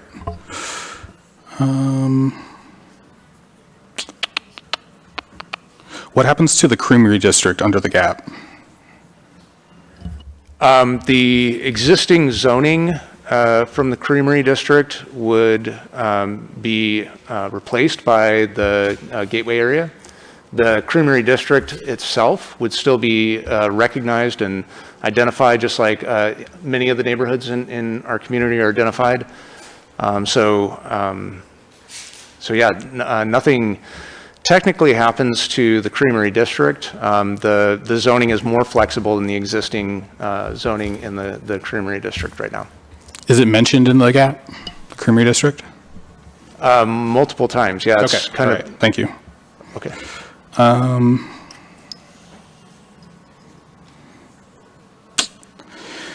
The wastewater treatment plant. I've always felt like that should be the conversation we should be having before this one. And I know that just today, it looks like we got blue foldered a document entitled City of Arcata Wastewater and Water Infrastructure Planning, Frequently Asked Questions. And in it, it says that after, let me see, Phase 2 incorporated a 20% growth factor, equating to a population of 22,410. So that's about 3,000 to 4,000 more people than we have now in the city, right? Yeah, and again, Emily and Nature are here to support with any technical questions, and I believe there's a full presentation on the wastewater treatment plant coming up. What I'll say about the blue folder item that you got and the information that you'll receive in the next presentation is that is based on phase 1 and 2. That phase 1 and 2 is really intended to manage our existing capacity needs. What the general plan update is doing is projecting out into the future and looking at new population projections. And there would have to be, if you want to think of it this way, a phase 3 associated with wastewater treatment. And that phase 3 could range anywhere from, relocating the plant, depending on what happens with sea level rise, to, near-term enhancements at the existing location, range of other options. So this says that I think phase 2 does it go through 2055? Does that sound right? Yeah. So we're saying that, if we're going to go with phase 2 for that long, we're only going to be able to grow by 4,000 people. And everyone keeps talking about what a long-term process the plan is going to be, and all the growth isn't going to happen immediately. It's going to happen slowly over time. And I know we've had a really thorough conversation about the wastewater treatment plant. There's essentially nowhere to move it. I don't think there's any technologies that are going to expand its capacity. So I don't understand why we're planning for more than 4,000 people. I think the phase 2, and again, I'll lean on my colleagues to describe the technical detail, but the phase 2 discussion, the way that the capacity was translated into a population base was used as a means of trying to convey what the design capacity for phase 2 is. The work that we're doing now, the long-range planning work that we're doing now, and the population estimates that'll be incorporated into that work may necessitate a phase 3. It may also be that, despite the fact that the treatment plant plan that we have now based a 20% growth rate and which equated to a population, it's possible that that capacity, the actual capacity, for a variety of different reasons, would be much higher than that 20% population number that's included there. So there's a lot of potential options for improvements to the wastewater treatment facility. We do a facilities plan and review the capacity on a periodic basis. And if we anticipated that it could handle 4,000 more people, and in 5 years we find that with 4,000 more people that it has additional capacity, then no new phase 3 would need to be done once you get to 4,001. If it turns out that in 5 years that 4,000 that we had in growth, if we get it, consumes all of the existing capacity in the treatment plant, then that would trigger a phase 3. And that phase 3 would be dependent on many other factors that we'd have to evaluate at that time, what the actual improvements would be to ensure that we manage our effluent. So this document also goes on to say that design of phase 2 of the wastewater treatment facility upgrade project is currently on hold at the request of the State Water Board. The State Water Board has requested that the city explore additional opportunities for long-range planning for the treatment plant and has provided technical assistance for feasibility study, which will examine various things. So we're not even able to do phase 2 right now, right? I mean, it just doesn't look good for us. And we've been having these same conversations for years. Again, we can talk about a phase 3. It just seems really unrealistic. Okay, so I was just going to, go ahead, Emily, but I was just going to mention, so the blue folder item is that on your agenda tonight, we do have an update on infrastructure as a staff report. Sure. Since this is a major component Yeah. of the Gateway project, I thought it was appropriate to bring it up right now. Okay. Emily, could you kind of go over, because I thought it was really helpful when I took my tour, just kind of you guys laid out the possibility of we're doing this and this newer, better technology is going to increase capacity, and also the possibility of the addition of other elements such as like the oxidation ditches and everything like that. It really actually, that tour made me feel pretty comfortable in increased capacity, at least in the, how long that equipment is going to be good for. So yeah, if you could go over that, that would be amazing. Thank you. Yes. I'll just add really quick. You canceled my tour, so I didn't get any of that information. So if I could get something in writing, like a written report, if I could get something in writing, because the staff report doesn't have anything in writing, right? There's nothing on the agenda. So that'd be great if I could get some documentation on it. I'd appreciate it. Hello, Vice Mayor, council members. We have a presentation on this particular topic that touches on what is, the components of phase 1, what the city has envisioned for phase 2, what are we doing to plan for future capacity as a potential phase 3, and that also includes real data that we can look at. So I'm at your discretion, I'm happy to go into that presentation now. That would be a change on the agenda, but I just welcome your guidance for how to proceed. Yeah. Well, I think what we've all really indicated, I think the purpose of this time is, kind of what direction we want to go and what things we want to see and discuss in our study sessions with the Planning Commission and what we want the public to engage on. So I think we've kind of decided infrastructure is a big point that we want to engage on and have you come back to us with. And especially if you're going to be giving this presentation later, I think that, we're going to be getting a lot of that information tonight even. So I would say that maybe now is the time to open it up for public comment, because we have so many people patiently waiting here to talk on this item. Yeah, and I think my point was that this conversation is completely pointless and a waste of everyone's time when there's no viable options to provide wastewater treatment to the project. So that's my point.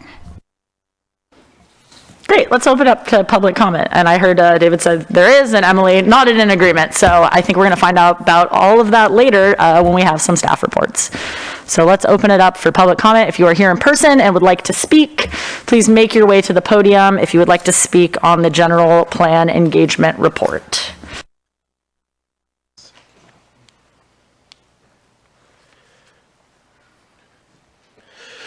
Hello, Arcata City Council members. My name is Gerardo Hernandez. I'm a student at Cal Poly Humboldt.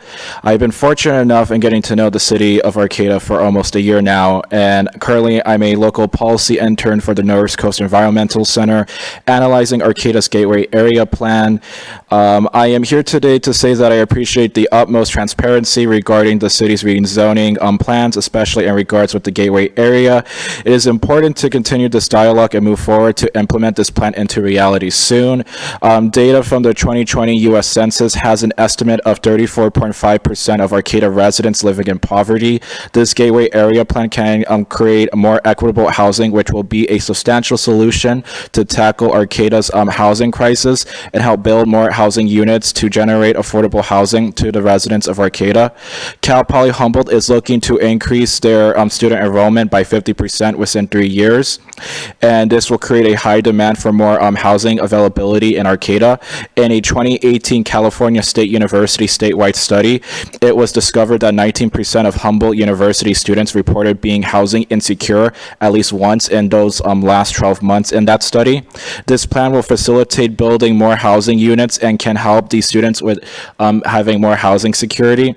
The Gateway Area Plan also can offer residents more choices to have alternative transportation with biking infrastructure, or even just getting by in Arcata without a car by concentrating development at a simple walking distance.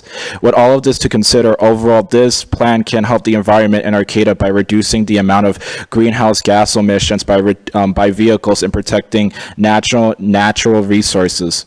I hope you may move ahead in the process to eventually implement this plan in the future, and also to strongly consider the input that residents and renters continue to offer to you, because it helps the betterment of Arcata as a whole.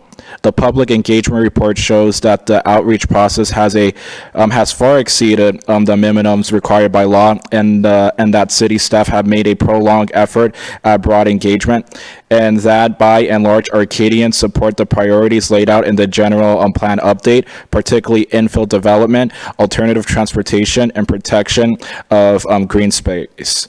Please continue moving forward with the review process so that we can implement these zoning changes and start the process of building much needed housing in a timely fashion. Thank you very much. Excuse me, point of order. Just to clarify, Vice Mayor, you said that we're having oral public commentary on the considered draft general plan engagement report. Is that correct? Just on that? We are on item B, so if you have a public comment related to the draft general plan engagement report and general plan update review process, now is the time to make that comment. Yeah. And I would say the Gateway Plan's included in that, so it's fair game. Originally, you did not say the general plan update review process. Sorry, my bad. I was not looking at the agenda. Thank you. Hi, I'm Sherry Starr. I am a local tenant and would love to own a home in Arcata, and I am in favor of infill and thoughtful planning. Regarding the draft SIRP Community Engagement Report, I understand the challenge of collating and making sense of the large volume of community feedback given. I understand the draft report's executive summary is a work in progress, page 165 of the agenda packet. The summary states some members of the public had concerns, but feedback on some items shows a lot more than some. It shows overwhelming concern.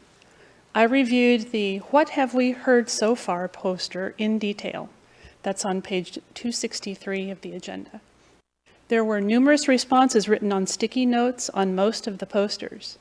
These responses should be recorded. For example, on that poster alone, 18 people used stickies to voice support for 3 or 4 story buildings, and there was only 1 person in support of buildings 3 stories or more.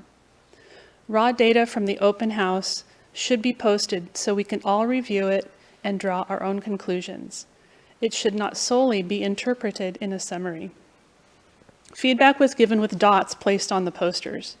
At the event, a verbal explanation was given that the dots of all colors indicate approval. An explanation of this, or a reminder, should be added to the report. Although some of the dots were written on. For example, this image from the Arcata's Future Multifamily Housing Developments should look more like this poster. That's on page 259 of the packet. The image of this black and white 8-story building has 10 dots, but they all have written messages on them. No, no, no, ugly, ew. And has 2 other written comments as well. So a clarification of that would be good. Also, in the agenda packet tonight, there are high-quality, high-resolution photos of all of the posters from that open house. Those photos don't currently exist in the draft report that's posted on the city website, so suggest adding that too. And thank you very much.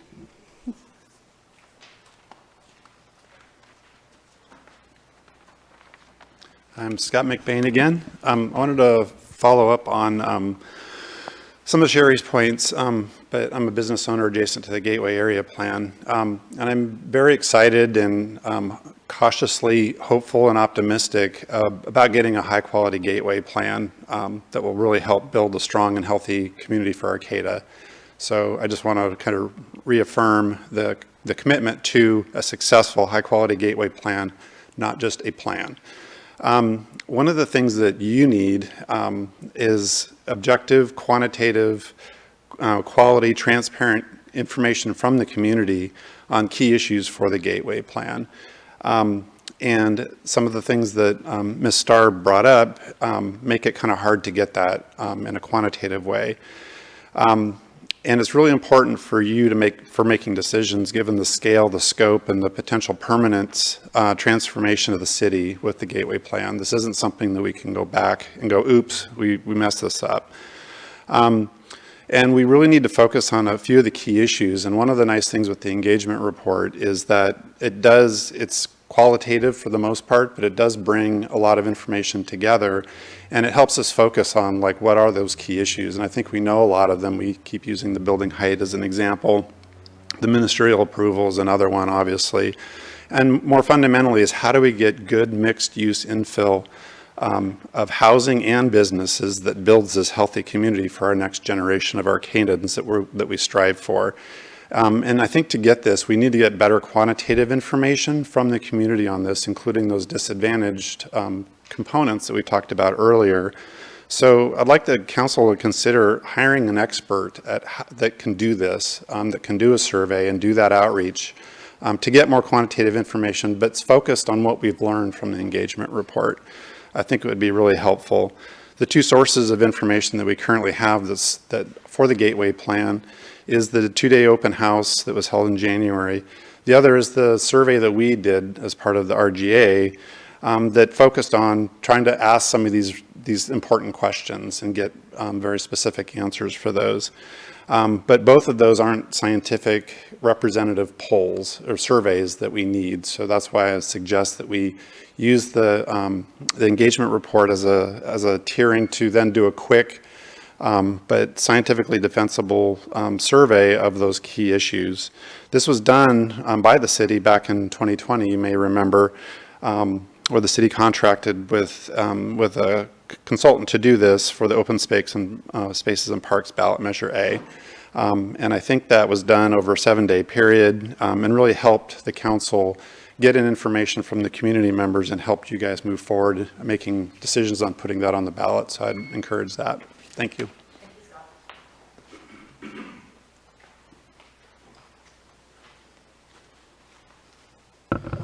Hello, Chris Richards again. A little bit tall there. Okay, so what I have is the finished analysis of the public participation during the agendized discussion of Arcata's Strategic Infill Redevelopment Program, SERP, at formal open government meetings. And this analysis is prior to the gateway release, which would be, December 1st. So the findings, this analysis focuses on formal open government public meetings held prior to 12/1/21. Each meeting identifies the agenda item title and the number of public speakers that gave oral public comments for that agenda item during each meeting. This analysis does not include the 2 special meeting walking tours held on 9/14/21 and 9/21/21. All analysis is based on adopted meeting minutes, video and/or audio recordings unless otherwise indicated. As of 6 2017-22, staff has provided 5 publicly available resources, which list the dates of all its public engagement efforts. Those 5 resources were used as references for this public engagement analysis. For unknown reasons, no formal meeting dates for the year of 2020 were provided within the resources. Therefore, the information from that year is excluded. In summary, a total of 20 formal open government public meetings and agendized discussion about Arcata's strategic infill redevelopment program were held in 2019 and 2021. It's not flattering for the city's efforts and for the community's involvement, but 4 planning commission meetings, total of 0 public speakers, 5 city council meetings, total of 2 public speakers, 3 study session meetings, total of 3 public speakers, 1 each for each meeting. 8 city committee meetings, 1 public comment was provided during each meeting from a total of 3 different public members. Like I say, it's not flattering. I brought copies of this for you guys, and I can also follow up with a PDF file. There's 6, so I think you've got enough for everybody. And I'll follow up with a PDF file so you have a digital. And I think this would be a great thing to add with the engagement file so people really get an idea of how you guys tried and nobody showed up. But you know, the good news is you have engagement now. People are engaged and wanting to help, and you know, it's coming from all directions. So anyway, thank you so much.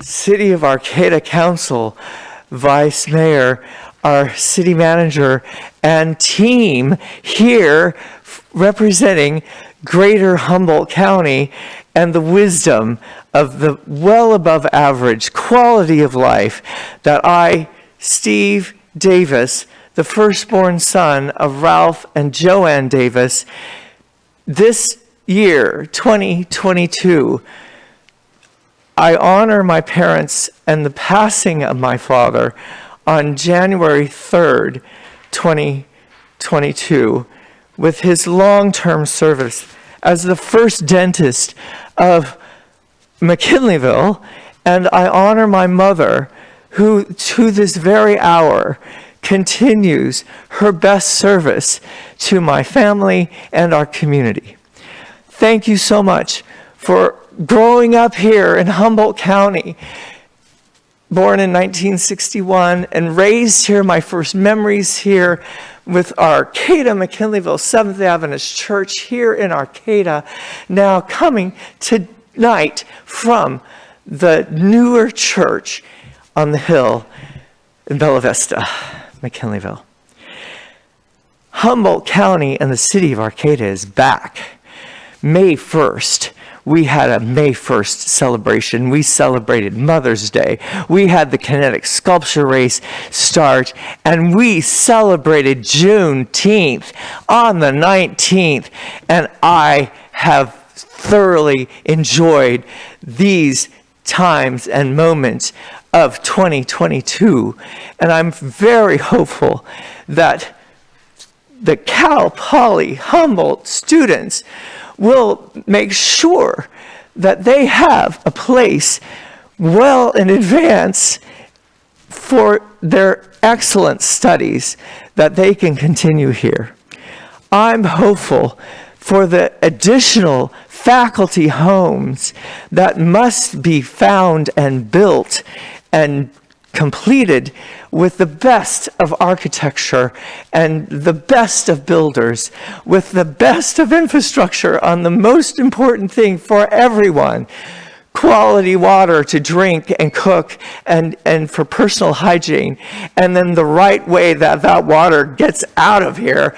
And the city of Arcata has one of the best world-class ways of making that to places where birds and people and the enjoyment of the fresh air and the sunshine and quality food that we have had here for decades.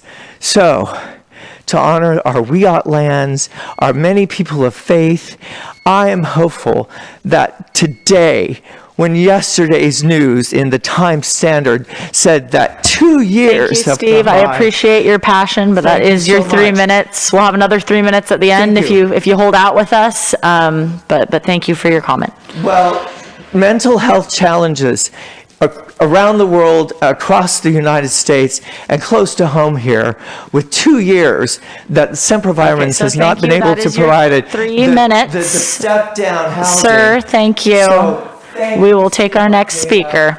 considering as many creative and practical ways of making sure that our Okay, so we're going to take our next speaker. Joanne is waiting. housing Come on up, Joanne. water. And thank you so much for your ambassador program that I want to be part of as a Okay. volunteer.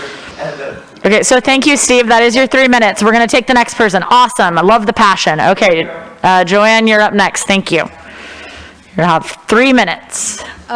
Thanks. My name's Joanne McGarry. Again, I reiterate, I'm a resident of Arcata. I am a tenant. I live in the Creamery District. I have been involved in a lot of planning issues around the Creamery District, and then initial stages of what became known as the Gateway Plan.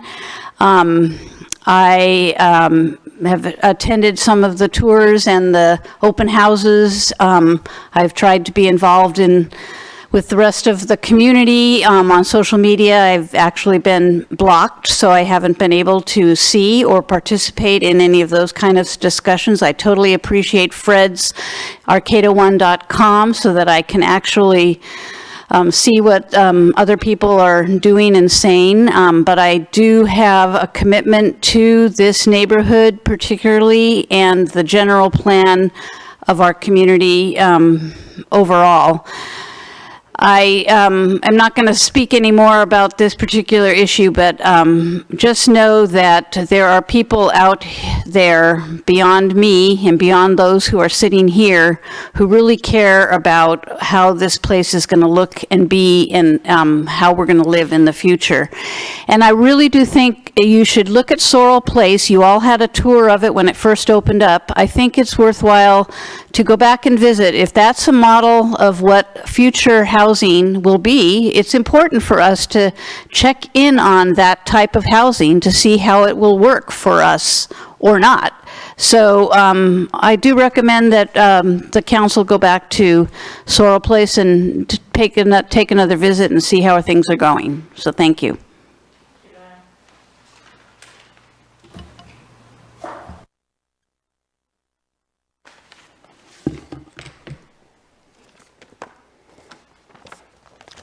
Good evening, Vice Mayor. Thank you.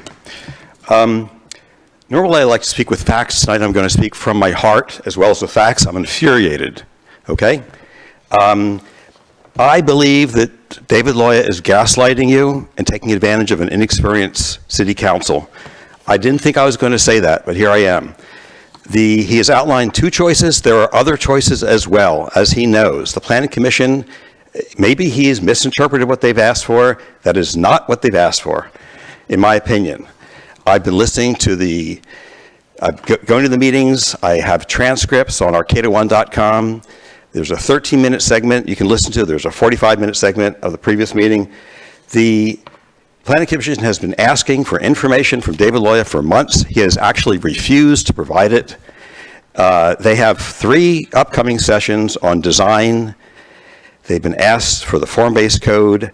My question is, how do you evaluate the design of buildings without the code that specifies the design of the buildings? This has been going on for months.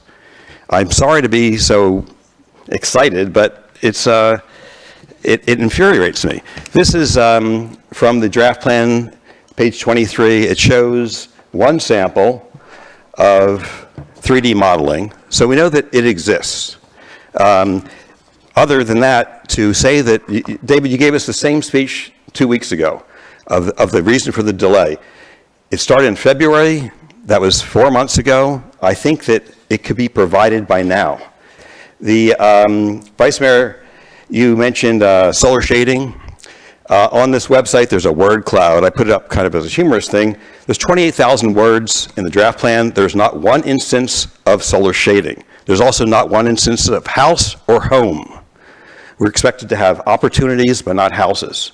We have housing units, okay? David, you referred to table 1. There's no table 1, I think. I'll mention I have an ex parte communication with the mayor and with Councilmember Matthews. There's a phrase that David uses in this thing, which is time certain. I request that the city attorney explain what that is, and I asked that David explain why he used it. This plan that he's devised is more efficient. It's more efficient for him. It is not what the Planning Commission wants. They have vast experience. The vice mayor teaches this. I can understand people can have different opinions, and I look forward to the study session, but he is definitely misleading you. Thank you. Or I should say, attempting to mislead you. Okay, do we have any more in-person public comment? Last call for in-person. Actually, I think everybody here has spoken. So, okay, we'll go to online public comment. All right, our first public comment is Jane. Go ahead, Jane.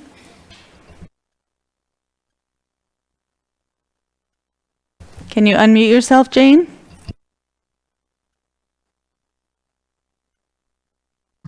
Sorry. There you go. Hope that doesn't count in my 3 minutes. Okay. Staff has expended much time and energy reaching out to the public in good faith in a wide variety of ways to present information on the proposed land use plan and its various elements.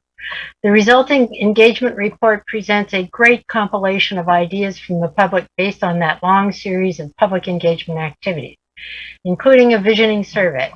However, these outreach activities do not provide hard and representative data on controversial issues such as desired building heights and density, ministerial review versus council and planning commission review and oversight, or desired types of housing, that is like rental versus owner-occupied, apartments versus condos, townhouses, etc. The information collected is too generic, it is visionary, and the city council and public would be better informed if a quantitative gateway-specific survey of the community would be conducted on those controversial issues. The city's visioning survey was conducted mostly in 2021 prior to publication of the draft gateway plan on December 1st, 2021. You can extrapolate preferences for 4 stories or less, for example, but the sample is not representative of the public. We can't identify, for example, what the current residents of the gateway area think of the proposed gateway plan, or whether they are interested in selling or upzoning their own properties to enable the proposed high-density residential development proposed. As I mentioned above, we still don't have the draft form based code to enable discussion of the specifics of the proposed gateway plan. And I'm going to go back to, much of the engagement involved making informational presentations with less or sometimes no emphasis on data collection relevant to specific issues of concern. It would be highly desirable to create a citizens advisory group or task force to assist in surveying the public, or possibility with a consultant, but this would cost less, because that's what was done with the Plaza Improvement Task Force to address the additional issues presented by the draft gateway plan released December 1, 2021, and provide supportive assistance to our overstretched staff who are attempting to consolidate way too much into too short a time period when extensions of grant funding deadlines are likely feasible, and please direct staff to resolve the grant deadline issues and request extensions. I sent you prior to this a detailed list of the information I think we need about each of these grants. What is the grant? What is the beginning date? What is the ending date? Does it provide for an extension? How much funding is engaged? What happens, if we don't make the deadline? I know I've seen 2 of them. So Jane, that is your 3 minutes. Jane, that is your 3 minutes, but we do have your written comments here in front of us, and thank you for sending those in to us. And Thank you. Yeah, well, I thank you all for reading them and addressing them, and I thank Karen for distributing them, because I caught up with her at about 5 after 5 today. Thanks. Okay, well, we got it. Okay, so next person online. Next speaker is Pat. Go ahead, Pat. Hi, Pat Carr, Arcata resident. Appreciate the opportunity to speak. And I have really appreciated the efforts of the city to get information on people's interests and perspectives for the future of Arcata, for the Gateway Plan specifically. I think that planning is just a hugely challenging task for any place, but particularly here in Arcata, we have no idea exactly what Arcata will look like or what kinds of pressures will be brought to bear in the next 10 or 15 years. But we do know a few things about what Arcata is going to face. Much like we have been experiencing currently, we're almost certainly going to be facing more and more need for housing. We are already facing a housing crisis, a lack of places for people to rent. The students will be coming to CPH over the next few months, coming very soon. A real lack of availability of housing that's affordable for people to purchase. Even people at a fairly high income level face a very challenging time in purchasing a house in Arcata now. And those things are not likely to change. And it really amounts to a crisis that we face in Arcata now. And the climate crisis, we know, will continue to become even more severe than it is now. I think that it's really imperative that the city move as rapidly as possible, as rapidly as humanly possible, in order to develop housing for people in an infill fashion. And that the engagement efforts that we've seen so far, I think really deserve to be applauded. So I appreciate your seeking input from people tonight on this question, and wish you luck. Thank you, Pat. Okay, next speaker. No more public comment. Okay, there is no more public comment. Okay, any last minute comments from staff, from council, or we can maybe finally move on to new business? Not yet. I've got some more questions. So one thing I wanted to mention is starting on packet page 230, I think for 39 pages, there's a lot of images of, I think, a town hall or an open house, I guess, that were taken with sticky notes and colored dots. And my entire packet's in black and white. I don't know about you guys, so I can't see any of that. It's also really blurry, so I can't really read it. And didn't Dilo say that those are going to be uploaded as an appendice to on the strategic infill website? Because that was one thing I asked. I wanted to zoom in, but so that sounds really nice. But the council and the staff have decided that I can't use a computer right now, so I have no way to access this information. The public library has computers. That's a great response. It's the fact. And then, this Arcata One website, I feel like has really turned into kind of the definitive authority on what's going on with the Gateway program. So I really recommend people take a look at it. And there were, some concerning, there's a report that was put out on it and some things in there were concerning to me. Just kind of regarding David's conduct of the Planning Commission meetings. It describes an unwillingness or inability to answer the Planning Commissioner's questions, at times even basic questions, and providing responses that are divisionary or not related to the original question. Insistence that this process must be what is followed, even though the knowledge and experience of the commissioners indicates that other processes are not possible, but considerably more desirable and effective. Time and time again, saying one thing at one moment and another thing often is opposite at another time. This is a regular pattern that we are seeing across the board in items at the smallest and the largest levels. Not being willing to provide information that the commission has told him is necessary for them to continue their evaluations. Again, as the May 24th meeting and several meetings prior to that, by putting off requests from the commissioners for what they have told him is needed, and essentially dismisses the commission and reduces their ability to do their job. And the large example is, of course, his refusal to provide any form-based code. So, also I watched the May 24th meeting with the Planning Commission, and it, really seemed like a reasonable person would come to the conclusion that you had ignored Planning Commission requests for certain agenda items and put your own agenda items on there instead. Okay, so I don't think this is relevant to the item that we're discussing right now. It actually is. I really think that you're just berating staff. You need to stop interrupting me, Sarah, and turn your microphone off. You need to stop interrupting me, both of you do. It's my First Amendment right to say what I want to say. Okay, well, maybe try saying it with a little bit more decorum. Sure. Inappropriate. Yeah. I'm sorry, Thank you for David. sharing your opinions.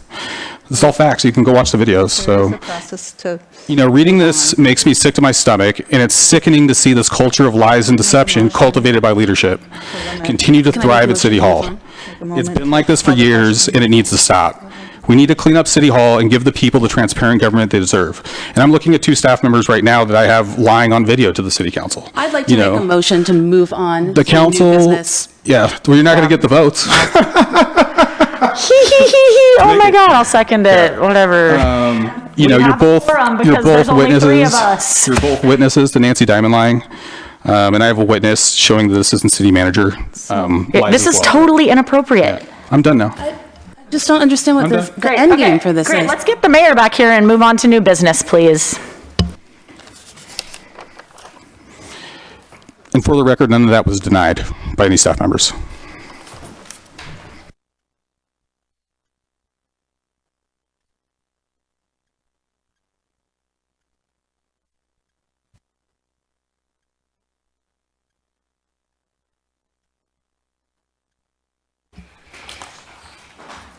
So I've been watching the clock and just kind of wondering, this is like where we are, with the time and the agenda. This is my first time for having a meeting that's gone this long. I think that there's, I'm just warming up.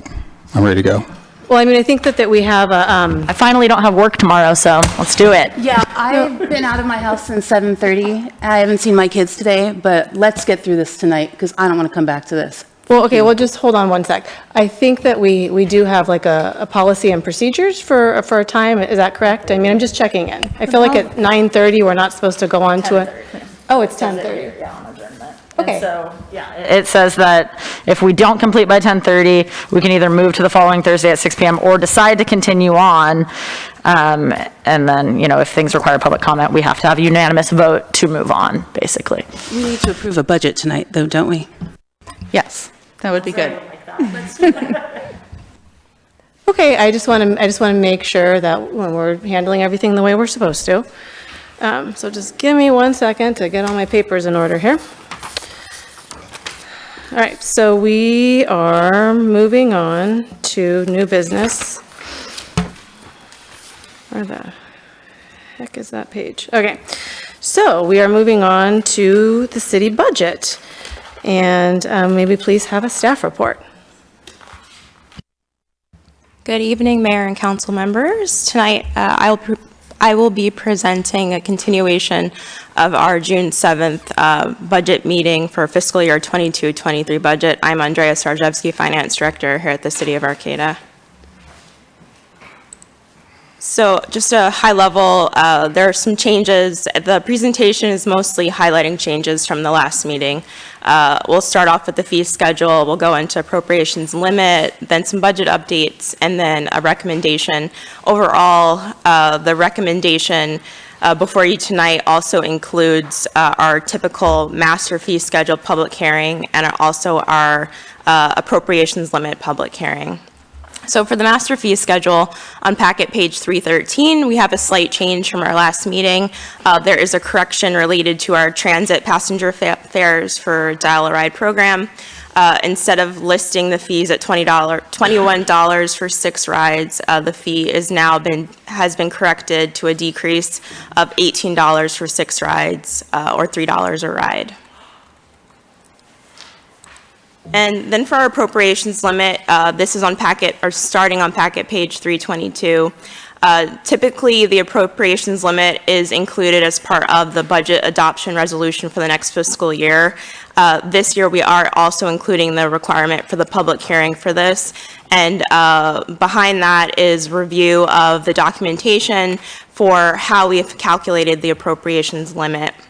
So to kind of give you a little bit of history, within California, Proposition 4 was established back in 1979, and that basically set a total annual appropriations limit for each local government for an amount that each entity could not exceed in a given fiscal year, based off of adjustments for change in cost of living and for change in population.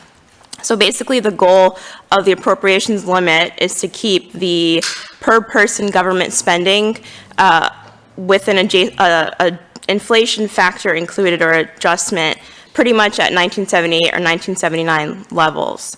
So on the slide before you, there's two different factors that we've included.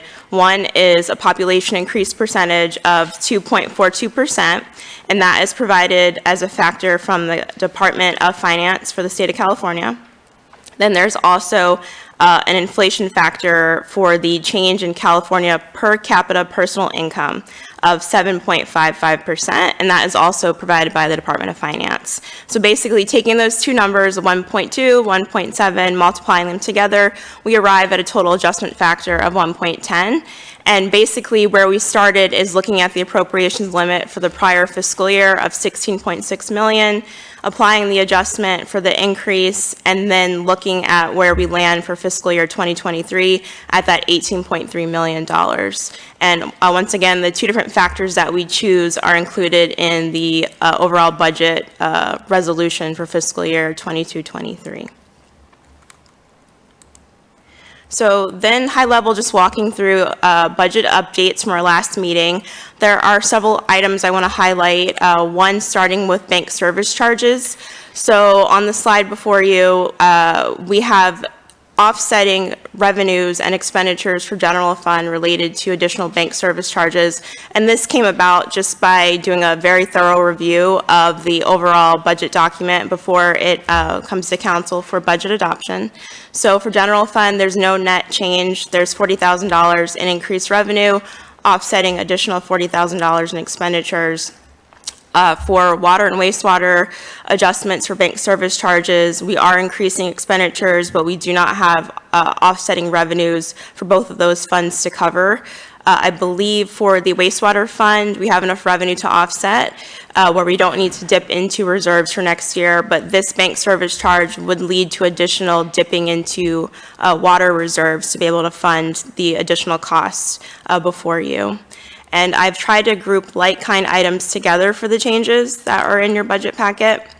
So two items that were brought up earlier on consent tonight for changes to the proposed budget document include our countywide slurry project, where we are increasing revenues and expenditures, as we will be receiving revenues from the partnering agencies for the slurry project, and we do have increased expenditures to include in the budget for that same slurry project of about $536,000 that we will be including. What was already in the budget for the June 7th meeting included Arcata's portion along with the contingency factor. This is to increase the budget to cover the cost for the other partnering agencies and the revenues that we'd be generating to offset those project costs. We also are including for additional adjustments related to the radio project that was on consent tonight. So we're including revenues from Fund 221, the Supplemental Law Enforcement Services Fund. There's $200,000 that have been dedicated as part of that radio project, where the revenues are going to be transferred over to general fund, and general fund is where the capital expenditure will lie for a portion of that project. And then the last, I guess, major piece for budget updates, going back through budget, realized that there was a line item for Redwood Park design for the IIG grant that was miscoded to one of the ARPA expenditure lines and being double counted, so we removed that $38,000. We also went back to include the recommendations from council for the ARPA funding from the last meeting, so $200,000 to Main Street, $4,500 to the Film Commission as far as support from ARPA on top of the amount that's being contributed from general fund, $10,000 for Wiyot Tribe support, and $25,000 as a recommended amount that we're including for Arcata community pool support. But of course, you have the ability to change these dollar amounts for allocation if you so choose tonight.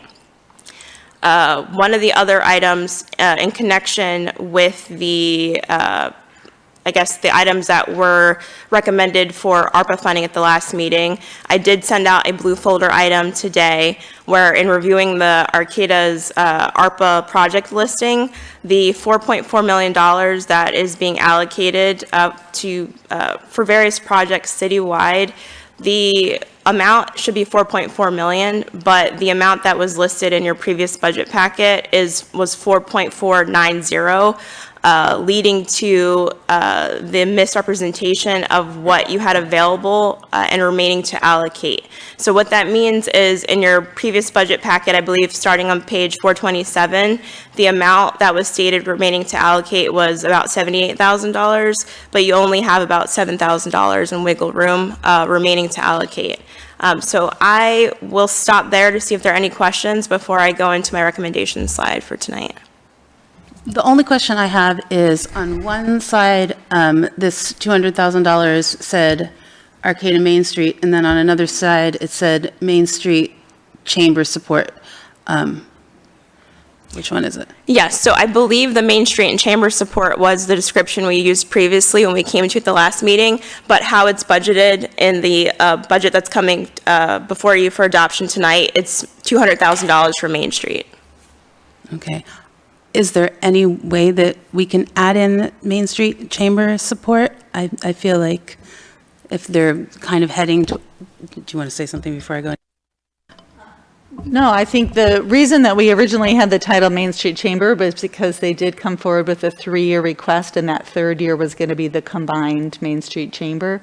But when we reduced down to a 2-year support, then it just went straight to Main Street. And really, I think the direction of the council, when we've sort of 2 processes. One is you're allocating your ARPA funds, and then the other is what are you budgeting for this year? And I think what the council asked for is setting aside that $200,000, but funding that first $100,000 for Main Street and making sure that, you've reviewed their progress before you would allocate another $100,000 next year, provided, progress was made this year. Yes. So you would still have the chance to merge or to redirect that money? Yeah, I just want to make sure that is the path forward and that we're working, that's the understanding that we're working towards. So thank you. And you certainly could provide that direction as we finalize that scope of work for that $100,000 for Main Street. If the council would specifically like a task in there around researching and coming back with an update to the council on considering a merger with the chamber, we certainly can add that into the scope of work. And that scope of work will also come back to you as well. All right, thank you, thank you. Well, and I think too, part of that is there's still uncertainty, as to whether or not that merger is going to happen. And so that's why we kind of took it back to the 2 years and then to kind of see where it's going from there. Yeah, that looks great. I don't have any questions. Thank you, Andrea.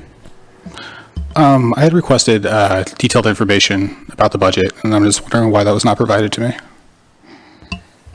I don't know if the mayor would like to address that, but at this point, it is my understanding that you've got communication between a new attorney that you've identified in the city's attorney. I asked for this months ago, and Annette denied it. Okay. She denied my request, so this is months old. I've asked for detailed information on the budget for months. My numbers are cut off in my packet, so I can't even see what the budget numbers are. So there's no response.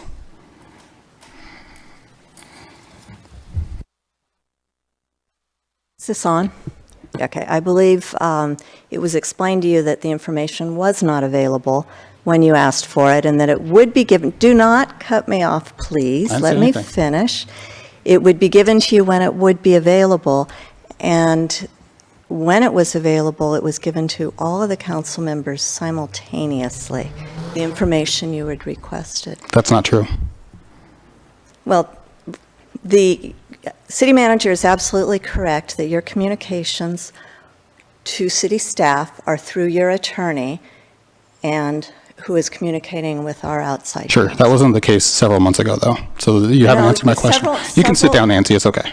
No, I'm gonna, you don't tell me what to do. The whole council tells me what to do. And I just want to reiterate that you were given the information when it was available. No, I wasn't. And it was made available to the entire council at the same time. I am.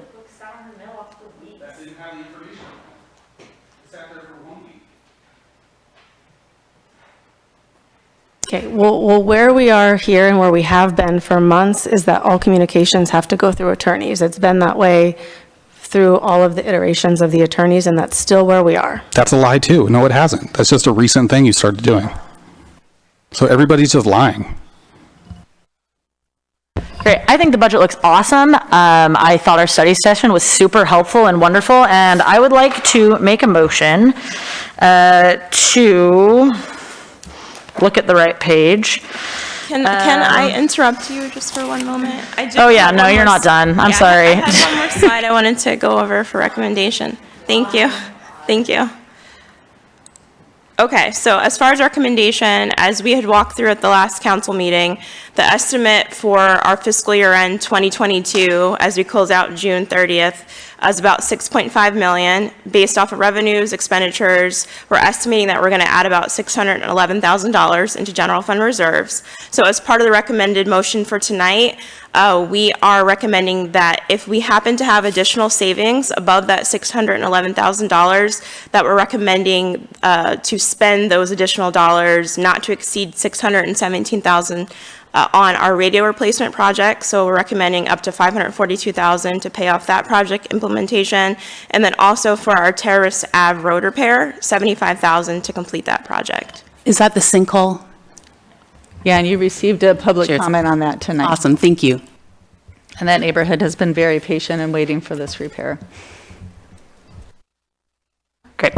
Well, before we go to public comment, I'd like to make a motion to adopt resolution number 223-02, a resolution of the City Council of the City of Arcata updating the master fee schedule for the various fees and service changes for fiscal year 2022-23, and adopt resolution number 223-01, a resolution of the City Council of the City of Arcata adopting the annual budget for the fiscal year beginning on July 1st, 2022, and should general fund reserves net revenues exceed the fiscal year 2021-22 estimates of $611,162, allocate any amount above that up to $617,000 maximum to fund both the city's radio replacement project and Terrace Avenue road repair.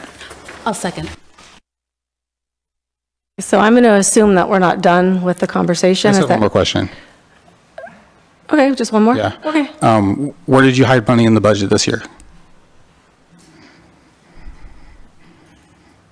Okay. For Karen, I know every year she likes to hide money in different I accounts. suggest that you move to public comment. Okay. So I don't think she's going to answer that. So let's go ahead and go to public comment. I appreciate your letting me come up here for 3 minutes every once in a while during this very long and interesting meeting. I am a little concerned about the change in the ARPA monies for Main Street, because when I was at the budget discussion, it was 3 years, $100,000 for that. I thought it was $100,000 for 3 years, with the last year being a merger with Main Street and the Chamber of Commerce, the Arcata Chamber of Commerce, which I kind of liked the idea of supporting Main Street until it gets to that point where it hopefully will merge with the Chamber, because I just do think having two similar types of organizations coming together is an efficient kind of way. But then it just all of a sudden changed to $200,000, and I understand the explanation. But it just is sort of startling to hear when I'm thinking the budget's talking about $100,000 for 3 years, $100,000 each year for 3 years, and now it's $200,000, but $100,000 of the ARPA money this year being spent. So anyway, change happens between meetings, and that type of money that a lot of people in the community can benefit by. I just want to make sure that it's kind of clear how it's being spent and when, so, and for whom. So thank you. Thank you, Joanne. City of Arcata, Vice Mayor, City Manager, and our council, thank you so much. My first experience with a 3-minute counter with green lights trying to manage diplomatic ways and a very fine accounting report.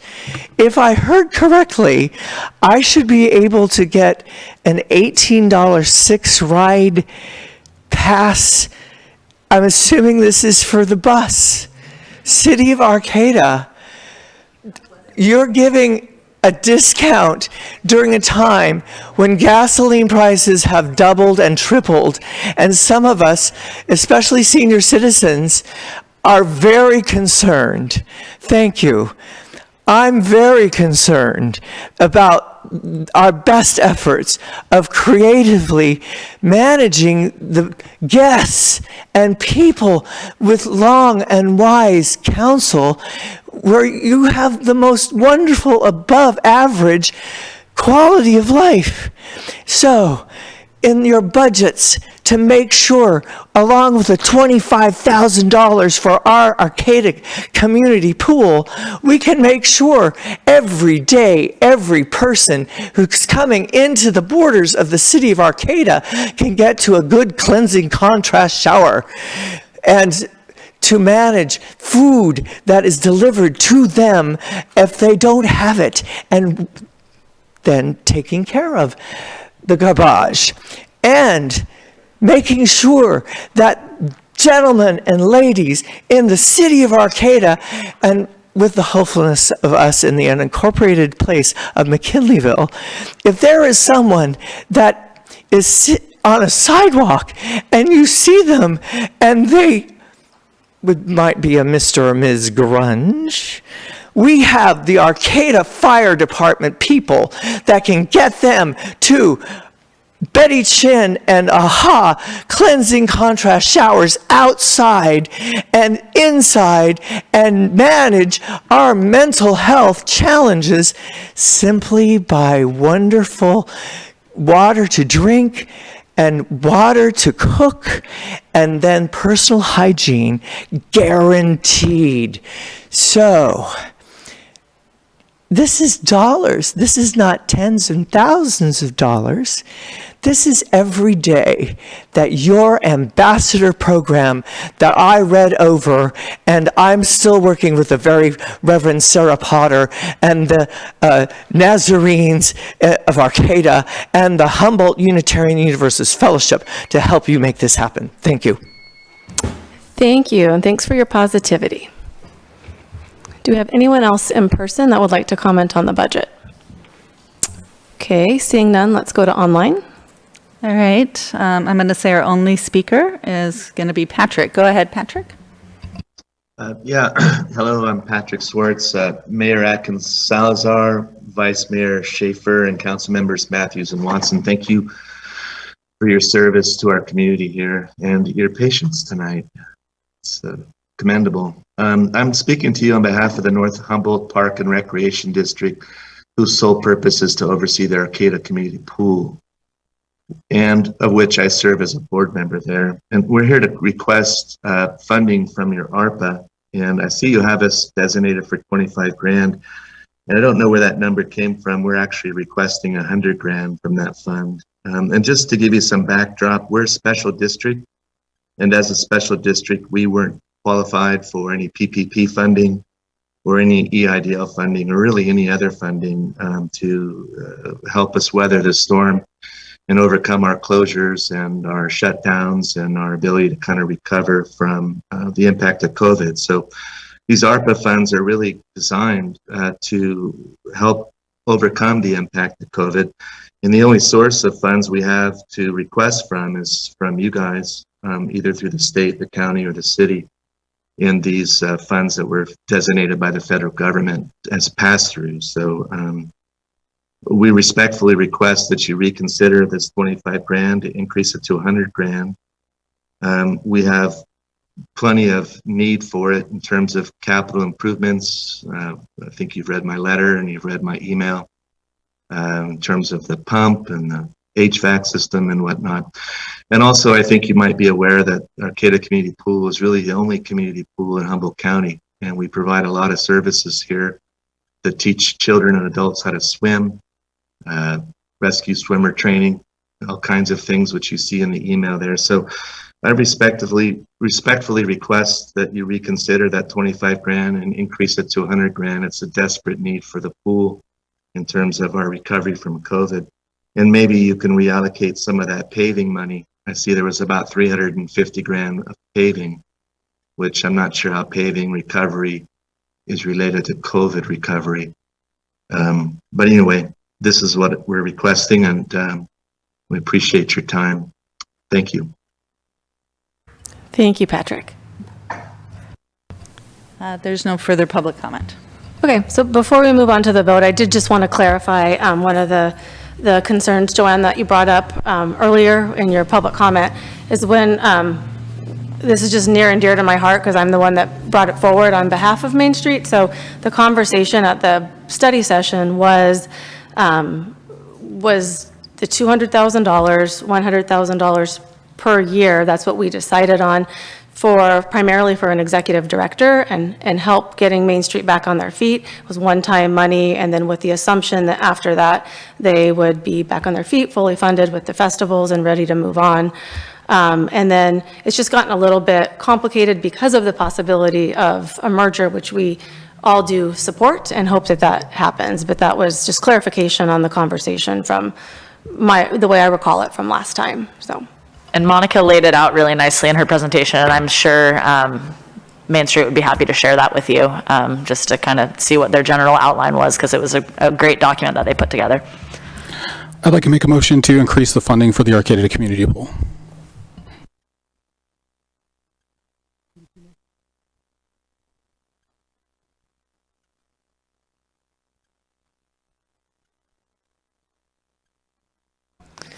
Yeah, I think we do have to go to the second. I think that Brett's right. We need to go to the second one. And I guess.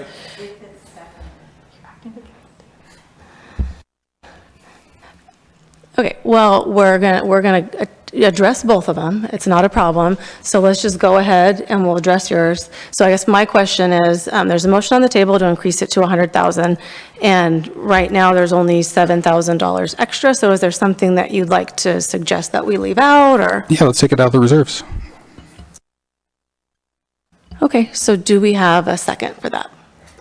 I mean, it's such a vital asset to the community. You know, how can you vote against it?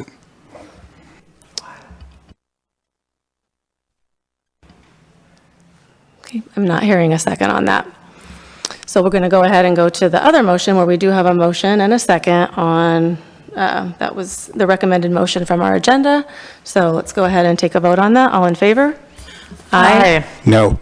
All right, so it passes 3-1. Okay, so let's go ahead and move into this is item B in new business, accept the certification of the verification of sufficient signatures on the petition for the initiative to enact ordinance requiring that the earth flag is flown at the top of the flagpole for the November 2022 election ballot. Either adopt the ordinance or refer it to the ballot for a vote, and determine if the city council wishes to file arguments. So we've got two choices. We can adopt it now, we can refer it to the ballot. If we are referring it to the ballot, then we need to decide if we want to make an argument or assign that to someone else. So open it up for discussion. I'd like to make a motion to adopt it now.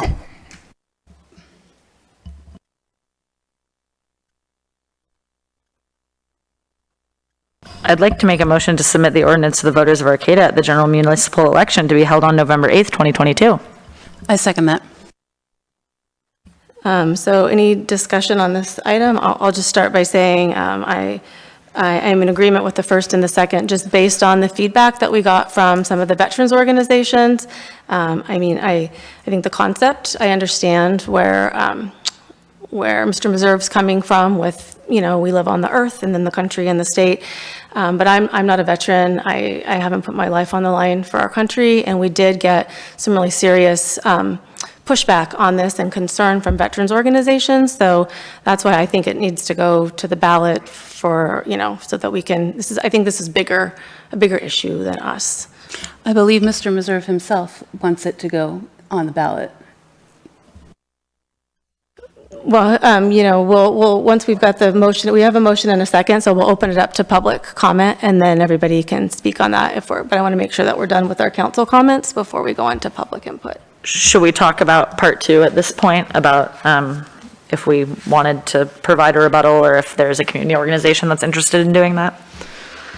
Why don't we just go to public input? Okay, sounds good. We can tackle that. So, Yeah. Dave, did you want to start public input?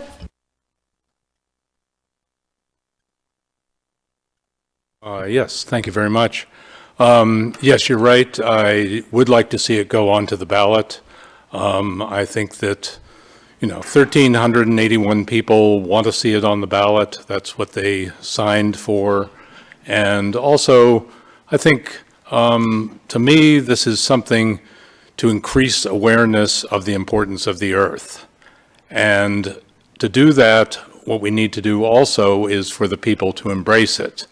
And although it would be fine to have 4 people vote to fly the flag that way, I think it's much more impressive and makes a much more of a statement if the people of Arcata decide that. So I definitely support your motion to put it on the ballot in November. I also want to address the concerns of people who think that somehow this effort is disrespecting the American flag or disrespecting veterans. And that certainly is not the intention of it. And I think that it's perhaps being misinterpreted a bit. The original idea, the flag code, which is not enforceable, says that the American flag must fly at the top of flagpoles. At the time when that was written, the only other flags that could conceivably have flown at the top of flagpoles were the flags of other nations. In 1972, the Apollo 17 mission flew over the Earth, and the astronauts took the picture, and that became the symbol of the Earth for Earth Day. And I think that this is not another nation over the United States. This is nothing demeaning the United States in any way. This is merely saying that we live on planet Earth, and that we can't have a healthy nation unless we have a healthy earth. And the whole idea of this is to raise the awareness of people that we need to be paying attention to the health of the earth and not to nationalism. So I feel what these people are saying, and I'm sorry they feel that way, but it really is not the intention and is not the symbolism. Flags are symbols. And the idea of this is to change the symbolism and to say that the earth is our home and we must have a healthy earth to have a healthy country. So please move forward with having it on the ballot in November. And I sincerely hope you don't feel like filing an argument against it, but that would be up to you. Thank you. Thank you, Dave. Hi, I go by Magretta when I carry my earth flag around town and when I speak before you with it in hand. I second what Dave Meserve has said about not disrespecting any other flags or anything like that, in that when I walk around on the ground with this earth flag, I get nothing but positive comments, because I think it reminds people that this is our ultimate home and that we've got to take care of it.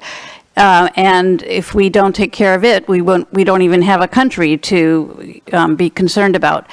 I walk by the plaza, I look at the flagpole, I look at the American flag, which is much larger than the other flags on the flagpole, and I look that if we changed the order of the flags on the flagpole, the American flag would still stand out quite. In fact, it would be framed even more nicely between the earth and the state flags.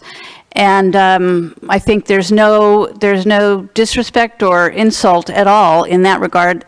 And I kind of think of the Hollywood credit thing in the movies, where you've got an Al Pacino and a Robert De Niro starring in the movie, and who gets top credit. And sometimes one name goes first, but the other second name comes out larger or in a different place. And so it's like a balance of priorities. And I think the size of our current American flag on that flagpole should remain, and that the order of the flags on that flagpole will improve the visibility of the American flag and the visibility of the Earth flag. So anyway, I'm glad that this is finally being discussed, and I hope it goes to the vote in November, and I hope all of us can realize, what's really important in the world is all of us working together to live together in peace and in thrivability. And if we don't have an Earth that can do that, we won't have a country where we can do that. So thank you for considering this, and peace on Earth. Thank you, Joanne.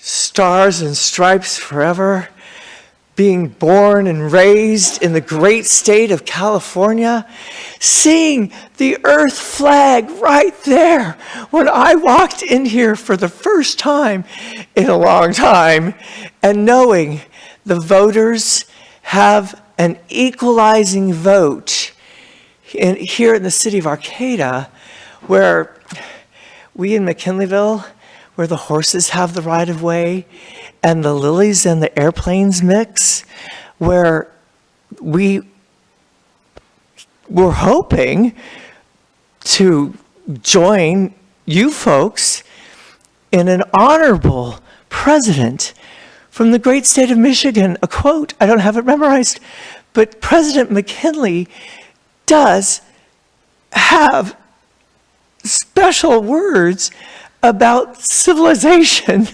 that after all of that, and our McKinley statue was sent back to the official McKinley Museum, I'm still hopeful for affordable housing in McKinleyville.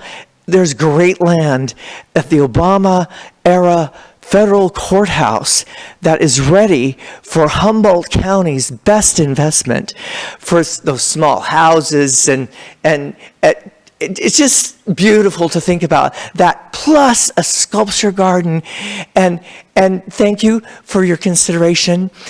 I am the Matisse of sculptures, working with Chanel stems and inexpensively beautifying your Arcata possibility for budget consideration for sculptures, and cheering on people and doing the best we can to take care of our planet first. We're in desperate situations, especially the great state of Arizona, where firefighting and desperate people, where can we go to?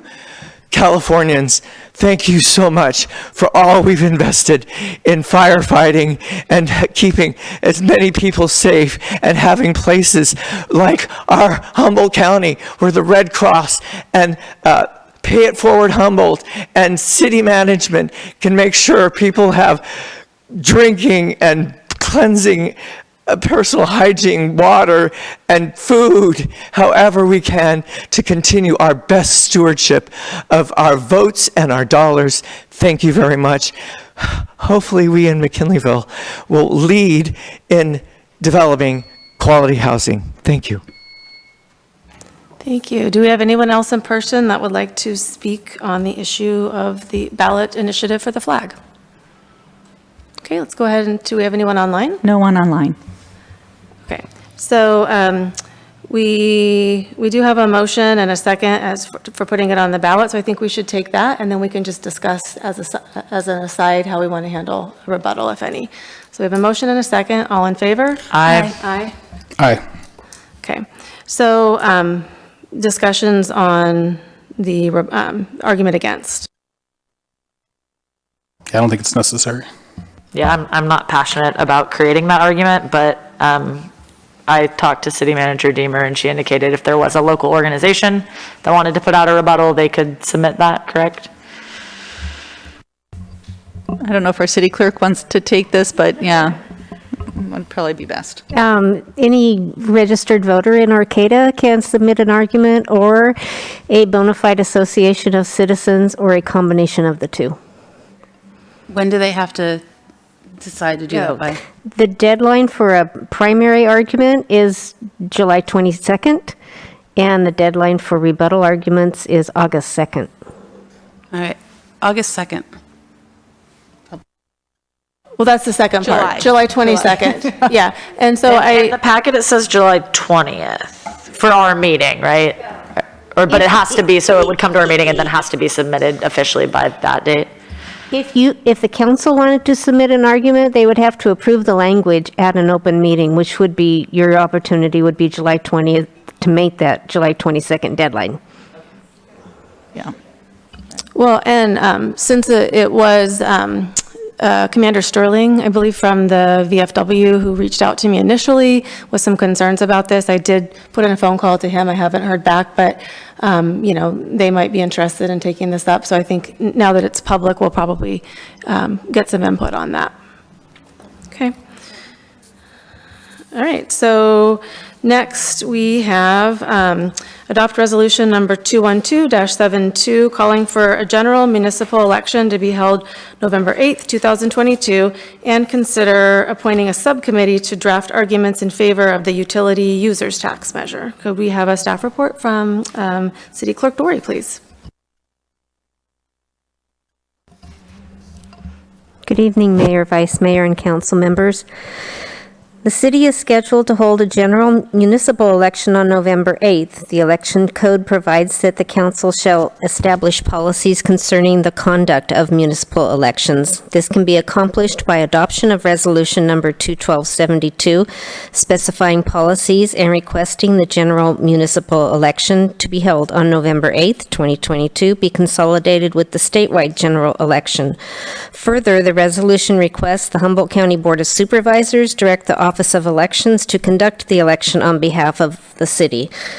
The 22-2023 fiscal year budget sets aside $36,134 to pay the costs associated with this general municipal election. The City Council, at its May 18th, 2022 meeting, placed a utility users tax measure on the November 8th ballot. The council may submit arguments in favor of the utility users tax measure. To accomplish this, the council should appoint 2 council members as a subcommittee to draft the primary argument in favor of the measure and any necessary rebuttal arguments. Primary arguments are due July 22nd, and rebuttal arguments are due August 2nd. The language for the primary argument may be approved by the council at its July 20th regular meeting, but if a rebuttal argument is necessary, the council will have to schedule a special meeting before August 2nd to approve the language. Staff recommends the council adopt resolution number 21272, calling for the general municipal election to be held November 8th, 2022, and establishing policies for that election, and consider appointing a subcommittee to draft an argument and/or rebuttal argument in favor of the utility users tax measure. I'm happy to answer any questions. Okay, I'm guessing we're probably all on the same page about the election. That's kind of an easy one, I'm assuming. So do we have any people that would be interested in drafting the argument in favor of the utilities user tax? Yeah, I mean, I was the only one with experience writing an argument for a measure and working on a measure. And I'm basically retired, so I'd be happy to volunteer. I have lots of time on my hands. Okay, so is anyone else interested in doing that? I would be happy to take that on as well, if there's anyone else. I would also be happy to take that on as well. Okay, so we've got 3 people volunteering, so would someone like to make a motion? I'll make a motion for Stacy and Sarah to be on the subcommittee. Okay, I will second that. Okay, all in favor? Aye. Aye. All right, thank you.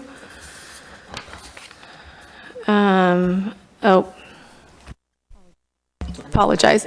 We do need public comment, so we'll just. Don't we need to adopt the resolution that puts it on? Yeah, okay. So let's go ahead and do public comment, and then we will put together a beautiful motion for Bridget. Do we have anyone wishing to comment on this? All right, no one in person. How about online? We good online? No public comment. Okay, let's have the motion. Okay, I will make a motion to adopt resolution number 212-72, calling for a general municipal election to be held November 8, 2022, and consider appointing a subcommittee of myself and Mayor Atkins Salazar to draft arguments in favor of the utilities user tax measure. Second. Okay, we have a motion and a second. All in favor? Aye. Aye. All right, so that takes us to our last chance for oral and written communications. This time is provided for people to address the council on matters that are not on the agenda. If you are in person and wanting to give public comment, please line up at the podium. Please raise your hand if you are on Zoom, on the webinar, or press *9 now if you are on the phone line and would like to make a public comment. Speakers are limited to 3 minutes, and when it's your time for public comment, you will be unmuted and invited to speak. So do we have anyone in person that would like to comment on items not on the agenda? Okay, seeing none, do we have any online? No online public comment. Okay, so that takes us to council and staff reports. So first we have to receive an update from Emily Sinkhorn, Director of Environmental Services, on the City of Arcata's wastewater and water infrastructure planning. And we're happy to move forward with that. I did want to do a time check for you. This is not time sensitive, unlike the election item, so it's up to you. I'm feeling good. I can stay longer. I gotta tell you, I had to be at work at 8 tomorrow morning. I mean, if it's time sensitive, or if everybody else wants to go through with it, I'm happy to go through with it. I'm happy to table it due to the lateness of the hour. I just don't think it's gonna be a short discussion, and Okay, so would someone like to make a motion to table this for our next, for our next council meeting? I'd like to make a motion to bring it back as a regular agenda item. I mean, it is the, most important infrastructure project ever in the history of the city, so it doesn't really seem appropriate to be under staff and council reports. I mean, I don't have a problem bringing it back as an agenda item. I mean, that would be great. Works for me. I'd like to make a motion to table this item until the next agenda, and thank you for sticking around, Emily. I really appreciate it. I'll second that motion. Okay, all in favor? Aye. Aye. So are we bringing it back as an agenda item? Yes, we'll bring it back as an agenda item. All right, so do we have any other staff updates or council member updates? Oyster Fest. Airport microgrid. Yeah, I was gonna say airport microgrid. Good job, Shots, Cal Poly, Redwood Coast Energy Authority, PG&E. What an amazing, amazing project.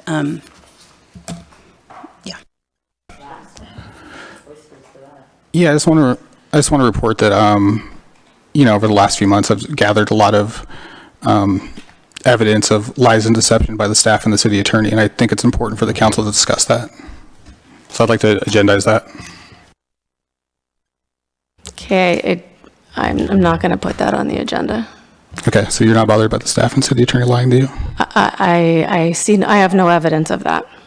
I'm offering to present it for the public. I'm willing to hear consideration of my colleagues if you'd like to have that on there. Thank you. I'm good. Okay, so it's not going to go on. All right, so I do have a few report outs, and it seems anticlimactic, and no, I mean, hopefully there's people watching or that will go back and record it, because I'll just hit a few things, but I was able to, with a couple of members of our energy committee, go to the Redwood Coast Montessori 8th grade classroom. They did their science presentations that were on climate change, and it was really cool. They also, it wasn't just climate change in general, but they specifically focused on the gateway, and they, what I was really impressed upon is they had their own ideas of things that could be done differently or whatever, and to help with climate change. So I gave them that feedback, that it was really great that they, not only maybe disagreed or supported things, but they came back with their own ideas. So I thought that was great. I just wanted to thank APD and those who worked on helping getting the front of our safe parking site cleaned up. I know that was not easy. That's always a delicate balance in doing that. So thank you for that. Meredith plugged Oyster Fest, so that's great. We do have some press releases out regarding the Community Ambassador Program and that we're hiring several part-time positions. So I'm very excited about that and hoping that we get a lot of interest in that. And I was able to also to go to the Redwood Coast Airport microgrid ribbon cutting, and that was pretty amazing. It shows there's a lot of firsts in that, first like ever in that whole project. And the theme is how we work together as a community to make that happen. And if we hadn't worked together, it wouldn't have. So it was just a wonderful time of kind of celebrating how we as Humboldtons can work together and accomplish really great things and pioneer. So I appreciated that. And just sorry to end us on a bad note, but it's got to be said. We discussed this last year during Pride Month. There was some really awful behaviors that sprung up in our community, and I have since received some correspondence this month of other just really awful behaviors. And so I just wanted to take the opportunity to say that there's, in this town, there's no place for any type of hate or harassment. And so I just want to encourage people to keep that in mind. And that's, that's not who we are here in this community. So, and I know we, as a council, celebrate our LGBTQIA community, and Happy Pride Month. You said earlier you're going to go over my requested agenda items. Sure. What ones were you wanting to know about? All of them. Well, you could go ahead and go down the list. I don't have the list in front of me. I mean, that's why I emailed it to you. Okay. Well, if you have specific ones, I'm totally happy to talk to you about it. Yeah. I mean, I guess I'm disappointed that you don't know what they are. What was the last one I requested? Let's see. There was the guy that was concerned about, well, first of all, the marsh. Yeah, so for the marsh, City Manager Deemer did meet with one of their board members, and then we have a meeting scheduled on Tuesday evening just to sit down with their board and really have like a robust conversation that would be hard to have in this formal setting, to really figure out what their asks are and what we can do, and then we'll bring those asks to council for action on that. So Okay. It will be coming up on an agenda, but we wanted to, I talked to Elliot. I emailed with Elliot, and he thought that was a great idea to have the conversation first before bringing it here. So that's how we're handling that one. Okay. It'd be great if you could update me in the future what was going on. The other one was the local business owner that was concerned about DoorDash fees. Yeah, and we did talk about that. So City Manager Deemer, do you want to address that? So you're taking my agenda items, working on them, and then not telling me what the results are. Yeah, well, no, That's what you just described. I'm here to report out on it, but yeah. On DoorDash, and I can find some specific language. I don't have it before me tonight. But in essence, when during the early periods of COVID, when there were no other in-restaurant operations happening, the state came in and put in some protocols that allowed cities to adopt limits to the percentages that DoorDash could charge to restaurants for delivery services.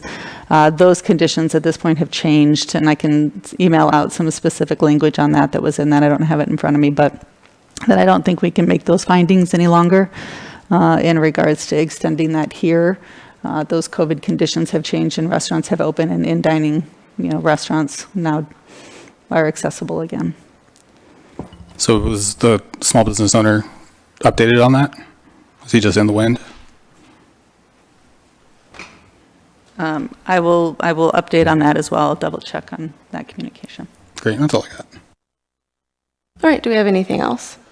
Are we going to set a date for the planning commission city? Is that going to be like a doodle poll that goes out? Yeah, so we just need to, we're just confirming that the city council will be rescheduling the study session with planning commission to discuss gateway area plan that was scheduled for July 12th due to scheduling conflicts. So that, I know it's top priority for everyone. It's just also hard because it's summer and we've got a lot of people that are out of town. So, but I know both council and planning commission are eager to get that going. So I'm sure staff will work to find it. And it was, you probably discussed this when you were talking about Gateway, but just to reiterate the importance of pretty much everyone being able to attend that meeting because it is such a big issue. So we just want to make sure that all three council members and all members of the planning commission can be there at that time, which will be challenging, but I'm sure we can make it happen. And if there's nothing else, we're adjourned. Thank you, everyone. Thanks. We honored him at the beginning. Jim Test? Yeah, so we instead of adjourning in his memory, we did it at the beginning so people could speak. It's okay. It's been a little bit long. All right, thanks everyone.